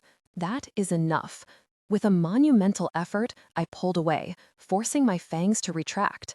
I felt Zeke shudder as my fangs slid from his throat, felt his whole body slump against mine. For a moment, neither of us moved, and I looked down in horror. Under my assault, Zeke had fallen back and was now resting on his elbows, breathing hard, with me straddling his waist. Blood still oozed from 2 tiny holes in his neck. He still wore a dazed expression, but when he finally raised his head and looked at me, his eyes were clear. I froze. He had seen. He had seen me at my worst, a vampire in a snarling, foaming blood frenzy, a monster who had almost killed him on instinct. Until now, even though he'd known what I was, I had at least appeared more or less human. I could only imagine what he thought of me now. Zeke stared at me, and under his intense gaze, I wanted to crawl into a deep hole, but also to pounce on him again, to drive him back to the floor and finish what I'd started. I could feel him shaking underneath me, his heart thudding against my palms. "Zeke, I didn't know what to say. What could I say? Sorry I almost killed you, that I couldn't control the demon, that I wanted to keep drinking until you were an empty, lifeless husk? I didn't want you to see me like this, I thought despairingly, closing my eyes. Out of everyone, I didn't want you to see the monster. Just... Zeke paused, letting out a breath, as if his body had seized up and he could just now breathe again. Just answer me this one question, he said. Does this mean... This doesn't mean I'm going to turn, does it? I immediately shook my head. No, I whispered, glad for something to say. The process is different. You would have to take some of my blood to become a vampire. I would also have to nearly kill you. He sighed, and some of the tension left his body. Then, I'm glad I came back. I rose, scrambling away from him, and Zeke rolled upright and faced me, pale from cold and pain and blood loss. I turned away, staring at the shattered windows, watching embers from the fires dance on the wind. I felt his gaze on my back, and shame burned through me like the hottest fire. Why did you come back? I whispered. I told you to keep going. You shouldn't have. I couldn't leave you, Zeke said. Not after everything you did for us. For me. I had to come back. I heard his footsteps, felt him step up beside me. From the corner of my eye, I watched him gaze at the city, watching the flames. The others are safe, he announced. They're at the edge of the city waiting for us. We should go. I guess... And his voice faltered, suspiciously close to breaking, and he swallowed hard. I guess Jeb won't be coming back with us. Jeb. I felt a blinding stab of guilt, and a hollow emptiness, knowing I had failed them both. Zeke, I said, finally turning to face him. Jeb is... I saw, he whispered, gesturing to the broken glass, his face tight. I saw what he did when you were beneath the window. I was coming up to the building when the bodies fell. My stomach felt cold. Did Jeb... No. He shook his head and closed his eyes, as if trying to squeeze out the memory. There was nothing I could do for him. I'm so sorry. Words were inadequate. I looked at his trembling shoulders, the fists clenched at his sides, and wished I dared to pull him close for just a moment. I tried. Not your fault. His voice broke at the end, and he took a deep breath. It was his decision. He chose to end it that way, even if it meant saving a... He paused, raked a hand through his hair. You must have done something to make an impression, he finished softly. I knew him for 14 years, and he never once changed his mind. You're wrong, I thought. It wasn't me he was thinking of tonight. It was you. Reaching into my pocket, I drew out the small plastic strip Jebediah had given me. He wanted you to have this, I said, and Zeke turned. He said you would know what to do with it. He took it gently, almost reverently, staring as he held it up. Do you know what it is? I asked after a moment. Yes. Looking around the room, he hurried over to the desk in the opposite corner and shoved the plastic strip into a slot on the side of the computer. I was amazed that he knew how to use it, even more so when he fiddled around with the keyboard and pulled up several files on the screen. Yes, Zeke muttered, blue eyes flickering across the screen. This is all their research, all the information they had on the plague and the rabids and the virus. It lists everything, their methods, the tests they ran on the vampires, everything. If we can get this to Eden, there might be a real chance of finding a cure. He sighed and yanked the strip out of the computer, raking a hand through his hair again. If we can ever find it, we still have no idea where it is. I looked at the green board, the one with the dusty white letters scrawled across its surface, and the map on the other side. Frowning, I walked up and ripped the map from the board, narrowing my eyes. Cities had been circled and crossed out, notes scrawled along the edges in what was probably Jackal's handwriting. But one place stood out. One area had been circled several times, a question mark hovering beside it.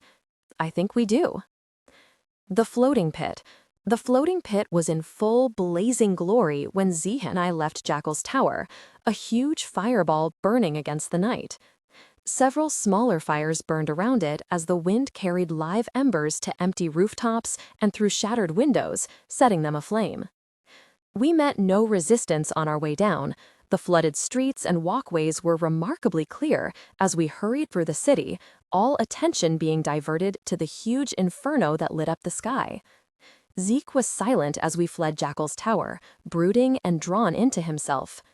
In a single day, he'd lost a best friend and a father, and was now expected to lead in Jeb's place. I wished I could talk to him, but there'd be time for that later. Right now, we had to escape the city and get everyone to safety, if such a thing existed. The hunger still raged within, gnawing at my insides, urging me to pounce on the human in front of me and tear him open. Zeke's blood had helped with the worst of the damage, but I was still starving. Worse, the sky over the buildings was growing lighter. The sun would be up soon, and we had to be clear of Jackal City before then, or I'd be toast. However, as we hurried along the bridges and catwalks, I realized we had another problem. The floating pit sat between us and our exit, and right now it was surrounded by a horde of Jackal's men, not to mention the firestorm sweeping through the buildings around it. "Where are the others?" I asked Zeke as we crouched inside a half-crumbled building, watching long streamers of fire snap in the wind. My vampire instincts were screaming at me to go the other direction, but the only way out was through that firestorm. "Next time, try burning your bridges after you've crossed them, Allison." "They're just over the bridge," Zeke replied, observing the flames worriedly. "At least, that's where I left them. I hope they're still okay." "How did you get them out?" Zeke pointed to the elevated track circling the district, passing, I noticed, right next to the theater. "We followed the tracks," he said, sweeping his finger around. "It takes you right out of the city, like you said. Once we got to the barge, we sort of hijacked one of the vans." A shadow crossed his face, guilt that he'd had to kill yet again. "The others are waiting just outside the city," he continued, "hidden and safe. If we can get to them, we're home free." "Well," I muttered, turning back to the fire, feeling the heat from the flames, even here. "We're going to have to get through that.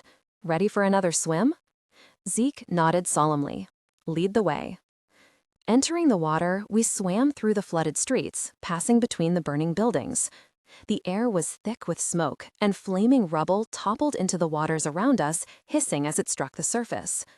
I concentrated on moving forward, ignoring the canyons of fire around me, ignoring the hunger that still cramped my stomach, and the warm body next to mine. As we passed under a walkway, Zeke hanging a little behind, footsteps echoed above us, and a radar peered over the railing. "You," he shouted, pulling the gun from his belt. "I saw you in the pit. You're the difficult person who set it on fire." A shot rang out, and pain exploded through my chest with a spray of blood. I heard Zeke cry out as the water closed over my head. Anger and hunger roared to life. I was sick of being shot, stabbed, burned, gutted, staked, and thrown out windows. Snarling, I exploded back to the surface, grabbed the raider by the belt, and dragged him over the edge. We hit the water with a splash and sank like a rock, the human thrashing frantically in my grip. He stiffened as I plunged my fangs into his throat and stopped moving by the time we hit the bottom. I finished feeding and hesitated, tempted to leave him for the fishes and the worms. But Zeke would be waiting up top, and he had seen me pull the raider into the water. With a growl, I grabbed the limp body and struck back for the surface. He might still succumb to hypothermia and blood loss, but at least I wouldn't leave him to drown. Zeke gaped as I broke the surface, shaking water from his ears. "You're alive," he gasped, teeth chattering with cold. "But you took a shot right to the chest. I was right there, and I saw." "It takes a lot to kill me," I muttered. "Well, scratch that. It takes a lot to kill me again. I'm already dead, remember?" Swimming beneath the walkway, I heaved the raider's limp body out of the water onto the edge of the platform. His head lolled to the side, revealing 2 oozing bite marks that I hadn't sealed. Zeke's gaze followed mine, and his face tightened, but he didn't say anything. I could feel him thinking, however, as we swam through the streets and finally reached the elevated tracks leading out of Jackal's territory. Dripping, shivering, he followed me up the framework to the top, grabbing my hand as I pulled him onto the planks.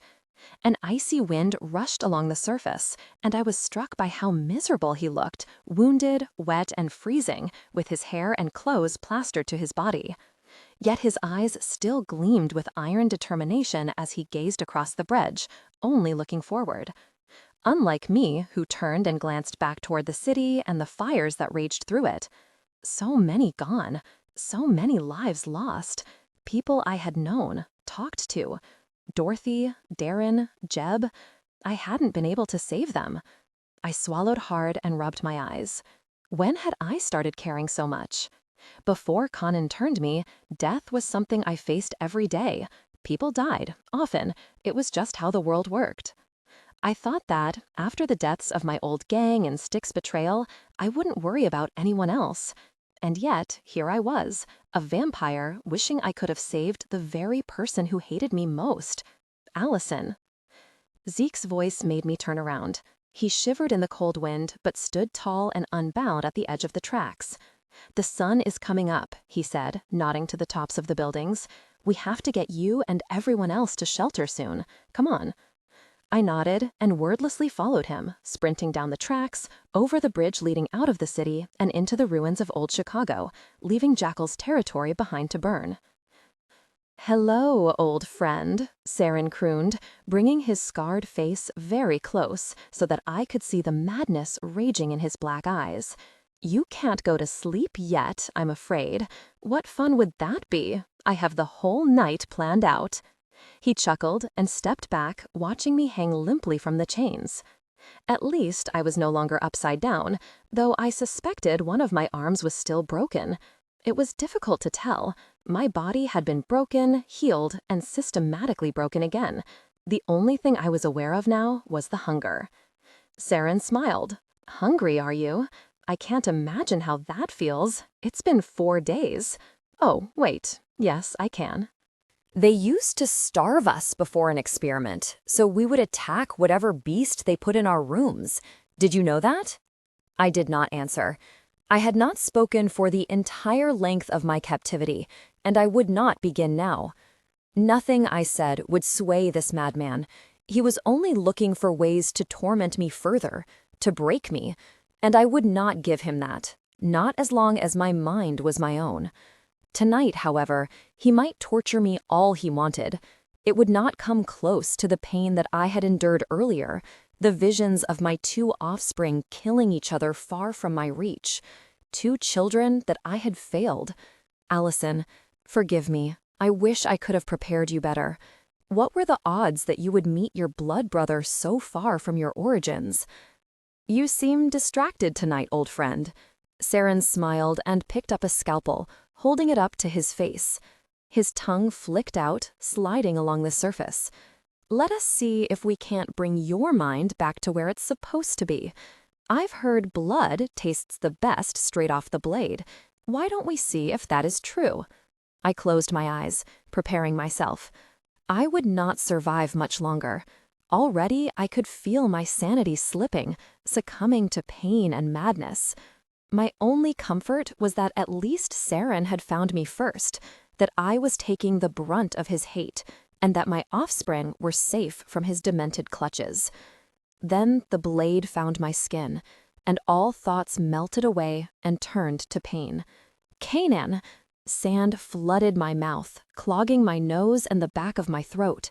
Spitting and choking, I bolted upright, clawing through layers of dirt until I reached the surface. Zeke rose quickly from where he sat against a half-buried rail. Bewildered, I gazed around, trying to remember where we were. A few yards away, waves rose and fell against a strip of white sand, making hissing noises as they returned to the lake. Behind us, Chicago's ruined skyscrapers crowded the skyline, threatening to topple into the sand. Pieces of the night came back to me. Zeke and I had found the others across the bridge where he'd left them, sitting in one of the very same vans used to kidnap them. With only minutes till sunrise, we had torn off down the streets, putting as much distance as we could between ourselves and the raiders, until we hit the coast. With nothing on my mind except getting out of the sun, I'd buried myself in the sand moments before the light peeked over the water and instantly blacked out. "You all right?"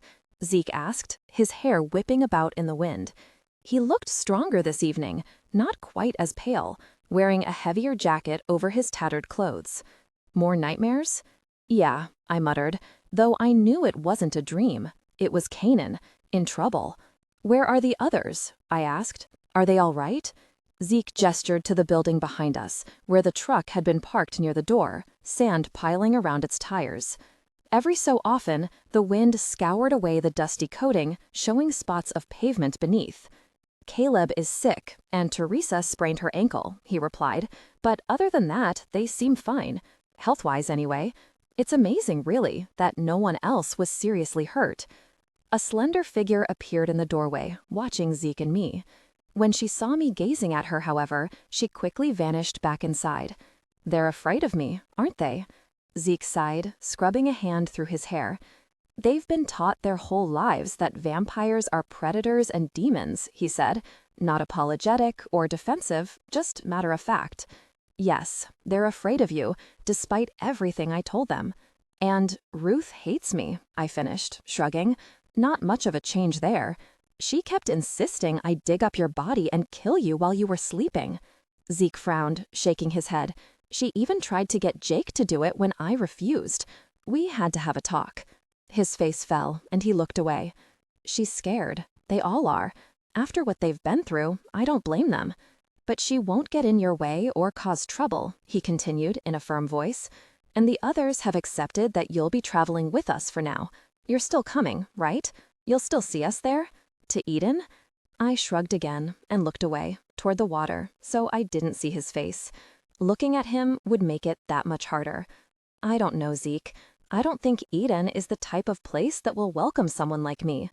Kanan's face swam across my mind again, tortured and in agony. "And I have something I have to do, someone to find.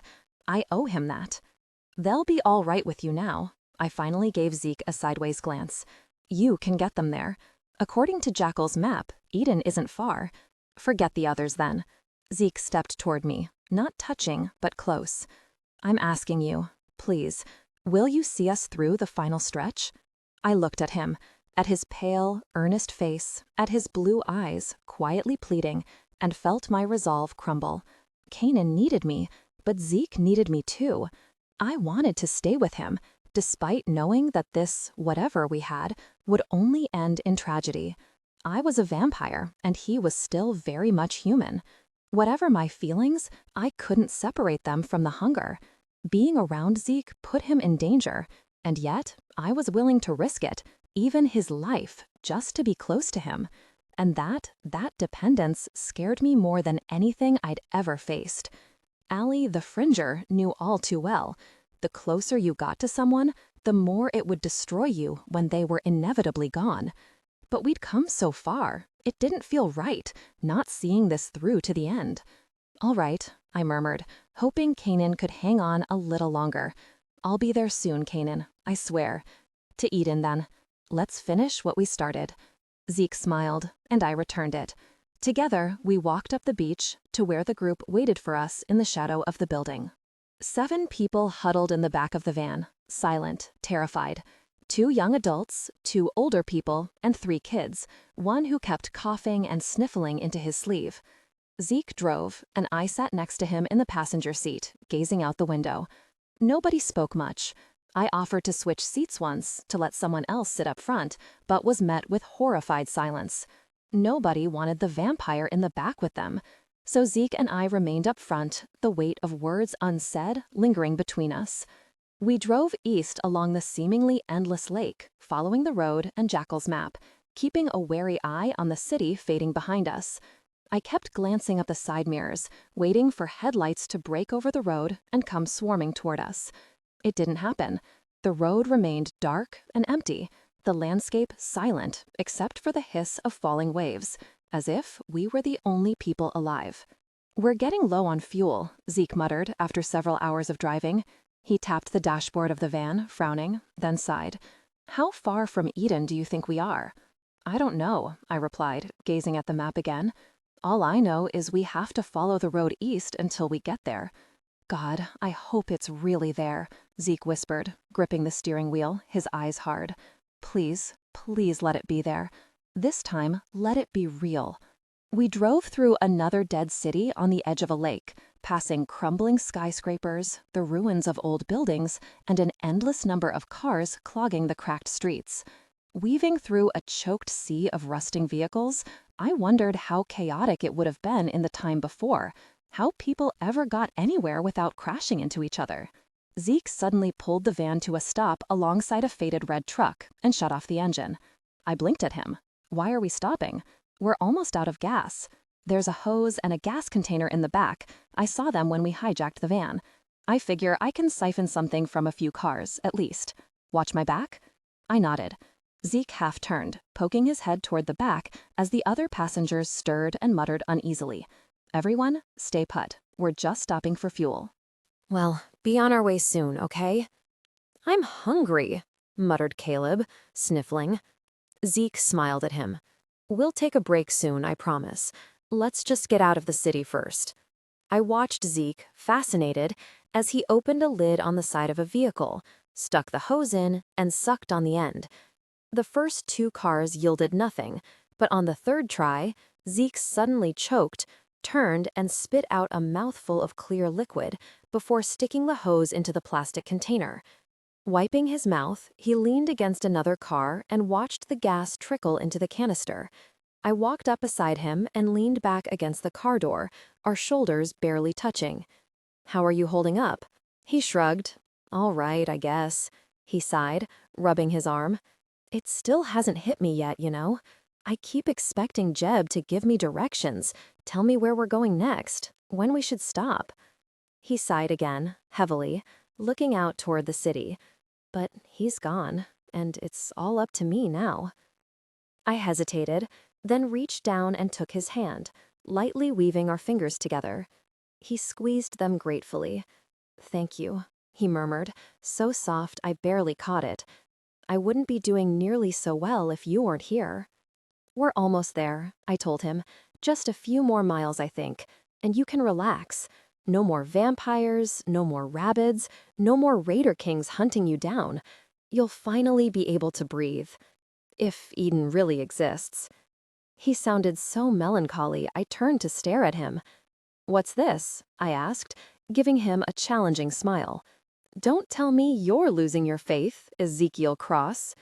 His mouth twitched into a smirk. You're right, he said, pushing himself off the car.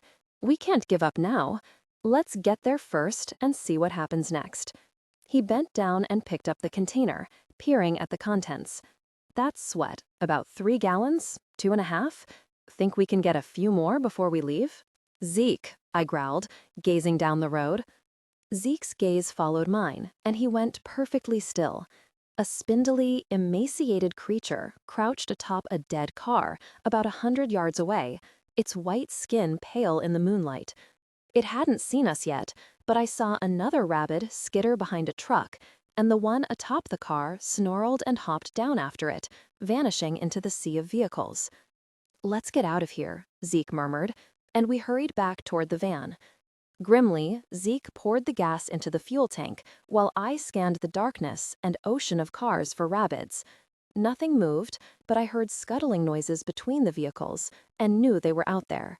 It was only a matter of time before they saw us. Done, he muttered, slamming the lid shut.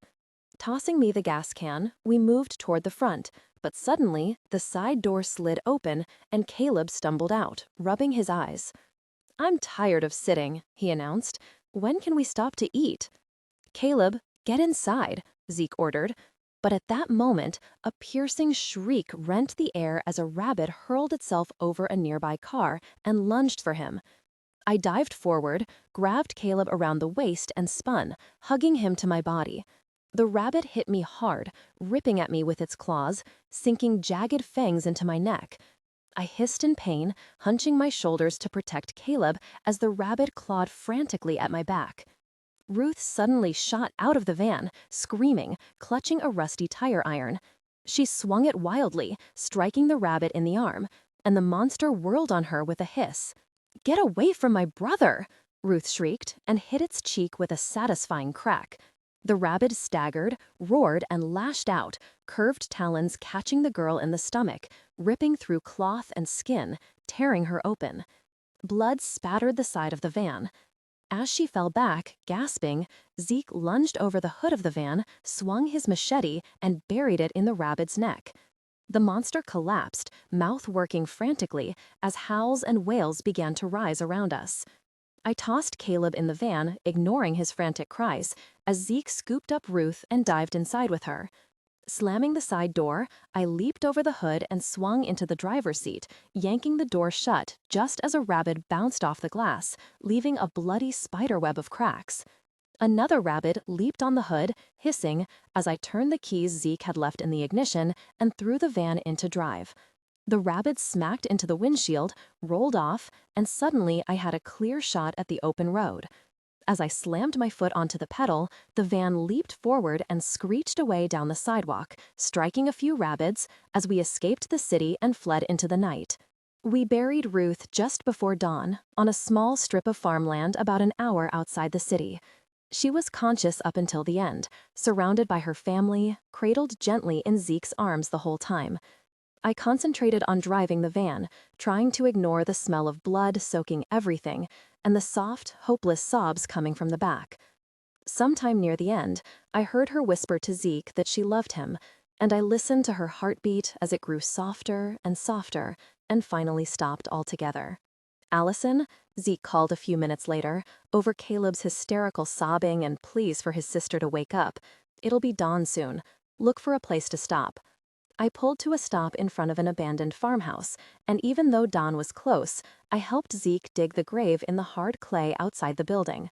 And with everyone gathered silently, Zeke said a few words for everyone we'd lost: Ruth and Dorothy, Darren and Jeb. His voice broke a few times, but he remained calm and matter-of-fact, even with the tears streaming down his face. I couldn't stay for the whole thing. With the sun threatening to peek over the horizon, I met Zeke's eyes over the mound of earth, and he nodded. Drawing away from the much smaller group, I found a bare patch of soil behind the farmhouse and sank into the earth as Zeke's quiet, grief-stricken voice followed me down into the darkness. Blissfully, my sleep was free of nightmares this time, but that didn't quell my sense of urgency as I pushed myself free of the earth the next night, shaking dust from my hair and clothes. Kanan was still out there, somewhere, in trouble. Maybe he couldn't be saved. Maybe the eerie silence in my dreams meant he was already dead. But I couldn't leave him. I had to try to find him, at least. Soon. Picking a clump of clay from my hair, I turned and found Caleb staring up at me. His eyes were red and swollen, his face dirty and streaked with old tears, smudges where he'd wiped at his face. But he stood there, watching me with dry, hooded eyes, solemn and unafraid. "They put Ruth in the ground," he said at last, as a faint growl of thunder echoed somewhere in the distance. Behind him, lightning flickered, showing a storm was on its way. I nodded, wondering what he was getting at. "But you came out," Caleb said, his gaze flicking to the disturbed earth behind me. He padded up, staring into my face, his eyes hopeful. "You came out, so maybe Ruth will come back too. We could wait. We could wait until she comes back, just like you." "No, Caleb," I shook my head sadly. "I'm different. I'm a vampire." I paused to see if that frightened him. It didn't. Kneeling, I took his hand, staring at the grubby fingers. "Ruth was human," I whispered, "just like you, and Zeke, and everyone. She isn't coming back." Caleb's lip trembled. Without warning, he lunged at me, striking me with his small fists, beating on my shoulders. "Then make her a vampire," he sobbed, as tears began welling in his eyes again. I flinched, more startled than anything, not knowing what to do. "Make her come back," he screamed at me. "Bring her back right now." Hey, Caleb."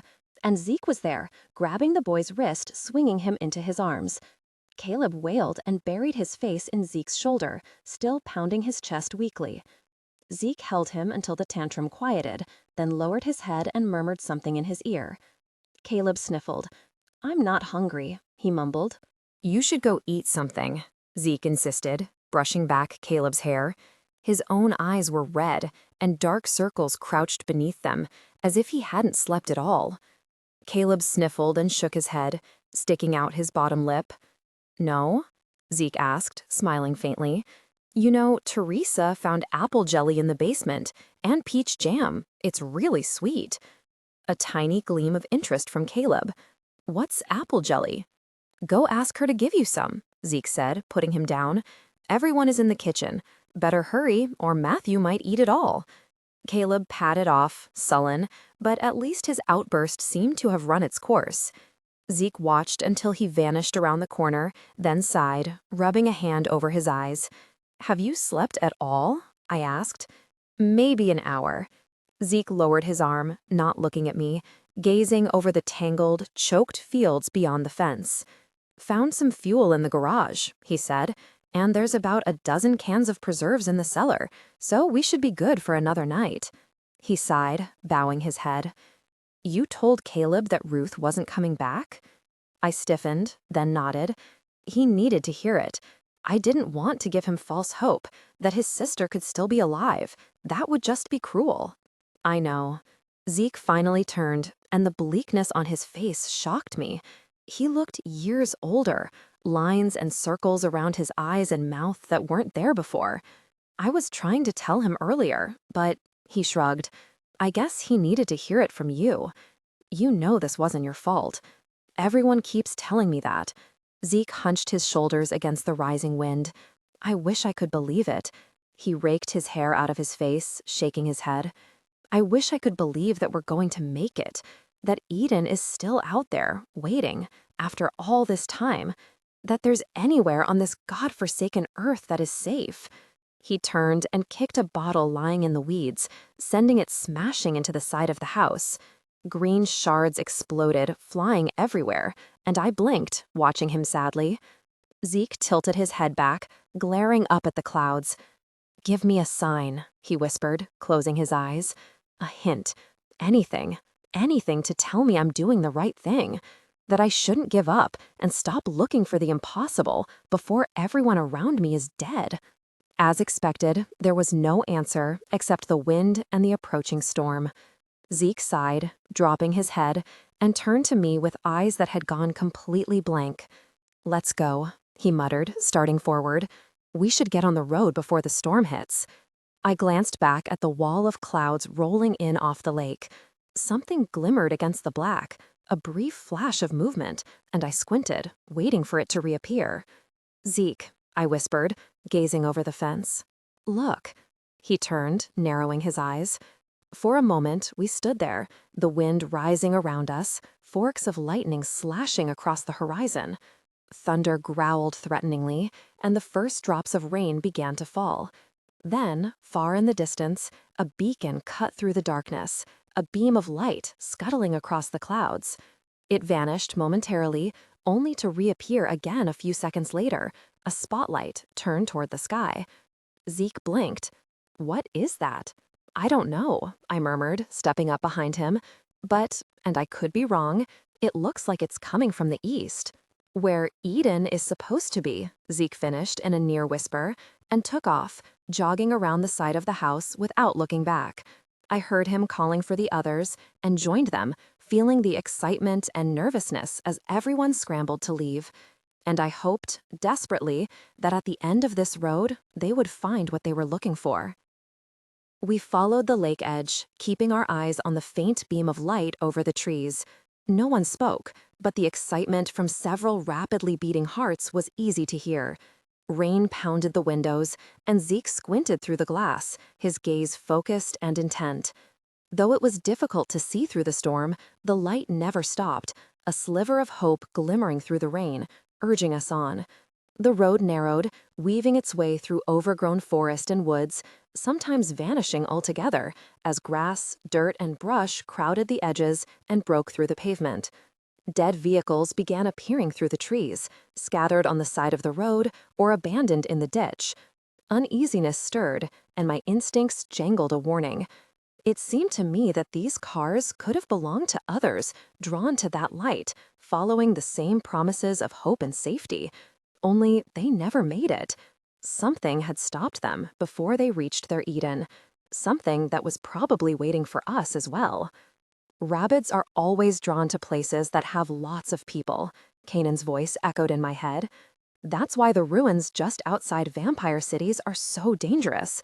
Because the rabbits have discovered where their prey is, and though they can't get over the walls, they never stop trying. Of course, they're not intelligent enough to set up complex traps. but they have been known to ambush people or even vehicles if they know where their prey is going. Zeke suddenly slammed on the brakes. Caleb and Bethany cried out as the van skidded a few feet in the road, then came to a lurching halt, still in the center of the pavement. Peering through the glass, my blood ran cold. A tree lay across the road, huge and thick and gnarled, much too big to go around, over, or through. From the storm and the amount of rain and wind, it might have fallen on its own. It might have been uprooted and had crashed from entirely natural causes. And yet, I knew it had not. Zeke looked at me, his face pale. "They're out there, aren't they?" I nodded. "How long until sunrise?" I checked my internal clock. "It's not even midnight." He swallowed. "If we sit here, they'll tear the van apart trying to get at us." I looked down the road, searching for the light. It shone above the branches, tantalizingly close. "We're going to have to make a run for it." Zeke closed his eyes. I could see he was shaking. Opening them, he stole a quick glance at the back, at Caleb and Bethany, Silas, Teresa, Matthew, and Jake, the last of our party, the only ones left. Leaning in close, he lowered his voice. "They'll never make it," he whispered. "Teresa has a bad leg, and the kids, they can't outrun those things. I can't leave them." I glanced out the window. Beyond the headlights was only rain and darkness, but I knew they were out there, watching us. "Leave them," my survival instincts whispered. "They're lost. Get Zeke out of there, and forget the others. There's no saving them, not this time." I growled, deep in my throat. We had come this far. We just had to go a little farther.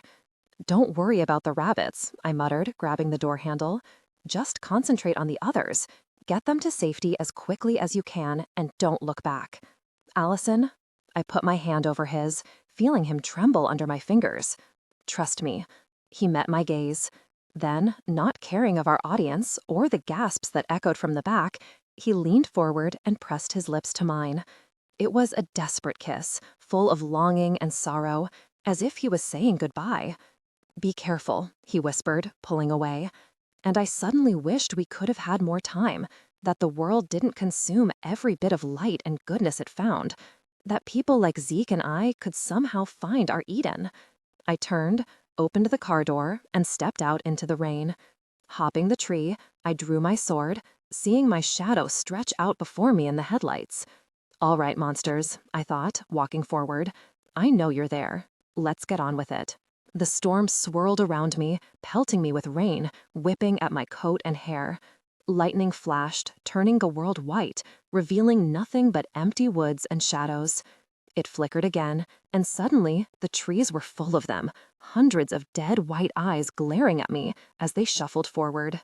There were so many, like ants swarming out of a nest, and the air filled with their eerie wails and cries. I gripped my blade and took one deliberate step forward. With piercing shrieks, the rabbits flung themselves at me, a pale, chaotic swarm. Howling a battle cry, I lunged to the edge of the road and met the first wave with flashing steel, cutting through limbs and splitting bodies in two. Claws slashed at me, tearing through my coat, into my skin. Blood misted on the damp air, both mine and the tainted blood of the monsters. But I didn't feel any pain.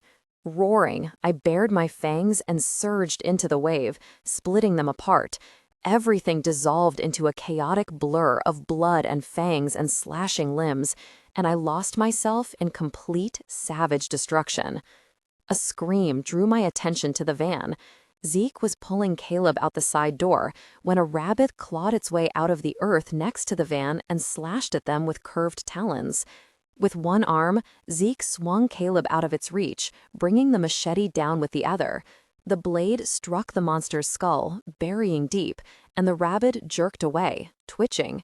I started toward them when suddenly, through the trees, the earth roiled, and another wave of monsters erupted from the ground. Eyes blazing, they gave chilling wails and flung themselves at the van. "Zeke!" I screamed, cutting a rabbit's head from its neck, even as the claws ripped a gash in my sleeve. "Get them out of there now!" "Go!"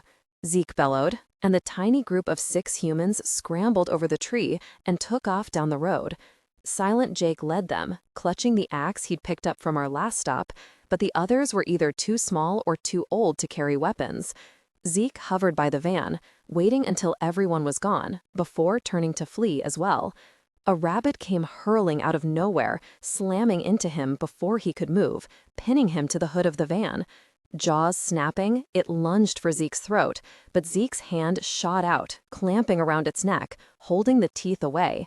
The rabbit hissed in fury and ripped at him with its claws, tearing at his chest, and for a horrible moment, I flashed back to that night in the rain, where I had died, holding the monster away from my throat while its claws tore my life away. Zeke! Breaking away from the horde, I started toward him. But Zeke brought his foot up, kicking the rabbit in the chest, hurling it away. His blue eyes met mine through the rain. "Help the others," he spat, as the rabbit bounced to its feet with a hiss and sprang at him again. It met the blade of a machete, slashing across its face, and lurched back with a shriek, blood pouring across its eyes. "Allison," Zeke spared me a split-second glance. "Forget about me. Help the others, please." I watched Zeke bring his weapon up, the front of his shirt drenched with blood, watched the rabbit close on him, and made my decision. Whirling, I sprang after the rest of the group, catching up to them just as a pair of rabbits lunged for Bethany, cutting them down before they touched her. But the circle was closing in. Everywhere I looked, rabbits were coming at us, leaping through the trees and rising out of the ground. Several jumped forward, but I sliced them apart before they reached the rest of the group. Still, it was only a matter of time before numbers overwhelmed us. From the corner of my eye, I could see them, huddled together. Teresa and Silas had the kids between them, sobbing, and Jake stood behind me with his axe, silent and grim. Zeke was gone. The rabbits were coming, wave upon wave of them. There was nowhere left to go. "Run," my vampire instincts whispered. "The rabbits don't want you. They want the humans. You can still get out of this alive. Run now." The circle of rabbits closed in, hissing and snarling. I glanced behind me at the small group of humans, then turned to face the sea of death, edging forward from all sides. "Zeke," I thought, swinging my blade up one last time, "this is for you." Baring my fangs, I roared a battle cry and lunged forward. Light pierced the darkness, sudden and blinding. The rabbits froze, whirling around, as a monstrous vehicle roared through the crowds, crushing bodies and flinging them aside. It skidded to a halt a few feet away, and several uniformed humans leaned out over the top and sent a hail of machine gun fire into the mob. Rabbits shrieked and howled as the roar of bullets joined the deafening cacophony, tearing through flesh, shattering concrete, and making dirt and trees explode. I cringed back with the others, huddled as close to the truck as I could, hoping a stray bullet wouldn't hit anyone by mistake. Rabbits pounced toward the vehicle, but were cut down before they reached the massive tires, twitching as they were riddled with holes. There was a shout, and something small flew through the air, thrown by one of the humans. A few seconds later, an explosion rocked the ground, sending rabbits flying. Snarling, the rest of the pack turned and fled, bounding back into the forest or burying themselves into the earth. In a few seconds, the whole pack had disappeared, and the night was still except for the rain. I tensed as a human leaped from the top of the truck and stalked toward us. He was big and muscular, dressed in a uniform of black and green, and held a very, very large gun in both hands. "We saw your rights down the road," he said, matter-of-factly. "Sorry we couldn't get here sooner. Is anyone hurt?" Dazed, I stared at him. Other soldiers were springing down from the vehicle now, wrapping the group in blankets, leading them back to the truck. One of them picked Bethany up after throwing a blanket around her, and another helped Teresa hobble over the pavement. The lead soldier watched them a moment, then turned back to me. "Is this everyone?" he asked briskly. "Once we leave, we're not coming back if we can help it. Is this your whole party?" "No," I gasped and whirled around, scanning the road behind us. "No, there's one more. We left him by the van. He could still be alive." I started forward, but he grabbed my arm. "He's dead, girl." The soldier's eyes were sympathetic as I turned on him furiously. "If he fell behind with the rabbits, he's dead. I'm sorry, but we should get those who are alive to Eden." "I'm not leaving him," I snarled, yanking my arm out of his grip. My throat burned with anger at the unfairness of it all, that Zeke could come so far, get this close, only to fall at the end. I thought of the data he was carrying, the precious information that could save the human race, and backed away from the soldier. You don't know him. He could still be alive. If he's dead, I clenched my fists, my voice breaking a little. I still have to know. But I'm not leaving him behind. We've come too far for that. I know it's hard, the soldier began, but was interrupted. Sarge? One of the soldiers peered down from the truck. Sergeant Keller, I think you'd better see this. I whirled around. A lone figure was walking steadily down the road toward us, one hand holding his shoulder, the other gripping a machete at his side. He was covered in blood, clothes torn, and every step looked painful. But he was alive. Relief shot through me. Breaking away from Keller, I ran to him, catching him just as he staggered, dropping his weapon to the pavement. He was shaking, his skin cold, and he reeked of blood, both his own and the rabbit's. I felt his heartbeat, thumping frantically in his chest, the most beautiful sound I'd ever heard. One arm snaked around me, holding us together, and he rested his forehead against mine.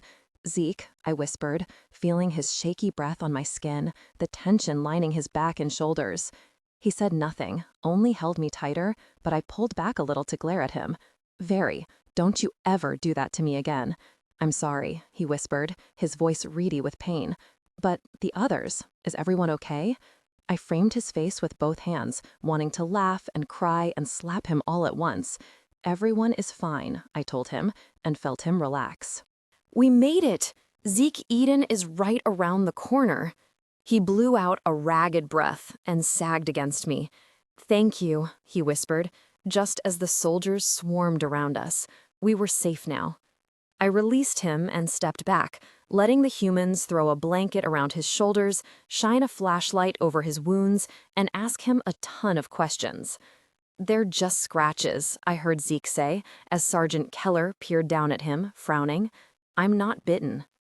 "Get him on the truck," Keller ordered, waving his arm. "They can check him out once we're behind the wall. Let's move, people." Moments later, I sat beside Zeke in back of the monstrous truck, both of us wrapped in blankets, his hand clutched tightly in mine. Surrounded by so many humans, the hunger stirred restlessly as the scratches beneath my coat slowly healed, but I ignored it. Caleb and Bethany clung to the adults they knew, eyeing the soldiers warily, but the rest of them were dazed with relief. As the rain slowly let up, I peered over the top of the truck and saw it approaching a pair of enormous iron gates at the end of the road. A fence stretched out on either side of it, reminding me of the wall in New Covington, dark and massive and bristling with razor wire on top. The white beam of a spotlight spun slowly around just inside one corner of the wall, piercing the sky. There were shouts from inside the fence, and the massive gates slowly swung open, allowing the truck to pass through. More armed, uniformed humans lined the path beyond the gate, jogging after the truck as it cruised into a tiny compound with muddy roads and a few long cement buildings in the distance. Watchtowers rose along the wall every 100 feet or so, and the humans here seemed to be all military. Caleb peered over the rim with wide eyes. "Is this Eden?" he asked plaintively. One of the soldiers laughed. "No, little guy, not yet. Look." He pointed to where a dock stretched out over the dark waters of the huge lake. "Eden is on an island in the middle of Lake Erie. There's a boat that will arrive to take you there tomorrow morning." So Jeb had been right. Eden was on an island. This place was just a checkpoint, the last stop before getting to the city. "How far?" Zeke murmured from my shoulder, his voice tight with pain. Sergeant Keller glanced down at him, frowning. "Not far. About an hour by boat. But first, we have to make sure you're not infected. You've all been in contact with the rabbits. Everyone will get a thorough examination here before you're allowed into the city." Uh-oh, that didn't sound good for me, and Zeke's hand tightened on mine, showing he felt the same. The truck pulled through the camp and finally stopped at one of the long cement buildings near the edge of the lake. A bald man in a long white coat waited for us near the back door and spoke urgently to Sergeant Keller as we piled off the truck. I saw the sergeant point to Zeke and myself, and the bald man glanced over anxiously. A bed on wheels was brought out, pushed by 2 more men in white coats, and Zeke was loaded onto it despite his protests. In the end, he relented, but still kept a tight hold of my hand as we swept through the doors into a sterile white room. Cots lined the walls, and men and women in white rushed toward us, ushering the others to different parts of the room. Caleb resisted a little, clinging to Jake, but was won over when the man pulled something tiny and bright out of his coat pocket. It looked like a green button on a white stick, but when Caleb put it in his mouth, his eyes widened and he crunched down on it with a smile. The man held out a hand, and Caleb allowed him to lead him toward a counter. "Excuse me." I glanced up.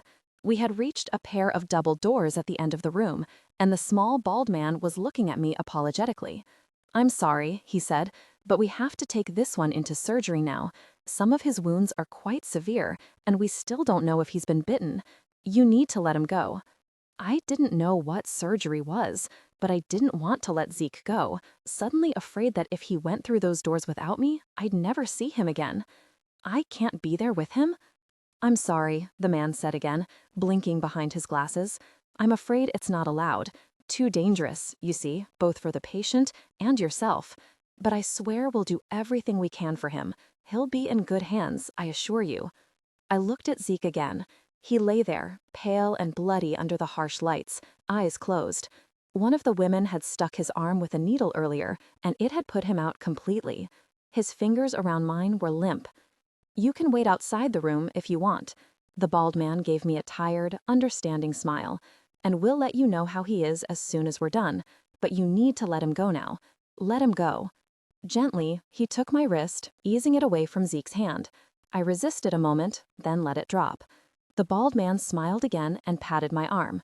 They wheeled Zeke through the doors, and I followed them down a narrow, dimly lit hall until they vanished through another pair of doors with no windows, a bright "no entry" painted on the metal in vivid red.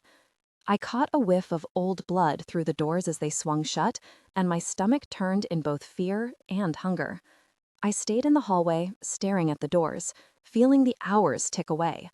I wondered how the others were doing. I wondered if Zeke was all right, if he would pull through. There had been so much blood. If he had been bitten, if he turned into one of those monsters. I shook my head, abandoning that thought. Leaning back against the wall, I looked up at the ceiling and let my eyes slip shut. I don't know if you can hear me, I thought in the general direction of the sky, or if you're even listening. But if you have any sense of justice at all, you won't let Zeke die in there. Not when he's this close. Not when he's sacrificed everything to see the others here alive. I know you're probably anxious to get him home, but he's needed down here a little more. Just let him stay a little longer. The hall remained empty, silent. I bowed my head, letting my thoughts drift. I wondered, suddenly, where Kanin was, if he was still alive. If he could sense me, feel where I was, or if he even cared. If he was still sane enough to care. I wondered if he was sorry that one of his offspring had killed the other. I felt it then. A flash of rage and hate so strong, I jerked my head up, bashing my skull into the wall. Wincing, I stared down the corridor, feeling my fangs poking through my gums, growling softly. For a split second, I'd felt him, seen his face. I felt his anger directed right at me. Not Kanen, not Psychovamp, Jackal. He was alive. The doors at the end of the hall swung open. I leaped upright as the bald man emerged looking very tired, smears of blood on his white coat. "Your friend is going to be fine," he said, smiling, and I collapsed against the wall in relief. "He's lost a lot of blood, has a slight concussion, and there was an old gunshot wound on his leg, but he isn't infected. I expect him to make a full recovery. Can I see him?" "He's sleeping now." The bald man gave me a severe look. "You can visit him later, but I believe you need stitches too, young lady. Judging from those rips in your clothes, I'm surprised you're not in worse shape. Has someone examined you?" "Hold still a moment." He swung a strange device off his neck and stuck the ends in his ears. "This won't hurt," he promised, holding up the shiny metallic circle on the end of the tube. "I'm just going to listen to your heart, check your breathing." He moved the device toward my chest, and my hand shot out, grabbing his wrist before either of us knew what was happening. He jumped, startled by how fast I moved, and looked up at me with huge round eyes behind his glasses. I met his gaze sadly. "You won't find anything there," I murmured, and he frowned a moment, confused. Then his face drained of color, and he stared at me, frozen. I heard his heartbeat speed up, and a sheen of sweat glistened on his brow. "Oh," he whispered in a tiny, breathy voice. Please don't kill me." I released his wrist, letting mine drop to my side. "Go on," I muttered, turning away. "Do what you have to do." He hesitated, as if fearing a trick, that I would turn and pounce on him the second his back was turned. Then I heard his footsteps, sprinting off down the hall, running to spread the word about vampires in the hallways. I didn't have a lot of time. Hurrying to the surgery doors, I pushed my way inside. The room was dark, save for a single bright light that shone down on a bed in the middle of the room, surrounded by beeping machines and shelves of metal instruments. Zeke lay on his back, clean gauze wrapping his chest, one arm in a sling, breathing peacefully. His pale hair gleamed under the lights. I approached the bed and leaned close, smoothing the hair from his eyes, listening to the sound of his heart. "Hey," I whispered, knowing he probably couldn't hear me, unconscious as he was. "Listen, Zeke, I have to go. There's something I have to do, someone I have to find. I owe him a lot, and he's in trouble now. I just wanted to say goodbye." Zeke slept on. I put my hand on his uninjured arm, squeezing gently. My eyes burned, but I ignored them. "You probably won't see me again," I murmured, feeling something hot slide down my cheek. "I got you here, like I promised I would. I wish I could have seen your Eden, but this place isn't for me. It never was. I have to find my own place in the world." Bending down, I brushed my lips to his. "Goodbye, Ezekiel," I whispered. "Take care of the others. They'll be looking to you now." He stirred in his sleep, but didn't wake. Releasing him, I turned and walked away, out of the room and through the doors. As they swung shut behind me, I thought I heard him murmur my name, but I did not look back. Walking back through the main hall was a much more hostile journey than when I'd arrived. The men and women in white coats either glared or cringed back from me, huddled along the wall, watching as I strode through the room. No one from our original group was there to say goodbye. Probably better that way. Caleb would make a fuss, and the others might want to know where I was going. But I didn't know where I was going. All I knew was Kanan and now Jackal were out there. I had to find my sire, see if I could still help him. I owed him that much. As for my blood brother, I was pretty sure he would find me, eventually. And I didn't want to be around those I cared about when he did. Outside, the storm had moved on, and the stars glimmered brightly through the clouds. A breeze cooled my skin, smelling of sand and fish and lake water, and a new beginning. Just not for me. A squad of soldiers came rushing up to me, led by Sergeant Keller. I raised my hands as they surrounded me, leveling their guns at my chest, their faces hard with suspicion and fear. The sergeant stepped forward, his previously smiling mouth pulled into a grim line. "Is it true?" he asked, narrowing his eyes. "Are you a bloodsucker like the doc says?" When I didn't reply, his face hardened. "Answer me, before we start pumping you full of holes to see if you die or not." "I don't want any trouble," I said calmly, keeping my hands where he could see them. "I was just leaving, in fact. Let me walk out of here, and you'll never see me again." Sergeant Keller hesitated. The other soldiers kept their guns trained on my heart. From the corner of my eye, I saw movement on the waters of the lake, a faded white ferry pulling up to the dock, the boat that would take everyone but me to Eden. "Sarge," one of the men growled, "we should kill it. Now, before anyone hears we let a vampire through the gates. If the mayor finds out, there'll be a citywide panic." I met Keller's eyes, keeping my expression calm, even though I felt my body tense, ready to explode into violence if needed. I didn't want to hurt these men, but if they started firing, I would have no choice but to tear them apart, and hope they didn't shoot me full of holes before I could escape. "You'll leave?" Keller asked gravely. "You'll walk away and not come back?" "You have my word." He sighed and lowered his gun. "All right," he stated, as a few of his men started to protest. We'll escort you to the gates. Sarge, enough, Jenkins. Keller glared at the man who had spoken. She hasn't hurt anyone here, and I'm not about to start a fight with a vampire if there's no need. Shut up and stand down. The soldiers relented, but I felt their glares on my back as they led me across the muddy yard, back to the huge iron gates guarding the entrance. Keller yelled a command, and one of the gates creaked open, just enough for one person to walk through. "All right, vampire," Keller said, nodding to the gate. I heard the click of their weapons behind me, a half-dozen barrels leveled in my direction. "There's the door. Get out and don't come back." I didn't say anything. I didn't look back. I walked to the gates and slipped through, feeling them grind shut behind me, sealing me off from humanity, Eden, and Zeke. "We are vampires," Kanan had told me, on one of our last nights together. "It makes no difference who we are, where we came from, princes, masters, and rabbids alike. We are monsters, cut off from humanity. They will never trust us. They will never accept us. We hide in their midst and walk among them, but we are forever separate. Damned. Alone. You don't understand now, but you will. There will come a time when the road before you splits, and you must decide your path. Will you choose to become a demon with a human face, or will you fight your demon until the end of time, knowing you will forever struggle alone?" A silent road stretched before me, damp with rain and littered with cars. As I watched, pale figures began to slip through the trees or claw their way out of the earth. Rabbids edged onto the pavement, filling the road, their hisses and snarls rising into the air. Their empty white eyes blazed with madness and hunger, and they began to sprint forward. Reaching back, I drew my blade, feeling it rasps free, gleaming as it came into the light. Looking up at the approaching rabbids, I smiled. New kid. "My name is Ethan Chase, and I doubt I'll live to see my 18th birthday. That's not me being dramatic. It just is. I just wish I hadn't pulled so many people into this mess. They shouldn't have to suffer because of me, especially her. God, if I could take back anything in my life, I would never have shown her my world, the hidden world all around us. I knew better than to let her in. Once you see them, they'll never leave you alone. They'll never let you go.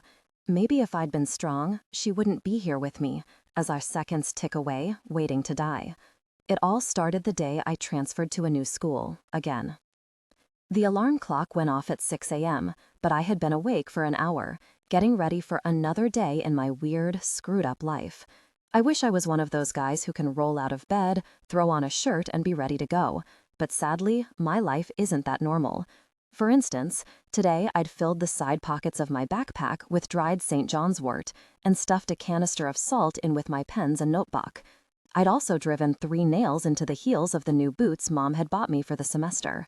I wore an iron cross on a chain beneath my shirt, and just last summer, I'd gotten my ears pierced with metal studs.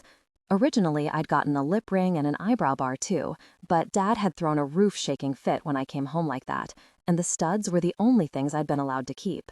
Sighing, I spared a quick glance at myself in the mirror, making sure I looked as unapproachable as possible. Sometimes I catch Mom looking at me sadly, as if she wonders where her little boy went. I used to have curly brown hair like Dad, until I took a pair of scissors and hacked it into jagged, uneven spikes. I used to have bright blue eyes like Mom, and apparently like my sister. But over the years, my eyes have become darker, changing to a smoky blue-gray from constant glaring dad jokes. I never used to sleep with a knife under my mattress, salt around my windows, and a horseshoe over my door. I never used to be brooding and hostile and impossible. I used to smile more and laugh. I rarely do any of that now. I know Mom worries about me. Dad says it's normal teenage rebellion, that I'm going through a phase and that I'll grow out of it. Sorry, Dad, but my life is far from normal, and I'm dealing with it the only way I know how. Ethan? Mom's voice drifted into the room from beyond the door, soft and hesitant. It's past 6. Are you up? I'm up. I grabbed my backpack and swung it over my white shirt, which was inside out, the tag poking up from the collar. Another small quirk my parents have gotten used to. I'll be right out. Grabbing my keys, I left my room with that familiar sense of resignation and dread stealing over me. Okay then, let's get this day over with. I have a weird family. You'd never know it by looking at us. We seem perfectly normal. A nice American family living in a nice suburban neighborhood with nice clean streets and nice neighbors on either side. 10 years ago, we lived in the swamps, raising pigs. 10 years ago, we were poor, backwater folk, and we were happy. That was before we moved into the city, before we joined civilization again. My dad didn't like it at first. He had spent his whole life as a farmer. It was hard for him to adjust, but he did, eventually. Mom finally convinced him that we needed to be closer to people, that I needed to be closer to people, that the constant isolation was bad for me. That was what she told Dad, of course, but I knew the real reason. She was afraid. She was afraid of them, that they would take me away again, that I would be kidnapped by fairies and taken into the never-never. Yeah, I told you, my family is weird. And that's not even the worst of it. Somewhere out there, I have a sister, a half-sister I haven't seen in years. And not because she's busy or married or across the ocean in some other country. No, it's because she's a queen, a fairy queen, one of them, and she can't ever come home. Tell me that's not messed up. Of course, I can't ever tell anyone. To normal humans, the Fae world is hidden, glamored, and invisible. Most people wouldn't see a goblin if it sauntered up and bit them on the nose. There are very few mortals cursed with the sight who can see invisible fairies lurking in dark corners and under beds, who know that the creepy feeling of being watched isn't just their imagination, and that the noises in the cellar or the attic aren't really the house settling. Lucky me, I happen to be one of them. My parents worry, of course, Mom especially. People already think I'm weird, dangerous, maybe a little crazy. Seeing fairies everywhere will do that to you. Because if the Fae know you can see them, they tend to make your life a living hell. Last year, I was kicked out of school for setting fire to the library. What could I tell them?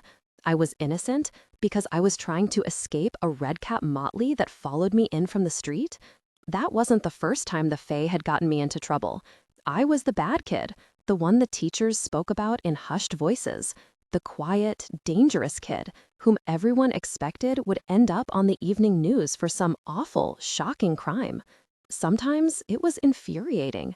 I didn't really care what they thought of me, but it was hard on Mom, so I tried to be good, futile as it was. This semester, I'd be going to a new school, a new location, a place I could start clean, but it wouldn't matter. As long as I could see the Fae, they would never leave me alone. All I could do was protect myself and my family, and hope I wouldn't end up hurting anyone else.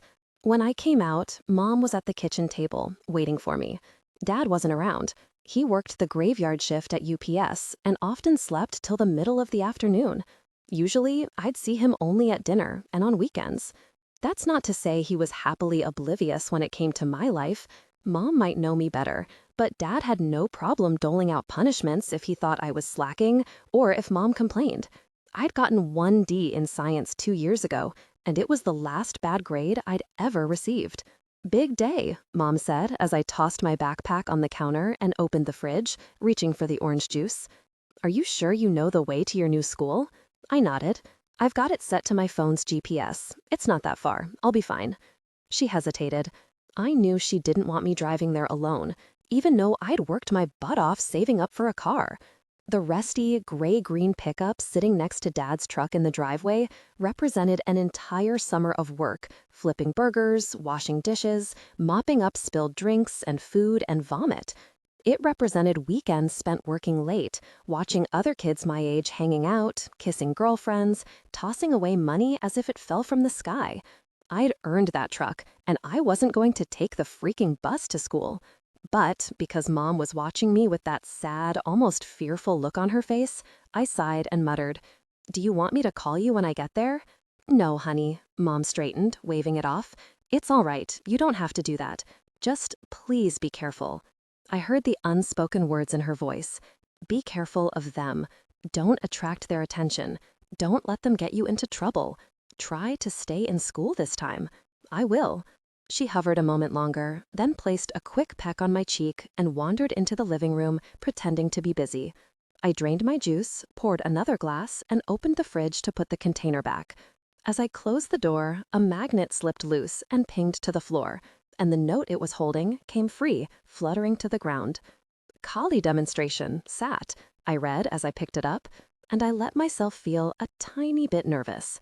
I'd started taking Kali, a Filipino martial art, several years ago to better protect myself from the things I knew were out there. I was drawn to Kali because not only did it teach how to defend yourself empty-handed, it also taught stick, knife, and sword work too. And in a world of dagger-toting goblins and sword-wielding gentry, I wanted to be ready for anything. This weekend, our class was putting on a demonstration at a martial arts tournament, and I was part of the show. If I could stay out of trouble that long anyway. With me, it was always harder than it looked. Starting a new school in the middle of the fall semester sucks. I should know, I've done all this before. The struggle to find your locker, the curious stares in the hallway, the walk of shame to your desk in your new classroom, 20 or so pairs of eyes following you down the aisle. Maybe third time's the charm. Slumped into my seat, which thankfully was in the far corner, the heat from 24 stares blazed on the top of my head, and I deliberately ignored them all. Maybe this time I can make it through a semester without getting expelled. One more year. Just give me one more year, and then I'm free. At least the teacher didn't stand me up at the front of the room and introduce me to everyone. That would have been awkward. For the life of me, I couldn't understand why they thought such humiliation was necessary. It was hard enough to fit in without having a spotlight turned on you the first day. Not that I'd be doing any fitting in. I continued to feel curious glances directed at my corner the rest of the class, and I concentrated on not looking up, not making eye contact with anyone. I heard people whispering and hunched down even farther, studying the cover of my English book. Something landed on my desk, a half sheet of notebook paper folded into a square. I didn't look up, not wanting to know who'd lobbed it at me. Slipping it beneath the desk, I opened it in my lap and looked down. The kid who burned down his school? It read in messy handwriting. Sighing, I crumpled the note in my fist. So they'd already heard the rumors. Perfect. Apparently, I'd been in the local paper, a juvenile thug who was seen fleeing the scene of the crime. But because no one had actually witnessed me setting the library on fire, I was able to avoid being sent to jail. Barely. I caught giggles and whispers somewhere to my right, and then another folded-up piece of paper hit my arm. I was going to trash the note without reading it this time, but curiosity got the better of me, and I peeked quickly. "Did you really knife that guy in juvie, Mr. Chase?" Miss Singer was stalking down the aisle toward me, her severe expression making her face look pinched and tight behind her glasses. Or maybe that was just the dark, tight bun pulling at her skin, making her eyes narrow. Her bracelets clinked as she extended her hand, waggling her fingers at me. Her tone was firm. "Let's have it, Mr. Chase." I held up the note in 2 fingers, not looking at her. She snatched it from me. After a moment, she murmured, "See me after class." Very. 30 minutes into a new semester, and I was already in trouble. This didn't bode well for the rest of the year. I slumped farther, hunching my shoulders against all prying eyes, as Miss Singer returned to the front and continued the lesson. I remained in my seat after class was dismissed, listening to the sounds of scraping chairs and shuffling bodies, bags being tossed over shoulders. Voices surged around me, students talking and laughing with each other, gelling into their own little groups. As they began to file out, I finally looked up, letting my gaze wander over the few still lingering. A blonde boy with glasses stood at Miss Singer's desk, rambling on while she listened with calm amusement.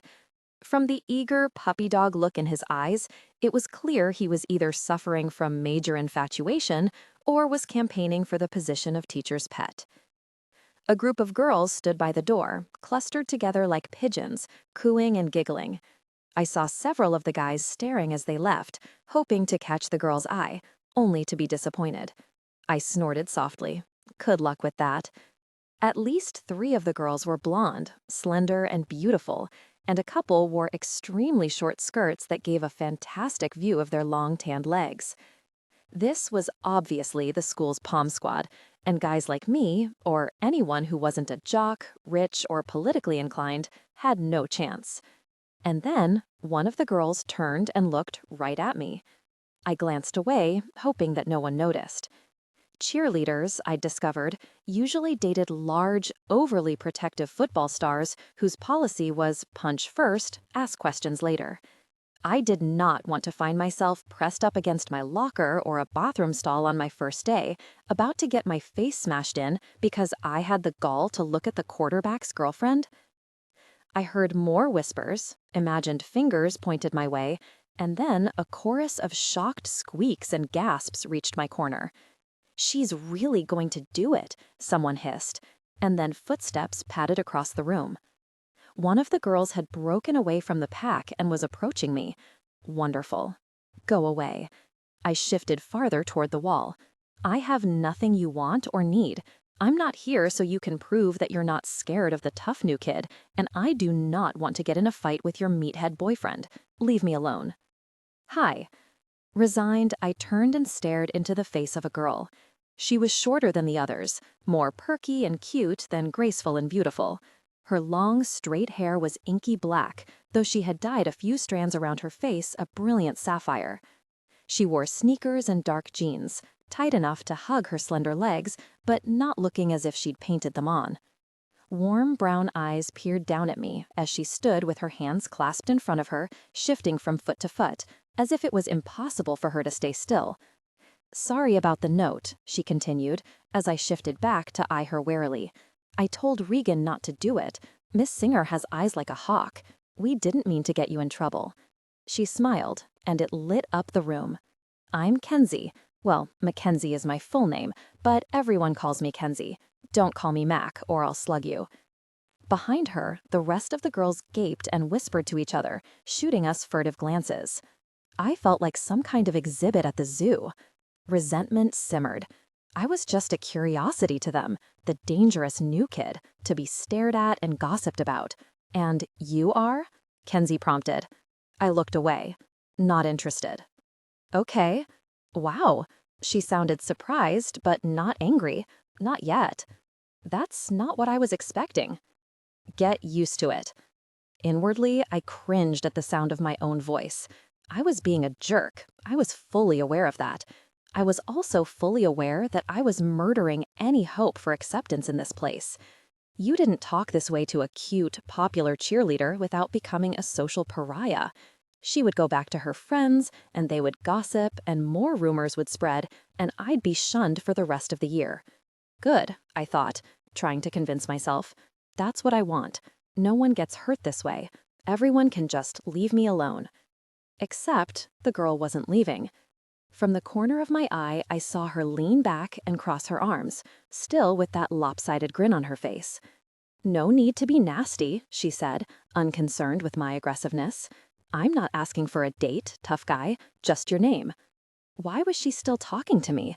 Wasn't I making myself clear? I didn't want to talk.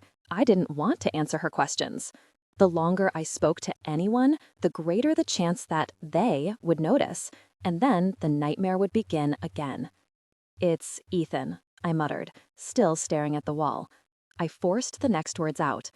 "Now, piss off." Huh, well, aren't we hostile? Though her words were sharp, she still seemed more amused than anything. I resisted the urge to glance at her, though I still felt that smile, directed at me. "I was just trying to be nice, seeing as it's your first day and all. But if you want to be a jackass, Miss St. James." Our teacher's voice cut across the room. Kenzie turned to look, and I snuck a peek at her. "I need to speak with Mr. Chase," Miss Singer continued, smiling at Kenzie. "Go to your next class, please." Kenzie nodded. "Sure, Miss Singer." Glancing back, she caught me staring at her and grinned before I could look away. "See you around, tough guy." I watched her bounce back to her friends, who surrounded her, giggling and whispering. Sneaking unsubtle glances at me, they filed through the door into the hall, leaving me alone with the teacher. "Come here, Mr. Chase, if you would. I don't want to shout at you over the classroom." Pulling myself to my feet, I walked down the aisle and slouched into a front row desk. Miss Singer's sharp black eyes watched me over her glasses. Then she launched into a lecture about her no-tolerance policy for horseplay and how she understood my situation and how I could make something of myself if I just focused. As if that was all there was to it. Thanks, but you might as well save your breath, I thought. I've heard this all before. How difficult it must be, moving to a new school, starting over. How bad my life at home must be. Don't act as if you know what I'm going through. You don't know me. You don't know anything about my life. No one does. And if I had any say in it, no one ever would. Please paste the content you would like me to